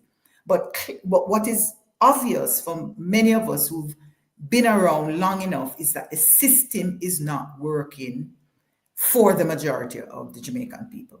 And I want to quickly say it is mainly because it was never designed to help the majority of us. What we perpetuated in 1962 is a top-down system of government run by a governor to perpetuate the interests of the planter class and the elite who ran the society up to 1962 and beyond. And we haven't changed that much. And I think where we have to look is at more mechanisms in which we can make our voices heard. We have to institutionalize those arrangements such that we can get our voices heard. And importantly, we need a judicial structure that truly gives us a final say in the troubles that we have, but through the lens of our own understanding of who we are and where we want to go. And so we point to those four things as really the problem that we want to fix in the new arrangement, and importantly, what is implied in and embedded in the structure that we've perpetuated without significant changes. And so we have offered some solutions along those lines. We've suggested, for example, that in restructuring the parliament, and here we're talking about the executive, the legislature, and the head of state, that we have to do a couple of things, like, importantly, providing oversight committees. And these are committees whose, that becomes the work of the parliamentarian, that you go to parliament on a regular weekly basis and you make sure you understand what the executive is doing in executing the law, right? So we're making that more crystal clear. We don't want a situation where the executive dominates the legislative process, and so they're making law and executing law. That's what our governors used to do, right? So we really need a different arrangement where we can get the legislature to go to parliament, our representatives, and they provide important oversight. And that oversight we can think about it as a mechanism for information flow from the ministries and the agencies that we pay to execute the laws that our representatives is supposed to make on our behalf, right? And so as they examine what the executive does and where there are flaws and problems, the adjustment can be made. And importantly, if we have a mechanism where we can speak to those oversight committees, information can be gathered. You put that in the powers and so on of these committees, where they talk to and get out of Kingston and go to these communities. Very importantly, you know, we can't continue to run our government and our society out of Kingston, right? These committees must go to the communities and see and hear directly from the people about what the problem is. And this is when they get that kind of experiential knowledge and they better understand what the problem is, they can make better law. And so an important part of this oversight is the extent to which we create a mechanism in which information can flow to policymakers who represent our will, who can make law on our behalf. And so that's part of it. And we think in trying to deal with that dominance, we have to limit the size of the executive, the cabinet, right? In our constitution, it's limited to, it says 11 as a kind of minimum, but we've seen small cabinets that function at 16 over the last 10 years. That's the smallest size that we've had. And we understand that there are lots more responsibilities of government, so it may grow over time, just to make sure, for example, the importance of climate and setting up, you know, some ministerial responsibility there, etc. 20 years ago, 30 years ago, 50 years ago, that was not such a preoccupation, but it clearly must be today. So it may change, but we have to agree that size must simply be a subset of a larger group of individuals in the parliamentary process that provides the kind of oversight and get actively involved in taking that information and shaping law, right? And so that's also an important part. We need to make sure that our legislative process does what it's supposed to do with respect to how we make law. And then the mechanisms now to strengthen our voice, we suggest that we need things like petitioning, right? And we want the mechanisms that exist at the local government levels, so that to the extent that we have devolved power to the hands of people in communities, then we have more voices into not just the lawmaking and policymaking process, but importantly in the economic policymaking process. And that is important because we know we continue to face a very difficult experience with respect to our economic well-being. We hear a lot about how this economy is doing good, but for the majority of the Jamaican people, we can't feel it. We don't feel it by just everyday shopping, all the kinds of things we want to do. Our dollars that we earn in is just not enough. And when you look at evidence, over the past 20 years or so, we have not seen the kind of growth that is implied in this good economic policy. We've seen less than 1% growth in the economy since about 2015 or therearound, right? And then importantly, when you look at the measure of the standard of living, the GDP per capita, what you're seeing is that we're pretty much the place we've been on average over the last 10, 20 years. In fact, the data will show that the real GDP per capita was higher in 1972, and I think another time in the 1970s, and in 2006, 2008, right? You don't have to listen to me. You can check the data yourself. The real GDP. That means that we were better off back then than we are now, right? If we were to use, and these measures, of course, are not perfect, but they give us an idea of where we're going. And when we think about where we are relative to our Caribbean partners, we're doing very badly. We have countries in the Caribbean whose GDP per capita is well over 50,000 US dollars. Today, our real GDP per capita is just over 5,000 US dollars. So we have a lot of work to do on the economic front, and I suggest that we have to hear the voices of the creative entrepreneurial capacity of our country, and it is there in all our communities. That's the source of our music. That's the source of our greatness, right? It's not all bottled up in Kingston, and I keep saying, anybody who knows me, I say it, and I say it repeatedly, that the best of Jamaica is not in Kingston. We have a lot of potential across the country, and so we have to unleash that potential. So we want the mechanisms in place through communities, how the communities influence municipalities, and how the municipalities in turn can influence the legislature at the national level. In the process, we have to think again about the Senate.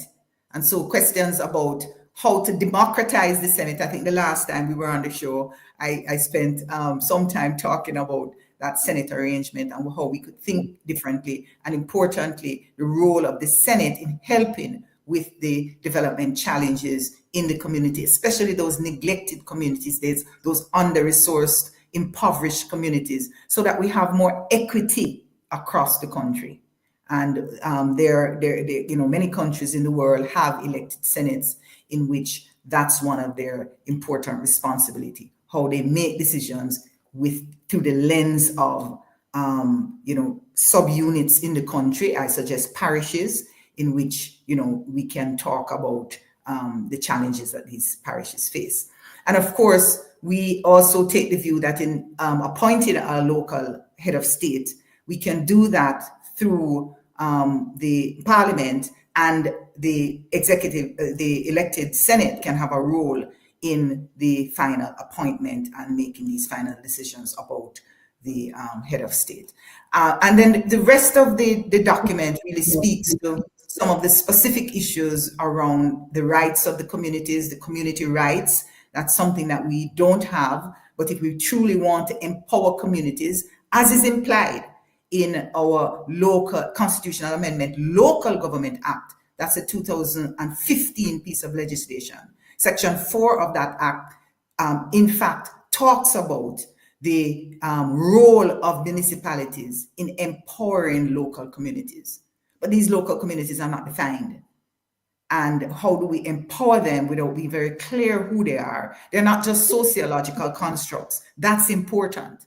But if you're going to give people rights and you're trying to empower them, then we need a little more legal certainty. And so there's that issue with respect to how we think again about local communities, empowering them, and their relationship with the localities and the local municipalities.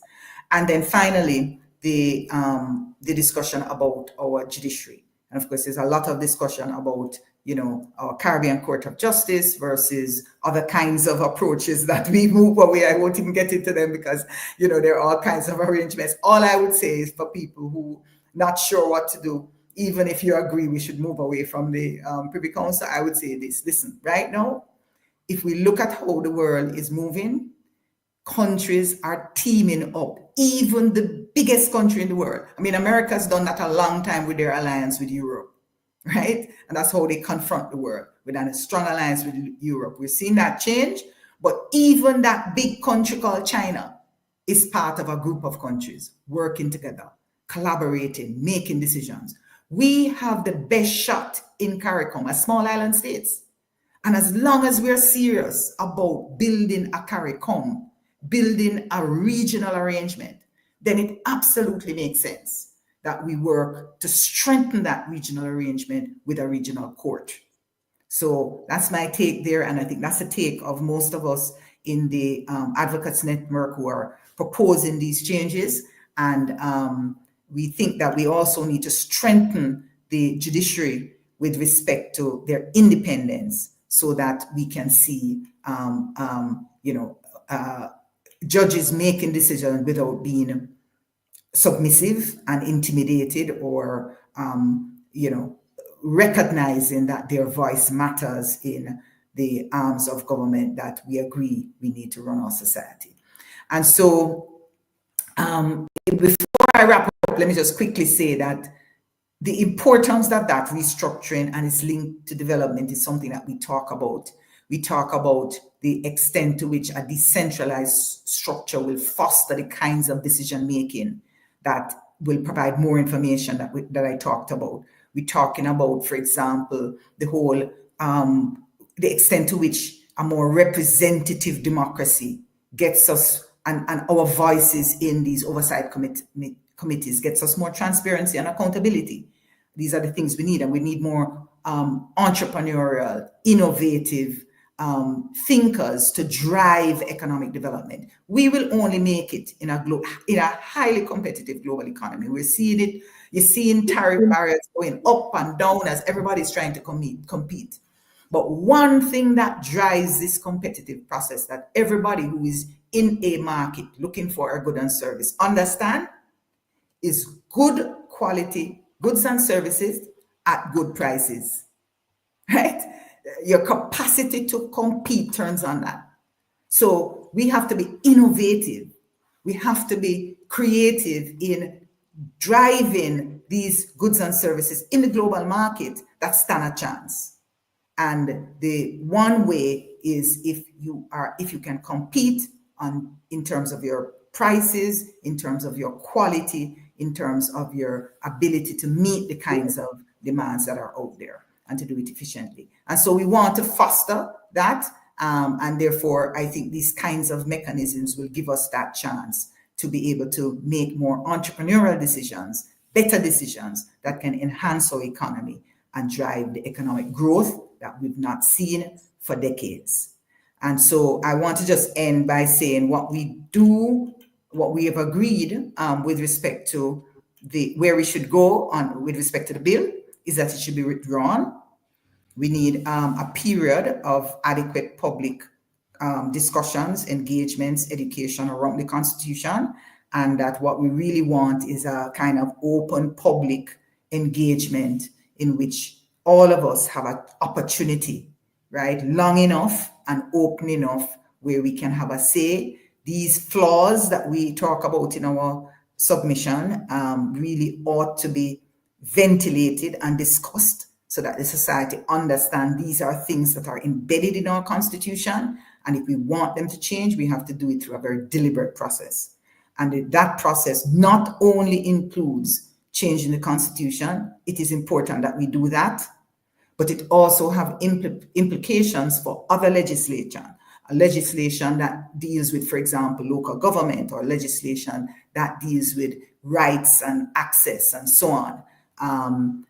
All of those, including this shift in mindset. I come back to where Nicole, I picked up from Nicole, where she said, yes, we need that shift in mindset. And all of that is going to be required to get a different constitution that can make an impact on our lives, and in particular on our standard of living and growth in Jamaica. So I stop at that point. It was a mouthful, and just say, in a nutshell, that's what we're asking people. That, you may not agree with every single point, and there are people in the Advocates Network who don't necessarily agree with every single point, but we all agree that it is generally in this broad area that we feel the changes should be. And we can nickel and dime on issues, but we think it's a big picture. And we want to encourage the public to move away from this singular issue that has been very divisive in Jamaica, which is about how you elect or appoint a head of state, and whether that head of state should be an executive or non-executive. Because when we've discussed it among ourselves, we found that there are about 4 or 5 different variants to that. There are people who want to elect a head of state, but they don't want that head of state to have any power. They don't want an executive head of state. We have people who want an executive head of state, and they also want a prime minister. Some say nobody with the prime minister, right? And then there's some that say, well, I want to appoint, the head of state should appoint the cabinet. And some say, no. I want an elected executive president, but I don't want no executive president to appoint the cabinet. I want those cabinet members to be elected and accountable to people. So you have all of these variants, and I say, whatever you pick, we need a coherent set of approaches to the structure of government that works to enable us to drive government that is of the people, that will serve the people, that can enable us to achieve what we want. It's not hodgepodge ideas. It's not just, I want this, I want this, I want this. How do they all work together? Because that's what we have, a system that works together, albeit badly, right? And so we have to look at the parts, make the changes, and come up with a system that is workable. And so I suggest that it is that holistic picture we have to take. Look at the parts and not just identify one thing and say, because I disagree with you on that, I'm going to reject this. We all have a view that we all don't agree with every single thing in this document, but we agree with most of it. And if we come together, create a consensus around agreeing with most of these proposals, suggesting that we're moving in the right direction, if we get even half of them, then we're good. And it keeps us together, fighting together, although we have our differences within us. Mr. Tavares. Welcome, one of Jamaica's ardent fighter for poor people in our country. Someone who I look up to and who I enjoy listening to. Professor Rosalie Hamilton, welcome to the program, ma'am. Thank you so much. I sit here and I listen to you, and I have to ask this question. majority of Jamaica, well, this statement, majority of Jamaicans has never seen a copy of the Constitution. No one ever read the Constitution to them. And I find it very funny or ironic to know that the current Minister of Constitutional and Legal Affairs is pushing this thing down the Jamaican people's throat. Do you think that they should put a halt on it and let's stop it and educate the people some more? Absolutely. That's the first proposal, recommendation we have at the end of the proposal. We're saying, yes, definitely withdraw it. We need more time. And until we have enough time. And let me also quickly say, there's not a, people put, for example, we say at least 1 year.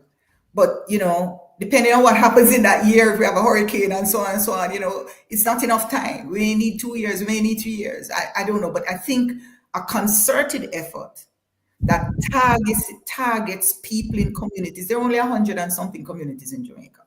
It's very possible over a period of a year or two to go to every single community, give people enough time, put it in their diaries, make it predictable, so that if you miss the community, this A meeting, you go to community B meeting because it's not going to be far from your community, right? And you have enough of those engagements. I think that you have a good shot at beginning to engage people, both face-to-face, social media, and using all the media that is available, including, of course, online opportunities. There's so much that is taking place online in programs like this that all adds up. And I also want to say one more thing, Jeffrey. Understanding the Constitution is not a simple thing. Those of us who've gone through law school and have studied the Constitution still come out with no clear mastery of it. Constitutional specialists come close, but it is not a very simple document to read, and its complexities are huge. And so it's not as if, I think we ought not to feel, and I know you don't, but people thinking about this education, that somehow you go to one forum or two forums or even 10, and somehow you will understand everything in the Constitution. I use myself all the time. I've not only studied Constitution, I've taught it. And I am still learning about the Constitution. Wow.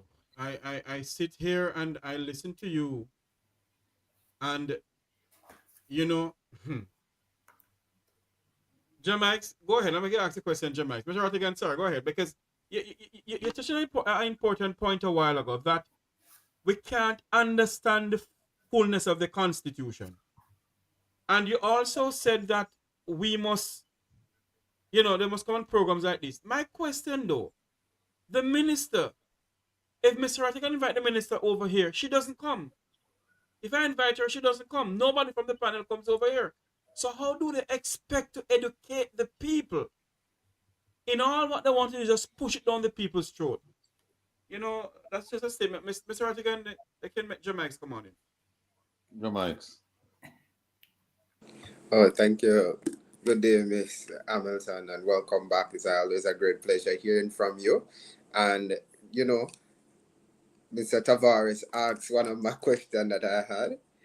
And when I hear you saying that you have studied and also taught the Constitution, and you still don't understand it in all its capacity, in its fullness. And when I look at that, I look at it and say there's a need for a change, because somebody who have studied it and taught it, imagine the regular man on the street, he wouldn't be able to understand anything. And I believe, as you said, there must be a stop to it, this reform, because given that civics is out of our curriculum, that means our youth don't know what is going on, what their rights are in the country. And you also, so as I said, most of my question was already answered. You talk about there's more engagement, and that's one of my questions that I was about to ask you. There's so much medium for us to engage the people firstly and then to teach them, and we don't see that has been used. one of the questions that is going around right now in Constitution, in the public, where we saw that Miss Malahoo Ford came out and she was speaking about the election.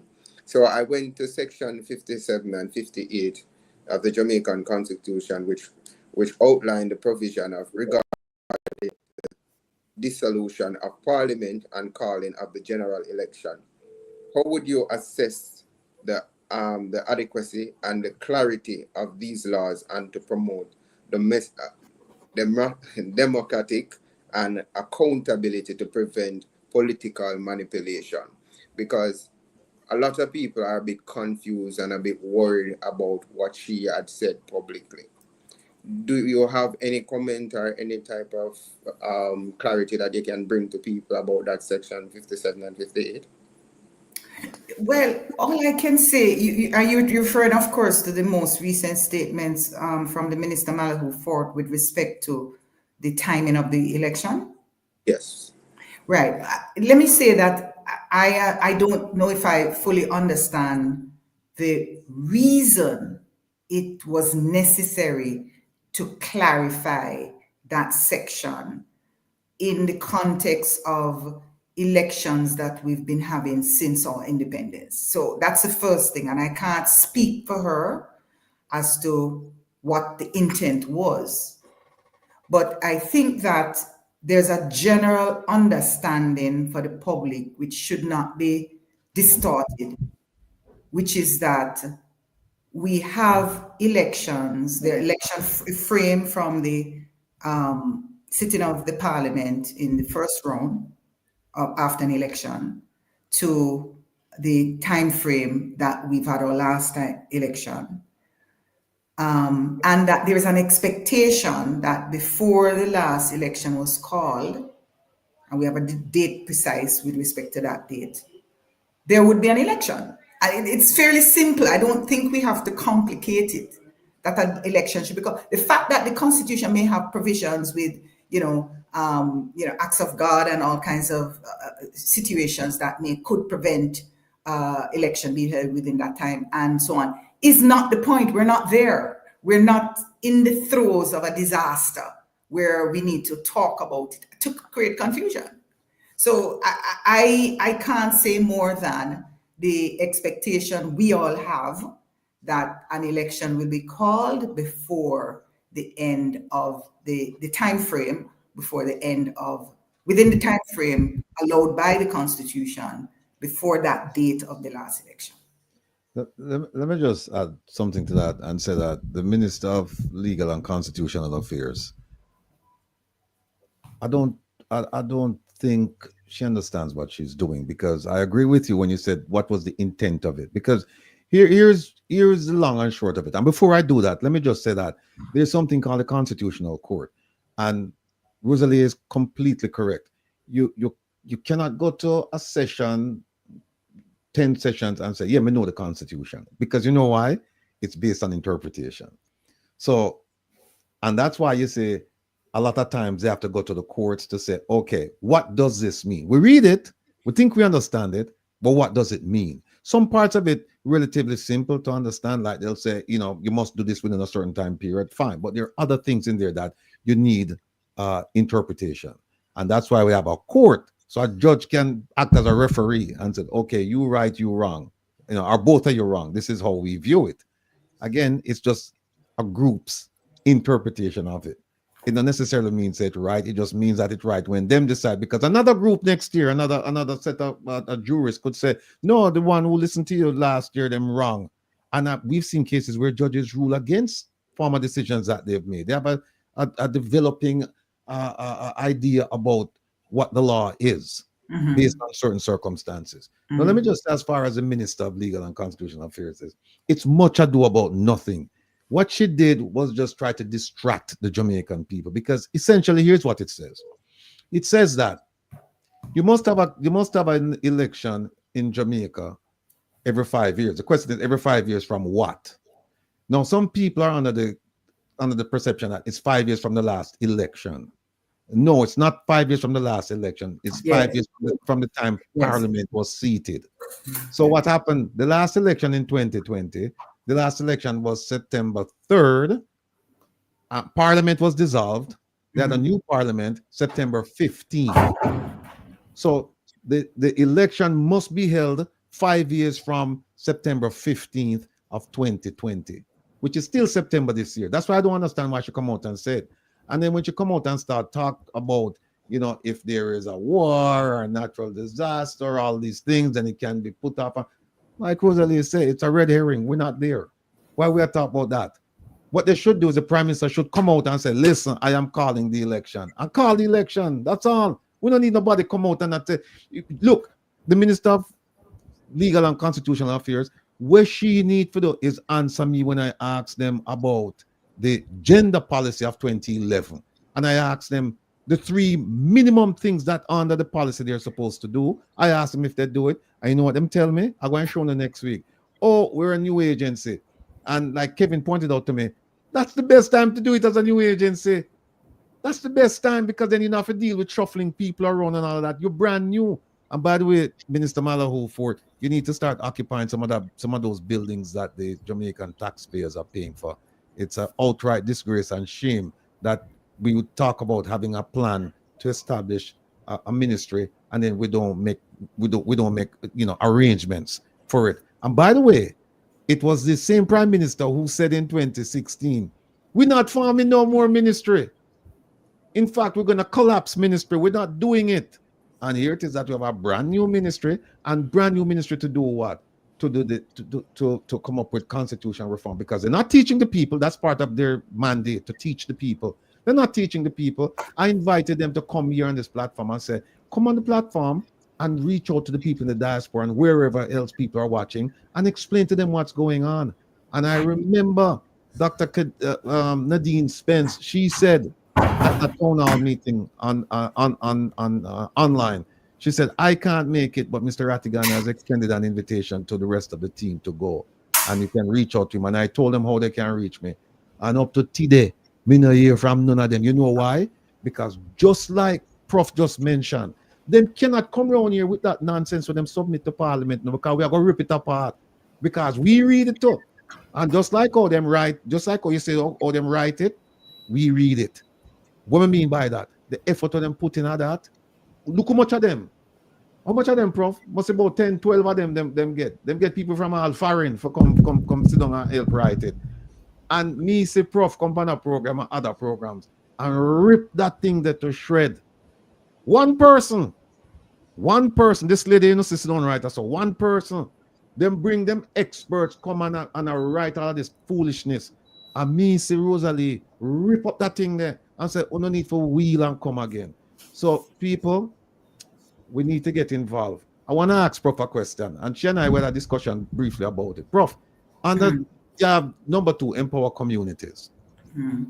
Now, what I'm looking for, something that and I see it says empower communities, especially by specifying their rights in the Constitution and further reform local government to support empowered communities, so to foster and support sustainable community development. Here's the only problem I have with that. When I take this down to the man who lives right behind me, he don't understand what that means. But if I said to him, listen, you know what? You shouldn't have an MP who will represent you who not live in your neighborhood and now feel your pain. You're supposed to have this is one of the things where you're supposed to stand up and fight for and shout for, is that you have an MP living in your neighborhood so that when water go off, it go off for him too, or her too. When light go off for them. So then you won't have a minister like the junior minister in the Ministry of National Security, or actually when them ask her, Juliet Cuthbert Flynn, when them talk to her and say, hey, minister, I don't know where she was at the time, but them call her and say, there's a problem with water in your constituency. And her response was, tell the people them forgot to call water commission. She's not saying that if she lived there and for your water cut off. That's one. The second thing, Prof, is that if I said to a man from any community that looked like one behind me, if I said to him, listen, you know, one is MP should have lived in your neighborhood. Two is every four 4 years plus, we have the two parties come and they put out a manifesto and them say, this is our promise to you, Jamaica. Now, the problems that exist in Portmore are not necessarily the same problems that exist in Highgate or Moneygh or someplace else. So here's what I'm suggesting. I'm suggesting that when them come to you, the manifesto, you tell them, no, keep your manifesto. We, the community that you represent, you, the incumbent, and you, the challenger, would like to represent, we are going to give you our manifesto, tell you what our problems are, tell you what we would like to see for ourselves and our children and our community. I want to give them the manifesto and say, we want to know if we have a debate and tell us how we're going to achieve this thing for us. 63 communities, if 63 communities do that, can you imagine how much of a game changer that would be? And then, in the same manifesto, you put that every 4 months, the parliamentarian must come to the community in a town hall setting and explain what's been done, what's going on, what hasn't been done, why it hasn't been done, and what's the plan to make it happen. I'm guaranteeing you people, if you start, that is your power that you have ceded to the politician. When you make them come in now and look upon them as demigods, as kings, when in truth and in fact, the power is with the people. So, so I say all of those things to say, when you say empower communities, I would like to see a little bit more, I'd like to see examples so that when you talk to people, you can say, this is what we're talking about. Because I suspect that if they read this, they wouldn't understand what it actually means. Not everybody. I'm just saying some people wouldn't understand. I have a question before I yield. Christopher in the chat asked, what kind of republic, he said to ask you, what kind of republic is Guyana and Trinidad? Okay, all right. Before I answer the question around the public, just to say, I agree that the language may not be easily read by some people. You know, I think what we wanted to do was communicate ideas and to stimulate discussion and try to foster some consensus around a broad set of issues. And so your point about whether, for example, you want your MP living in a community, that's a good example of something that may not need to be in the Constitution, but if your community is empowered, you can either do two things. You can, you know, create this kind of convention by, you know, pressuring both political parties. But of course, you can also, as a community, put up your own candidate, right? And so it does speak to the point about the mindset shift that we have to embark on, because I think one of the major reasons why the politics that many of us so dislike, the divisive nature, the kind of some of the things that we see that we don't like, has to do with the withdrawal from the political process of so many of us. That we don't get involved, we don't try to influence our candidates. These are the people who we're asking to represent us in Parliament and who we turn to in our constituency when we need help. And so by staying away, we're allowing others to make that first choice for us, and of course, ultimately others to make a decision with respect to who runs the country. So I want to just urge Jamaicans that, you know, you may not intend to foster the problems that we have in the society, but I suggest that when you withdraw from the political process, when you don't vote, when you don't try to hold your representative accountable, you are indirectly fostering the problems that we are trying to fix in this country. So I want to suggest that, you know, we get out there and get involved to get the outcomes that we want. Now, Trinidad and Guyana are two interesting cases, because in the case of Trinidad, you have a head of state who is effectively, let me use the term, non-executive head of state. And I say it that way because we tend to conflate non-executive with ceremonial, and they're not quite the same thing. Yeah, because you can give a non-executive president some executive power, but it's not quite the same thing as a executive, a head of state with executive power and powers that are equivalent to or more than the prime minister, right? That's a different animal, because then you're talking about the person who has major control and leverage in the society to run the country. So that's the situation you have in Trinidad.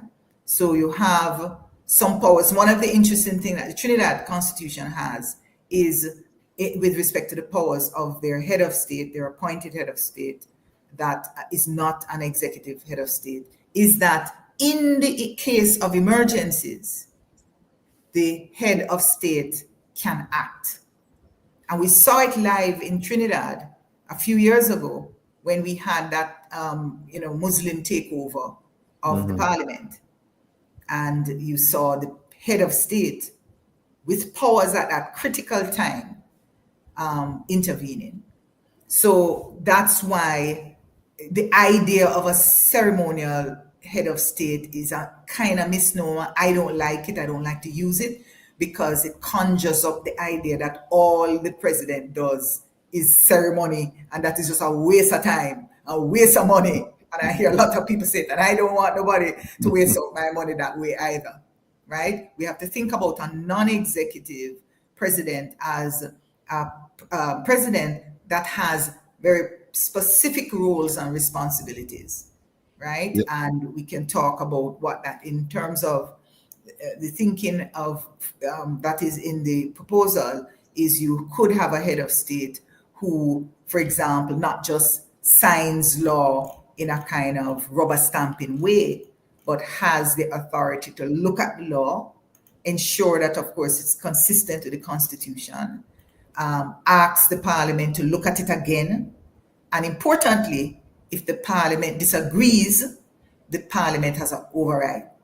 And that's important because it can't be that a president has the last say, because that whether that individual is appointed or not. One has to be very careful, because if we want a representative democracy, then what we're doing is giving our representatives in Parliament our power.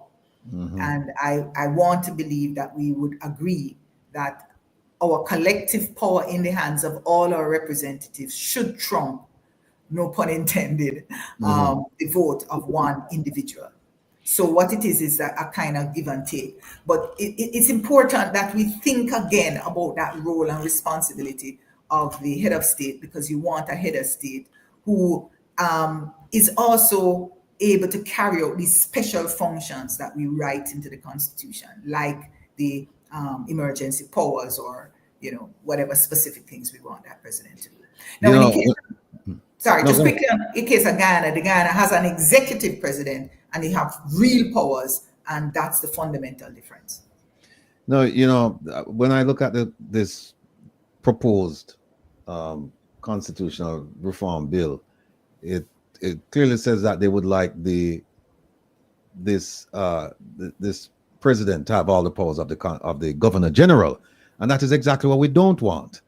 We don't want a rubber stamping machine. We don't want that. We want somebody who will think through the issues critically and come to an informed decision. We don't want somebody where you just send it up there and him just stamp, and most of the time him spend a cut ribbons and entertain people. We don't have time for that, and we don't have the resources for that.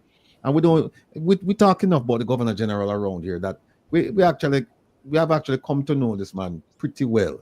And not just, when I say pretty well, I'm talking about the position, not necessarily this person, because almost all of them, they've acted in this fashion. Them just rubber stamp, cut thing, entertain people, and then we pay the bill, which is nonsense. But you mentioned something. Before you go on, I just want to say a good recent example is what happened with Portmore. Where if you have a rubber stamping president, then that president would rubber stamp a breach of the Constitution. Exactly. Right? And you had, fortunately, the court to step in to say, no, you have to comply with the Constitution. And now there's a step back, because if you had that kind, and again, I want to remind people that's the fear of a powerful executive head of state. Because if that executive head of state want that bill to go through, that bill will go through. Exactly. That's it. Yeah. We're seeing it in the US. Let's be very clear. Let's be clear that we understand the power of an executive president being at its extreme, being rolled out in America. We're seeing that live. So one has to be very careful, and I don't mean to go off on the point, but I just want to quickly make this point, that's why there's an explicit part of the submission that talks about authoritarian rule, because we already understand authoritarianism. In fact, we've understood it for 500 years. That's what colonialism was about, authoritarian rule. And so we have to be very careful that if we're putting an executive president in place, we have all the stop gaps. And I suggest we focus on that first before we get divisive about a head of state. Yes.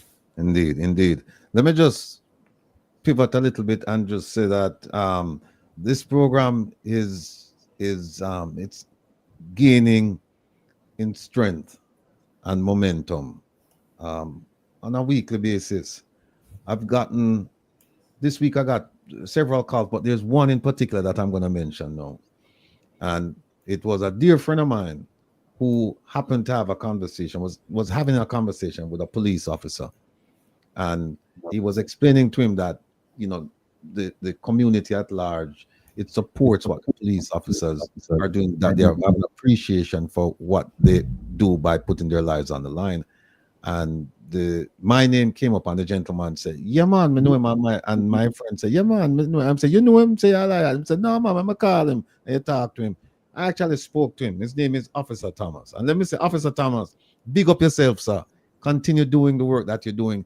The JCF, it gets tainted by some bad apples. I don't want to say a few, because some people might say half of them are bad. But I'll just say it gets tainted by the bad apples in there. But then you have people like Officer Thomas. And what's remarkable about him is not that he watches the program every Saturday. No, that's remarkable. What's even more remarkable is that Officer Thomas's mom has a stroke, and him said, no care how she have to get in front of the TV on a Saturday, she's going to get there to watch Reason with Rattigan. And for that, Miss Thomas, if that is your surname, if that's not your surname, Officer Thomas's mother, want to big you up. Want to big you up in the biggest way. Because as I've said many times on this program, people don't have to watch this program. They have many choices, including doing nothing. So the fact that you come over and you watch this program, it tells me that you see some benefit in watching this program. And for that, I'm going to try even harder to make sure that when you come here, you don't waste your time. We know it's a 5-hour program and it's long, but I tell you what, I've gotten so used to it now that 5 hours coming like an hour to me. We can't get through all of the topics. Here's one topic that we need to get through. And I'm going, again, pivot to this, and then we're going to come back to Rosalie's, because she has a document similar to this, and I'd love for her to talk about this. Now, folks, here we talk about the Magnitsky Act. And I'm sure by now most of you're experts on it, right? You know that it is a law that was created in the United States, and there's a version of it in Canada, the UK, and the EU. And essentially what it says is that if a foreign government is involved in kleptocracy, corruption, or serious human rights violations, then those countries can take action, except the EU. The EU is not a country, it's a territory, it's a constellation of countries. And the EU doesn't apply the Magnitsky when it comes to kleptocracy and corruption, only for human rights, serious human rights violations. But the Canada, the UK, and the US, they all follow the US. Well, Canada and the UK follow the US version, which is kleptocracy, corruption, and serious human rights violations. What does it mean if these countries and this territory, they say, yeah, we find that there's violation here? They can actually take away visas from people. And they can seize assets. Just think about that, how that is being processed by our politicians, the ones them, and them know who me are talking, the one them who have assets in the US, particularly the US, but they have it in Canada too, and the UK, and some the Bahamas and St. Lucia and elsewhere, but particularly the US. Think about how them have processed this information. That the US can actually say, we have to seize your property and we have to rescind your visa. Big problem. Big problems, because one of the most valuable things to a Jamaican politician is a US visa. I won't dare say it is the most valuable document, but I'll say it is one of, if them have one. It is one. If they don't have one, they're actively seeking to get one. And so Jamaica qualifies in all three areas. Kleptocracy, they're stealing from the public coffers. We know this. Corruption, using their public position for private gain. We know this. Serious human rights violations. People need to tell you about the extrajudicial killings since January. Do you need me to tell you about the people that were summarily, unconstitutionally, and illegally detained during periods of states of emergency? Jamaica qualifies under all three. And so what we're saying is that we're petitioning the territory, EU, and these three governments to say, take a look at this and take appropriate action against the people involved.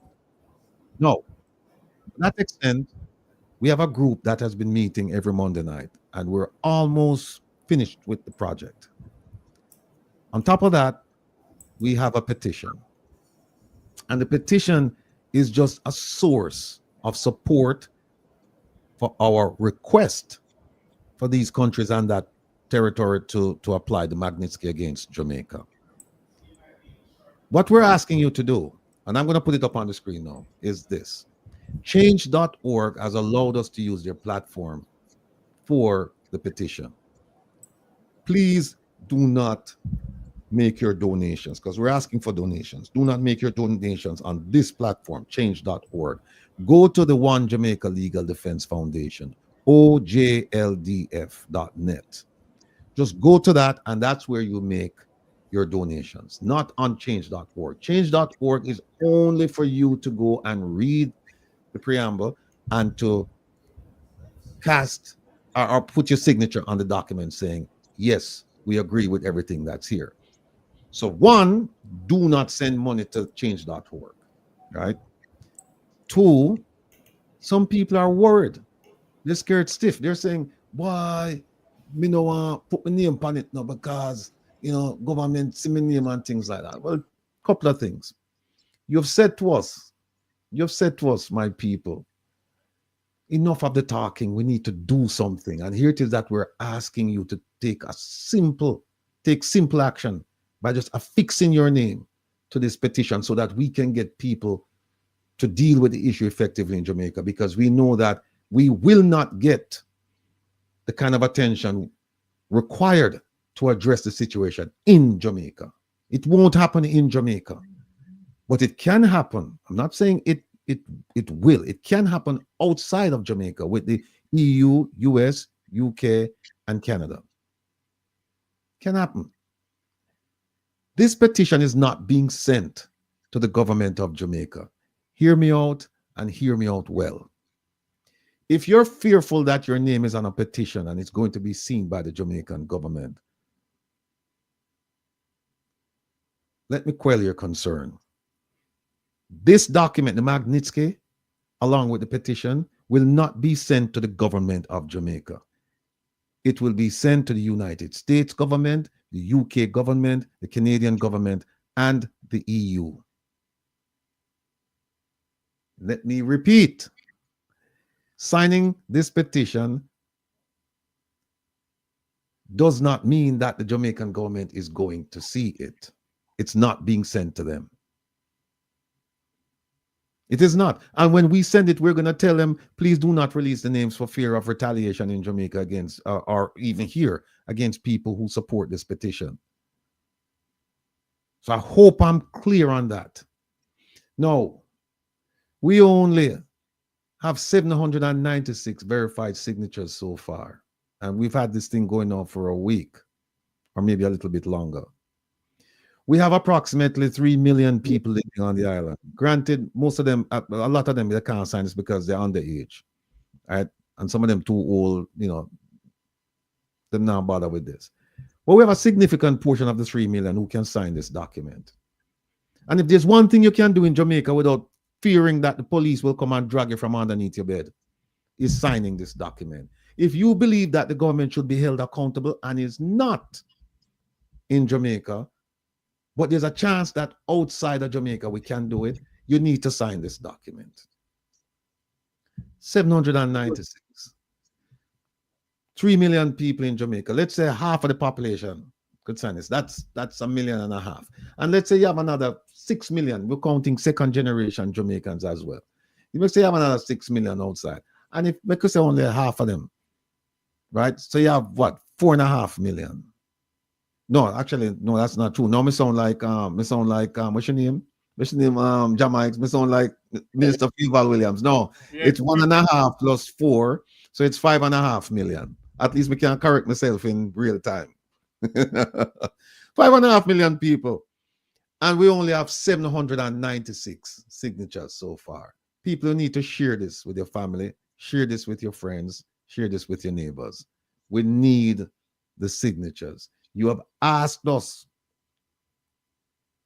You have given us that mandate to seek justice for the Jamaican people. And Jamaican people, you too have asked us, Jamaican people living in Jamaica, you've asked us to seek justice for you, seek justice on your behalf. And here it is that we're trying to do this, and we cannot get a decent amount of signatures. We're not looking for 1 million signatures. We're not looking for 1 million signatures. But 796, we can do better than that. Right now, we have 1,183 devices watching the program now. And we know that it's not one person per device, because we have some friends in Kingston, Portmore, St. James, my people in St. Anna, we have some people in St. Elizabeth, some people in Manchester, where it's a veranda full of people are watching thing. So, what not do? We don't need to get in and put on the shoulders to the wheel by just affixing a signature to this document. We see 796. I'm looking at the chat and I see we're one of the producers, our producer for the Wednesday program, is exhorting people, is trying to influence people to read the thing and sign it. That shouldn't happen. We should have seen so much signature that we say, oh, we have enough signature now, let's just move on. 796 is not enough. I'm asking all of you who have not signed this thing, please, here it is. Tita. Right? Implement the Magnitsky Act to challenge corruption and human rights violations in Jamaica. It also means kleptocracy, you know, and we know that are going on. And here is the issue. The issue. I've read it so many times that probably can read most of it and I'm asleep, but here it is: the devastating impact of corruption, kleptocracy, and human rights violations on ordinary Jamaican citizens, particularly the poor and marginalized. It's a stark reality. As Jamaicans who care deeply about our little piece of the rock, Jamrock, and our people, we are compelled to seek international assistance to influence the necessary change. And here we go with the three things. The first one is corruption. Jamaica is ranked 73 out of 180 on Transparency International's Corruption Perceptions Index. That's just last year, 2024, indicating a significant problem with corruption. We cannot, we should not, we must not ignore this issue that is so deeply embedded in our nation's fabric, affecting every aspect of life for Jamaicans. We have come to the point now where we're just numb to corruption. We just consider it part of life. It shouldn't be. Second one, kleptocracy, a government characterized by rampant greed and corruption, further exacerbates these issues, concentrating wealth among a small Jamaican elite while the wider population suffers. We know about the 1%. We don't know them too. And here's the last one, human rights. Moreover, human rights organizations such as Amnesty International have regularly documented allegations of human rights abuses, including unlawful killings, unconstitutional detention, and ill treatment by the Jamaica Constabulary Force. The Magnitsky Act, a significant law first employed by the United States, grants pertinent nations a legal framework to impose visa bans and asset freezes on government officials. also people of influence too, private individuals involved in bribery, corruption, and serious human rights abuses. Utilizing this act against Jamaican government officials is a vital step towards cleansing our system and embarking on a path of the promised good governance and justice, not to mention prosperity. We therefore call upon the US, UK, EU, and Canada to review our claims and apply the Magnitsky Act to combat corruption, kleptocracy, and human rights violations in Jamaica. By signing this petition, you are standing up for transparency, accountability, and justice for all Jamaicans. Please lend your voice and help us bring about this much needed change for the sake of our country, our citizens, and our future. That's it. I'm gonna just sign it. Oh, by the way, I'm gonna go back and show them. See it right or so. Oh, wait there. See it right or so. The red thing right or so. Sign the petition. That's all. We'll not forget no money. Just sign the thing. And by the way, just want you to know that the Magnitsky Act applies to people in office and people out of office. Just 3 weeks ago, the former president of Argentina, this thing here, them use it against him, and another high-ranking Argentine official, them use this against them. So it no matter if you didn't have power, come out, if it's proven that you involved in a corruption, kleptocracy, serious human rights abuse, that's it. And this is just one of the steps that the One Jamaica Legal Defense Foundation is taking to hold government accountable so that people can see real justice in real time. And when I say justice, we're not just talking about the legal aspect of it, but when I say justice, you know, how money is spent in Jamaica. It's not spent in a just manner. It's not. The politicians, not all of them, some of them, they think about their pockets, they think about their families, they think about their friends, they think about their associates first before them think about you, the people. How many of you right now, how many of you, and I challenge you, how many of you can actually stand in your community and say, our community today is better than it was 9 years ago? How many of you can say that? I will hazard a guess and say, not many. Not many. So on a need for come and make we deal with this thing properly. As Jamaics we have an initiative, reconnect. We need to reconnect. We need to hold each other's hands. We need to understand that we're all in this together. We need to understand that we're the same, whether we live here or we live a yard. We're the same. And the same issues that you are facing in Jamaica, we see it. And we're saying we're fighting to make sure that we have a just Jamaica. And you know, our Prime Minister said something last night. And I said our Prime Minister because when the election done, whoever is selected as the Prime Minister, because we don't elect a Prime Minister. When I say the people, that is. We just have to say our Prime Minister that. But here's what I'm saying. We can't criticize him as much as we want. And we should. Him said last night, and it was quite interesting, him said that you must vote for the maintenance of good economic management. You know, talk about ethics, you know, we have 28 bank accounts, we have this, we have that. But then he went on to say, vote for the best interest of Jamaica. He never said vote for the JLP party. He said vote for the best interest of Jamaica. We know why him say that. And him say, choose what is best for Jamaica. Exact quote. And he ended it by saying, choose Jamaica. Does he believe that? It's up to us, people. Politicians, them mouth on cross with them, say anything they want to say. It's up to us. They've never said this 2016, 17, 18, 19, 20, 21, 20. No. But no, them come and they want to say all of these pretty things and we're supposed to just fall for it. Fool me once, shame on you. Fool me twice, shame on me. You fool me one time, all right, you get away with it. You can't fool me two times. No. And worse it, you're not going to fool me 3 times. Because here's what we are facing in Jamaica. And this is something that a lot of people not focusing on. This election is a firm mandate. And it is a mandate on performance. It is not a mandate on promises. We have 9 years of performance that we can look back on. We should not vote on promises now. When a man come and tell me, you're going to give you a spark program, you're going to give you this program, you're going to give you that. Where you did the 9 years ago, Papa? Them problems that did exist back then. When you come and tell me, say, when him come on last night, him say, and forgive me, sis, me dey on my soapbox, and my soon come off. And when him come out and say that, wait there, him say, the quality of healthcare in Jamaica is better now than it was 10 years ago. You believe the man get up and say that? The man get up and say that last night. The quality of healthcare in Jamaica today is better than it was 10 years ago. I want to remind him, say, when Canada and the US did put on the travel advisory, then put it on for healthcare. It was there for violence before, then put it on for healthcare, and I'm telling people, say, hey, we're not telling them to go. If you don't want to go, but you know, no get sick.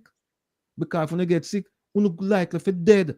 And if you not forget, you're lifted, it's $25,000 to $50,000, and we not paying it. So if you know we're good for you, go to Barbados, go to Bermuda, go somewhere else. No, come to Jamaica, right? So, and I just want to say one more thing. Let me just find it up from Kevin. Send me. Well, Kevin never sent me, but Kevin have it. Let me just get this one thing of people. Bear with me. Because we're on a roll, you know, and you know, we have to just keep going. Well, while you look for that, I want to make a statement with regards to one of the things from last night. He did say, vote Jamaica, but pay attention, people. What the party name? Right.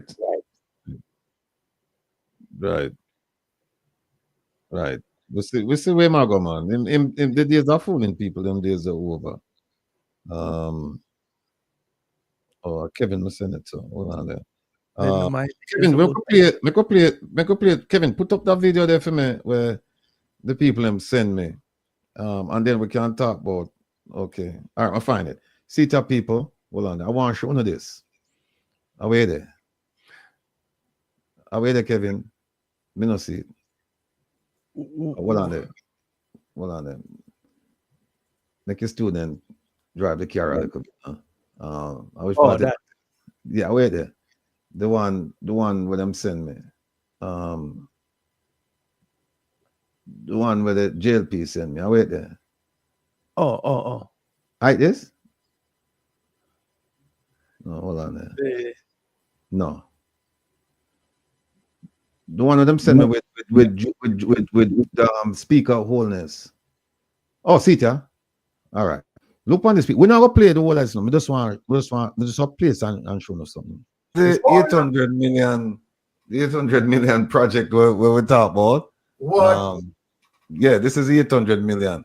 And this is the Forest Civic Association. This is the group of people affected by what's going on. And this is what they did. And I'll just show you a little bit. They reach out to a whole bunch of right here. They talk about how it was approved and what happened. No, by the way, I have a ATI with NEPA and KCMC for the original documents because the people them can't get them documents. But that is what they were supposed to. This is what they were supposed to do: 6 2-story townhouses, 2 3-story apartment blocks, right? And you see where it said block C and E containing basement for entertainment. You actually put housing in the basement with balcony, but you can't see it from the front. It's at the back. So we have all of those documents. But this is the place right here. No, this is, you see where they want to bring this is where they want to bring the road in. The road originally was supposed to be over here. Yes. That was it. Then they move it over here. These are the people. This plot right here. The owners, they're in court with her. They actually sold her this section. This section right. We say Unit B and Unit D.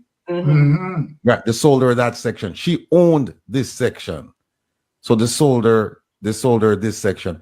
And then she started putting like right here. Where is it? It's you can't see, but she started putting up like parking lots on the latest section. And then when they finish with this road, it's going to run across our veranda. Yes. Run across our veranda. And then the absorption, there's a whole bunch of violation. That's another view of it. This is where the folks who sold her the lot, they still live there. And they sold her this, and then see she's getting ready to build another one here, which she shouldn't. But Ratty, what I wanted to speak about as it will. All right. The reason why I put that up is this. That was done a while back, people, and they're still in court. And by the way, if those of you who tuned in last week, we had a young lady here, Dr. Ashley, Charlene Ashley. She was here last week, but we weren't talking about the case. We're talking about her accomplishments, her achievements in the business and financial world. We're talking about that. But what's interesting is this was sent to me this week. And it was sent to me by none other than a JLP operative. And the person said to me, say, watch out. You beat the woman. They know. And I say, who? And him say, Juliet. I say, oh, so you mean Cuthbert Flynn? Him say, no, man, wholeness. I said, no, I'm not talking about her for a while. Him say, yeah, this is something where I go around in our circle. Somebody clip it and put it, and him say, because there is dissension in the camp. People don't want her husband. And it's a lot of things coming out on their side. But I was shocked when I saw this. And I said, whoa, if them can use it to whatever purpose they want, that's fine with me, no problem. Because I sincerely believe that she did some things not in she didn't comply, not in compliance with the rules, because the original permit was for, I think it was like 70 or something rooms, and it went up to 90 something rooms, and then now we saw where she's gone over 120 without the proper permit. And by the way, people, NEPA wrote to me now. They're supposed to write to me maximum 60 days. NEPA just wrote to me from October 2023. I requested it. I'm missing now a whole bunch of requests since. In fact, me even appeal it. Them just write to me, I know NEPA tell me, say them a law enforcement agency. NEPA tell me, say, based on the access to information, them a law enforcement. I thought NEPA was a regulatory agency. Me don't know say NEPA carry gun and badge now and can lock up people. But at that, NEPA said, look at me, I've got to tell my cousin on the way I look at work, say, go over NEPA. NEPA, if you join JCF, just go over NEPA. So that is what's going on. But there are some serious things coming out of the camp. I don't want to politicize it because I never asked for this information. It's somebody on their side call me and give me all of this stuff. Kevin has seen it. We won't talk about it now because we have Sis here and we want to get back to Sis. She have a petition that I want all I want to look on and sign. So we're going to leave all of this information. See, tell me about whole heap of information, whole heap of come. And Kevin know them, so if them try mess with my phone, Kevin have them, so them have to go. And Kevin move it on another phone and then move it on some server or something. So it's go hard for them to take out all of them. And Jeffrey, I'll send it to Jeffrey. I'll send it to Jeffrey. But there is dissension in the camp. I couldn't believe it. The man say, yes, this is what's going wrong because we don't want her. And we don't want our husband. And if it's people, if you could see the things that them sent to me, I mean, it's amazing. And I mean, it looks like it's true based on everything that I know from other sources. But we leave that. And that is why, Mr. Rattigan, they are stopping people from asking certain questions. Yeah. Well, that's fine. But sis, I just thought about go ahead. One more thing. Somebody had asked a question about the consequences with regards to the Magnitsky Act. Okay. Is it anywhere like consequences for violating the Integrity Commission Act? No, man. Hey, Kevin. Yeah. You see now, Kevin, I lead me down. Kevin, I lead me down. Sis. You know what Kevin I do? Kevin, I'm just Kevin, asking. Kevin, I'm that's not, smart, boy, I when know. I asked a question in the chat, Yeah, I just because, kind of no. went further with it. Well, let me tell you about the Magnitsky. I'm telling you about the Integrity Commission Act. We have two criminals in Jamaica who just them just get a slap on the wrist. One of them is Leslie Campbell, former MP, former junior minister in the Ministry of Foreign Affairs and Foreign Trade, and the other one is Marissa Dalrymple Philibert, former Speaker of the House, former MP. No, has been returned as an MP. She's there now. Two criminals who pled guilty to violating the Integrity Commission Act. And what was the consequence? MP Marissa Dalrymple Philibert, she was charged with 8 counts of violating the Integrity Commission Act. 3 of them were thrown out by the government's Integrity Commission corruption prosecutor. Them say, we're not going to proceed with this, so down to 5. Then 2 more, the judge gave her a stern talking to. Never find her. 3, the judge said, okay, here where you do know. Give me $900,000, Jamaican dollars. I spent 2 weeks in a prison. 900,000 Jamaican dollars or 2 weeks in a prison. The second one, Mr. Leslie Campbell, him decides him now give up no information about insurance and some other things. Yesterday, you know, them court fined him $400,000. No prison term. Now compare that to the little man we had dead for hungry and jump over the fence at King's House and go pick 2 aki. Prison. And yet we say we're serious about fighting corruption. Kevin, you just draw me out. Let me show you something, people. Let me show you something. Look on this. Look on this. No founder never said this, but it's in the public domain. This is a report just February of this year from the Integrity Commission. I talk about the overview of the corruption perception index, because if you remember, Jamaica went from 44 to 40. Anything above 50, you're very corrupt. Anything above 50, you're very corrupt. Jamaica inch up to 50, you know, and now we're gone back down because a whole bunch of things, you know, the 28 bank accounts and etc. Now, let me show you something. This is where I'm going to show you one thing. Look at number 6. Let me big up number 6 for now. Kevin, no easy, you know. Kevin, want me burn out the man them and the woman them. So, Sita, look at number 6. It says that Transparency International says that its CPI highlights the stark contrast between nations with strong independent institutions and free, fair elections and those with repressive authoritarian regimes. It then explains that full democracies have a CPI average of 73. Remember, Jamaica, they are 40 now, you know. While flawed democracies average 47. And non-democratic regimes, like what they have in North Korea, for example, is just 33. Look at the last sentence.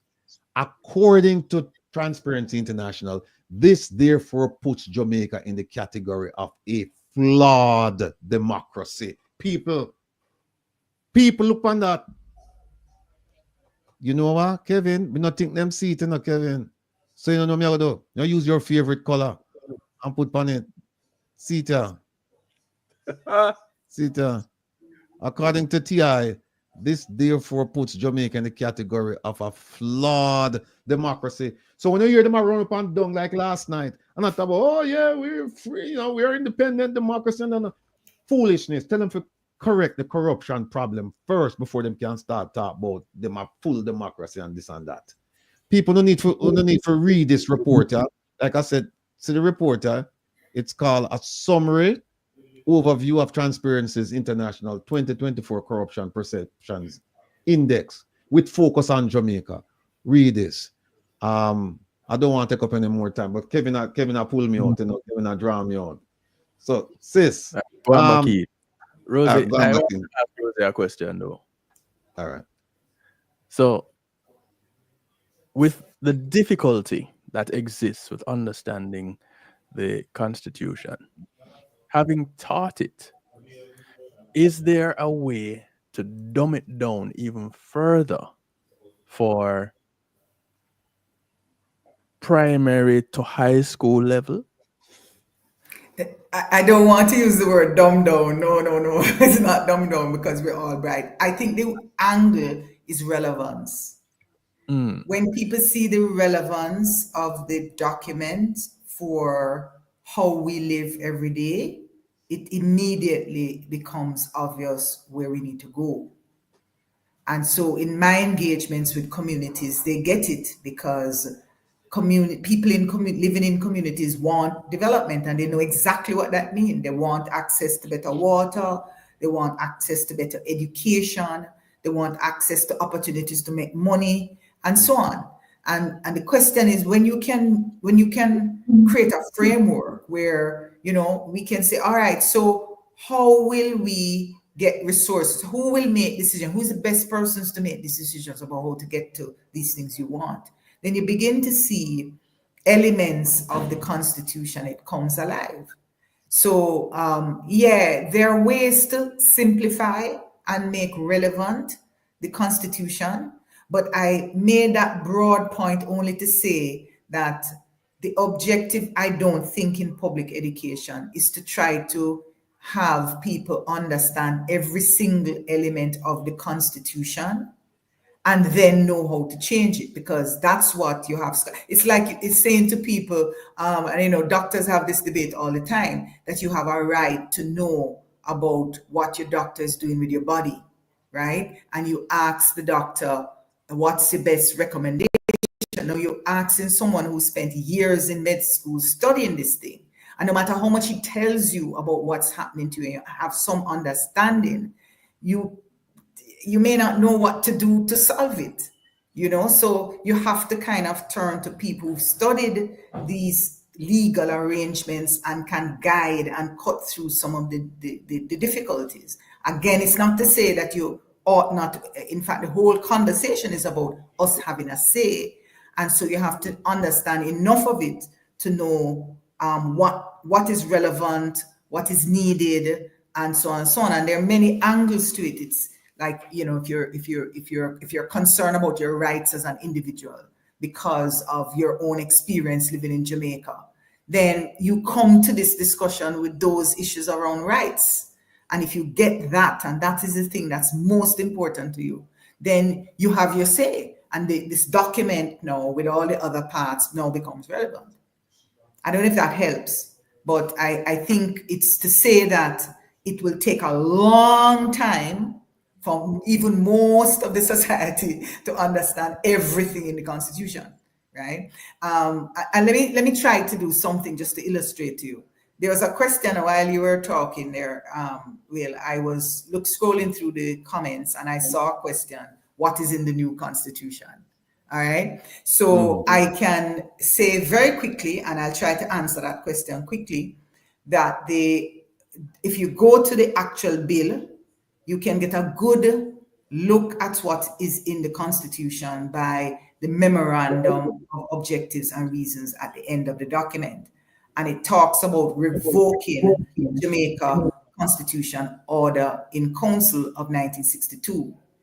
And so that tells you one thing: we've revoked a document. Most people may not have read it, don't know what that document is, but that's what this new bill has done. It also saves the second schedule of the Constitution. And again, if you don't know what that second schedule is, you're not sure what is saved, right? But that's what this bill is doing. It goes on to abolish the monarchy. It has other provisions that are about the entrenched positions in the Constitution. Again, what exactly is an entrenched provision? You know what I'm saying? So again, one has to step back and say, all right, some provisions are what they call entrenched, meaning you don't want them to change every Monday morning, right? So you kind of put arrangements in place such that if you're going to change them, you have to have a certain amount of votes in Parliament, a high threshold you have to get to, so that any government can't come and just change it. So that's that. So it addresses that and so on. So the other thing I want to just say in that context is that there's some good things in the Constitution, and I mentioned it without getting into detail. So another way of summarizing the bill is what the authors were trying to do with respect to Jamaicanizing the Constitution. So the removal of the monarchy is one, so that's in the bill. The replacement of the monarchy with the Jamaican president. And what it does, what the bill does, is tell you how that president will be appointed. And it talks about the appointment process and so on. The other thing it does, it entrenches the Electoral Commission. A lot of us have been asking about that for some time. So it does that. There are concerns about whether there's enough independence, because it's wanting to have it in the Constitution, but what kind of independence does it have? Can it be thwarted by, a strong prime minister, say, right? So those issues arise, and those problems get solved when we rethink the entire structure and we deal with this concentration of power.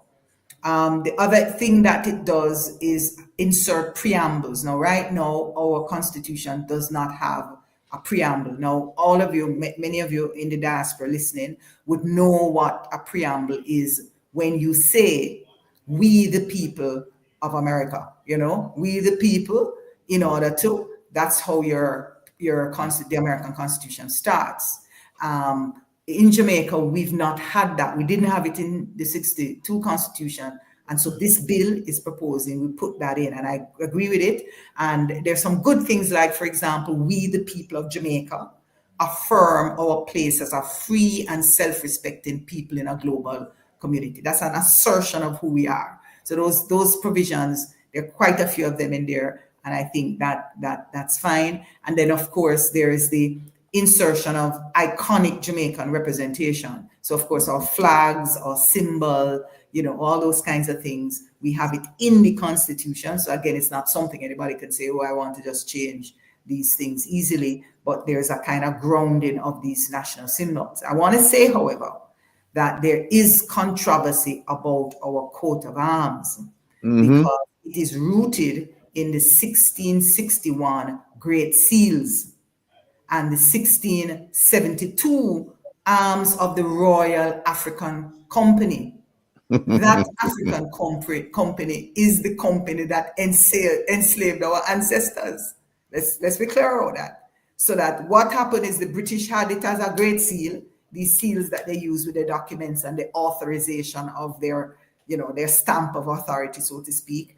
And they used it in the process as the seal and the motto and so on in this whole enslavement. And so some people think, hey, we want to get rid of that whole arrangement. It's linked to that past we don't want, and we need a new kind of. So there's that discussion that is taking place. And also there's a view, I hear it among musicians, that say we have to think again about our old anthem and the national song and so on, because they're grounded just when you think about reggae music and all of this nice kind of music we have, we can kind of spice up the thing. Most people may go to the theater and hear the Jamaican anthem with the kind of Jamaican rhythms, and it kind of just pierces the soul, So there's that. So that's a quick summary of what is in the bill. Obviously, it requires much more. And importantly, one of the things that the bill says very explicitly is that it wants to retain the parliamentary cabinet system of Jamaica. And our response to the bill is the most important thing that we find that is not acceptable in the bill is that piece, because it has to change. Some people, remember, this is what people are saying, oh, they want a Republican system, a kind of, a presidential system, separation and so on. There are all these discussions going on. And we've had that discussion internally, and we've said, listen, we can still keep elements of this system because we know it well, but we have to fix it and ensure that we don't perpetuate the things that we retained from the past that are not working, that we don't like, right? Essentially, the top-down government, those kinds of things we want to change. Remember, this was never designed for us to get involved, because it was an assumption, quite frankly, right up to independence, that the majority of Black people in Jamaica don't really have no sense. We don't have no education, and we can't really make any serious decisions. And that was the assumption. And the assumption is a handful of people with education who could make all the right decisions. Now, I think we're way past that. And we now understand that we could not have built a music industry on the backs of educated people. All the pioneers in our music industry, many of them didn't even finish high school, right? And so we understand that all of us have value, and we must have an opportunity to share our perspective. The most creative entrepreneurs in our school have dropped out of school and have to learn through hard knocks what it is to make money. My father was one of them. I was just about to say your father. Absolutely. And I understand the value of people who are entrepreneurial, creative, out of the box thinking, even without formal education. So, so all of those things has to change, and therefore our response focused really on that core issue, because if we can fix that, fine. We're well on our way, because it puts us on a whole new footing. And some of the other issues that we have, there are lots of other things we didn't touch and we could get on, but even if we had all of those other things and we kept that structure, I suggest, and I think most of us who've agreed with this provision suggest that it will not take us in the direction we want to go. We're talking about education. We have a group of people that we would call educated fools. And some of them, they're fools by design. Some of them are fools by them have no choice. Them just foolish. Some people, them go school and them can swat, them can read a book and them can memorize a formula, and them come and them just regurgitate it and give back to the professor and them get a good grade, and people say, yeah, them bright.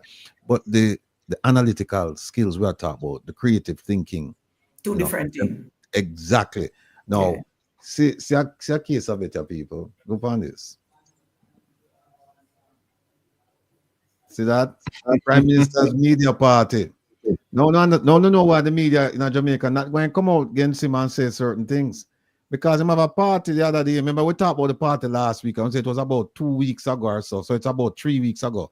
And look where it's right. So it has to be said the Prime Minister was able to bring out more of the media fraternity than other organizations are able to do. It seemed that everyone in the business was at the PM's joint. Like that. Right? See that? So, I have to think twice when mainstream media not coming out and saying the things that we are saying.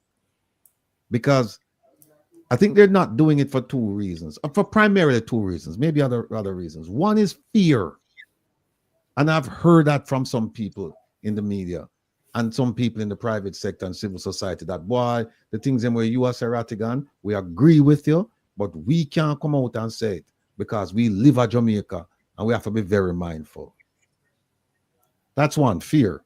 The other one is them just simply get by out. But here we don't deal with fear, friendship, or favor. We call balls and strikes around us. I want to say balls, we talk about American baseball because some people might say something else. But what we do around us, so we call a spade, and we're not afraid, very unafraid.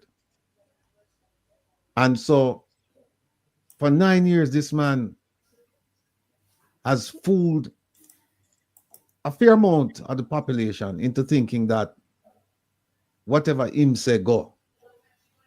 He had them giving the name Bro God. And we never know a real Bro God because we see Marco Rubio come the other day and put him in a place.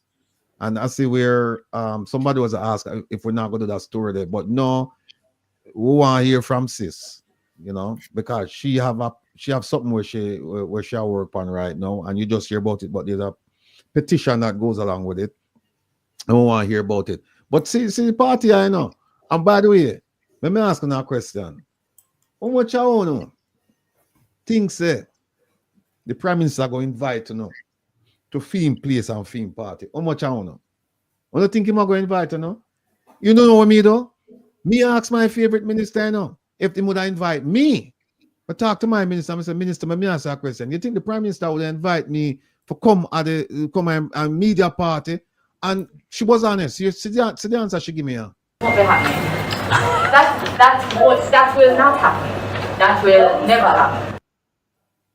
So she tell me say it not happen. So I guess me now will get invited to the party. Just like last night, Jeffrey, you know what Jeffrey said? When I'm walking at the church, the people might look for see if Rattigan accompany him coming at the church. Because we know them never make me grab the mic, you know. And Jeffrey, I swear to God, I would never go anywhere near the mic. Just the presence alone will make them uncomfortable. Just the presence. Because here's what kill them. Here's what kill them. You have people like Prof. You have young people like JAMAIC'S. You have a Kevin Stew. You have a Jeffrey Tavares, and you have others. And most of we come from places that behind us. So, and we not supposed to have no education and have no talk. When them talk, like Prof said, back in the days, them say black people can't think. So, and them don't know, we have to think for them. Well, guess what? That era, they gone. If it ever occurred, it gone. We are thinking for ourselves right now. And we are make our decisions. And at that, I kill them when them see you walk inside and them say, yeah, Rattigan from Waterhouse. And them say, yeah, him again. You know, because me no one of them. A Balmaji primary go, people know about Balmaji primary. Right? But you know, God was good, you know. God is always good. And I have to thank my parents and I have to thank my community because there were days when people give me money and say, go on to school. We don't want you still run us on fire no gun like the rest of the man. And not that man who fire gun give me money and say, go on to school because they saw something in me that me never seen in myself. Right? And so I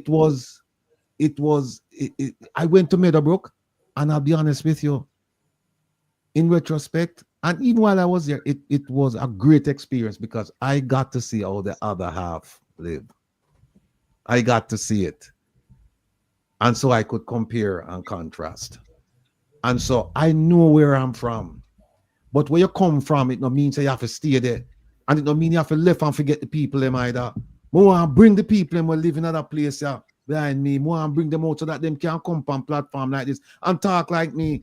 Or them can go to the bar for that of the case and them can hold a decent conversation with somebody. Them not go there and chat fast. Them go there and them can say, hey, watch here. The Constitution said this and this and this, and a court interpret it and this is what me, and them can have decent conversation, engagement with people. That is where we're running so far. That is where we're running so far. And so all of the naysayers and the evil people, we not go and do nothing because we not see uno. We have blinders on.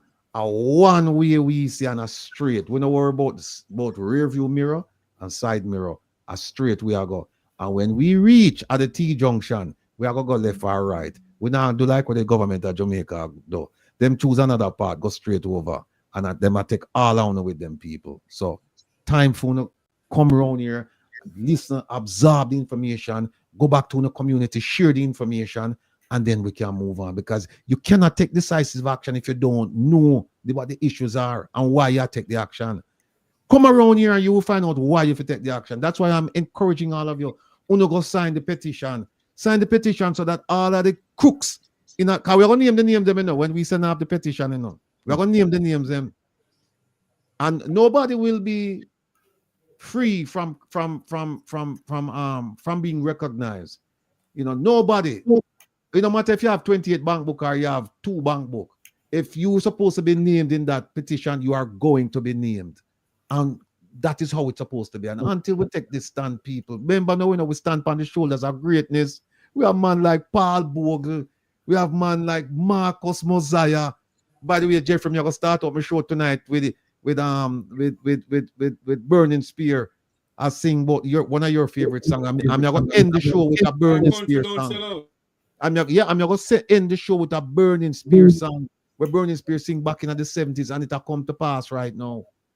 Them people, we stand upon them people. Bob Marley, we stand upon the shoulders of greatness. So how can we then defer our place in destiny to do what is right for our people? How can we defer shirk our responsibility? We can't do it. We can't do it. So sis, talk to us about your petition. All right, I want to just respond to 2 questions that were in you can do anything you want around here. All right, so there was Lovine. I had asked whether the president, the head of state for Trinidad and Tobago, the president, still acts on the instruction of the prime minister. And that's a good question because, again, the question of how you appoint, and I know that's a major reason people want an elected president, because they don't want a president that's handpicked, so to speak, by a prime minister, and therefore is kind of, if you like, a puppet, or simply carries out what the prime minister wants. And I think in that context, Trinidad has a similar arrangement as we have with the Governor General, where the Governor General is appointed by the Prime Minister after consultation with the leader of the opposition. And you should note, by the way, that Trinidad and Tobago also is currently going through their own constitutional reform, because there are people in Trinidad and Tobago like us who are saying that approach to the appointment of a prime minister is not good enough. And they're looking at different approaches to appointment. So we are in stock, and we agree with people who want an elected prime minister that the current arrangement of how we appoint is not good enough. And we have proposed an alternative approach, which would include the appointments ultimately by an elected Senate, or certainly an arrangement where our representatives in Parliament have much more of a say with respect to the appointment. And of course, that means that in the same way, the Governor General only acts on the instruction of the Prime Minister, and there are provisions in the Constitution where the Governor General and the President in Trinidad has powers, as I mentioned one earlier, with respect to, in the case of a crisis in the country where the President can step in. Those powers are very explicit, and so there is some room and flexibility there. But to the extent that the Prime Minister has a view, that president in Trinidad would not exercise any action inconsistent with the view of the Prime Minister. And that would immediately trigger a constitutional crisis, because the expectation is that the president is pretty much aligned with the Prime Minister. And that's the issue with the powers, because if you have powers in the president's hand, the executive powers, without the executive control of a prime minister, then you really have you're setting up the country for a clash. Because if the president tries to execute any of those powers without the kind of institutions in the hands of a prime minister, you have a problem. And the president is going to say, well, I have a national mandate. The prime minister is going to say, well, I have the power, because the real power is in the hands of the prime minister. And that's why some people say, forget the prime minister, let's have one. When you do that, you bring all the power of the prime minister, all the power of the president in one person, and by definition, you have a strong executive president. All right. The other question I wanted to point to is the question related to the Governor General and what happened with respect to the Portmore. And the comment by Larkland made the point that the GG has a team of lawyers, and you're correct. And the question is, why would they not speak out? The similar reason to that I just explained with respect to the president in Trinidad, right? Because what they didn't do is change significantly that structure. So the Governor General did what he typically does, which is once it's passed by the House and the Senate, he signs. And so the question of why he would act differently has to do with the fact that he's not going to do anything inconsistent with the will of the Prime Minister. And that's why I said it was a good example of why you want a president who is not just going to rubber stamp, but can hold it up and say, go back. And that would buy time, so you get the court's judgment. And if the court agreed with the lower house and the prime minister in that context, then he would sign.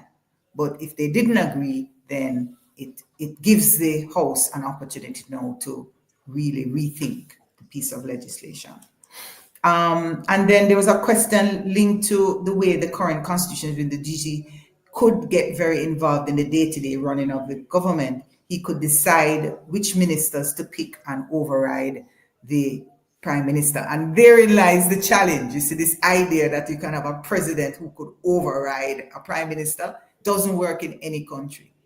If you look good across the world, once you have a president with executive power and a prime minister who runs, so you can talk about a head of government, which is the prime minister, and a head of state, right? The one with the power dominates.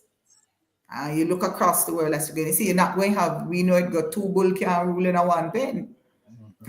And you can't have, you can't have somebody with a national mandate who have a view and say, well, boy, the people elect me, this is my view, but that person does not have the power that a prime minister has, because the prime minister not only controls all the ministries, but has the ultimate power force under his control, or her control. So those are issues, and you get the tension there. So I wanted just to say that. So I want to come back then to our proposal, right? It's not so much a petition, but a proposal insofar as what we're saying to people who agree that we need to think again about this structure of government.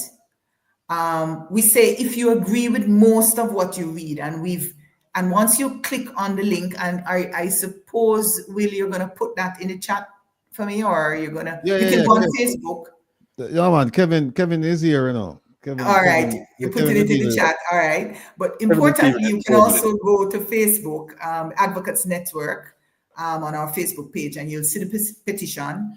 And once you click on it, you'll see a very shortened overview of what is in the proposal, right? What we plan to submit. And once you click on that here, right? When you click here, you see the full document, absolutely. And that's the document that lays out what we see as the flaws in the current approach and what is in the bill, and perpetuating these current problems we have in the Constitution. And we propose some approaches. Again, we're not trying to rewrite the Constitution. We're not trying to capture all the issues that are at stake. There are many more issues that we see issues with, but we were just trying to find some consensus around some core issues. And I think we have a view that these proposals, if we address them in one way or the other, and how we're proposing, you may not even agree with it, that's fine, but you agree that we need to change them, we need to address them, then we urge you to give us your support. We will go to the Parliament and say, here are the views of Jamaicans at home and abroad who join us on this way of thinking about the future of Jamaica.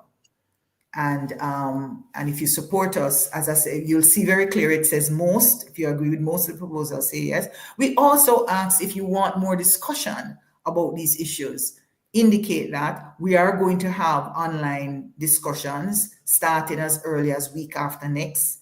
And we'll let you know, of course, when, and give you the link, and you'll be free to join. And we will take on specific issues embodied in the document. We'll discuss it. We'll bring on some persons who are really, can really expand and expound and explain these issues. And it includes members of the Advocates Network, like Danielle Archer. I know she's been on this program, Jeanette Calder, and others who can elaborate some of these issues and explain why we end up, and also where we don't have absolute agreement, but we want people to begin to think through these issues and make up their mind, because that is what will be important in a referendum, that you have to hear all these views going on in the society, and there are many of them, and then ultimately the referendum is going to say, make a decision. Are you willing for us to go this way? And none of us, me, you, nobody here is going to get everything you want. One has to just live with that reality, because we live in a society with many people with different views, and so all views must contend. And at some point, we have to trust that we have a government that will listen to us, think carefully about our proposals, and give us the best set of proposals around which we can vote in shaping our new constitution. Well, look, there is never enough time when sis comes around here because there's so much to discuss. I mean, she's a wealth of information. I want to say information, not just regurgitating like you read an encyclopedia and thing like that. She's more than Professor Google. She can analyze the situation and she can get it to a level where everybody can understand exactly what is going on, what is required. We're up against time right now. It's 7:59, and you know, Kevin people, them they are wait. So Kevin, I'll get ready to dig up there. So sis, I want to thank you for coming on and continue to inspire, continue to write, continue to hold people accountable. We are watching and we support what you're doing 100%. Thank you so much. Really look forward to your support, and you can drop the link in the chat, of course, and you can search for our for the proposal on our Facebook page. All right. Thank you so much. Everybody jump over now and join Kevin, and Kevin will be on for 2 hours, and I will rejoin the Reggae Global Radio. I'm not for tuning because we're gonna play some music tonight, because I think Sis said it one time, said the musicians them did get it right long time, you know. They must spread the word, and we're gonna play some of them tonight. So no need for tuning. Sis, again, thank you. JAMAICA'S, big up yourself. Yeah, Jeffrey Tavares. Yes, No, 1 minute, Mr. Rattigan. 1 minute. Yeah. Join us on Monday for an exciting episode. I get to understand that we may have Dr. Julius Garvey on this Monday at 7 p.m. Jamaica time, 8 p.m. US time. Thank you all very much. Professor, All right. thanks much. Right, Good. what do we talk? Everybody. All right, all the best. All right, bye-bye.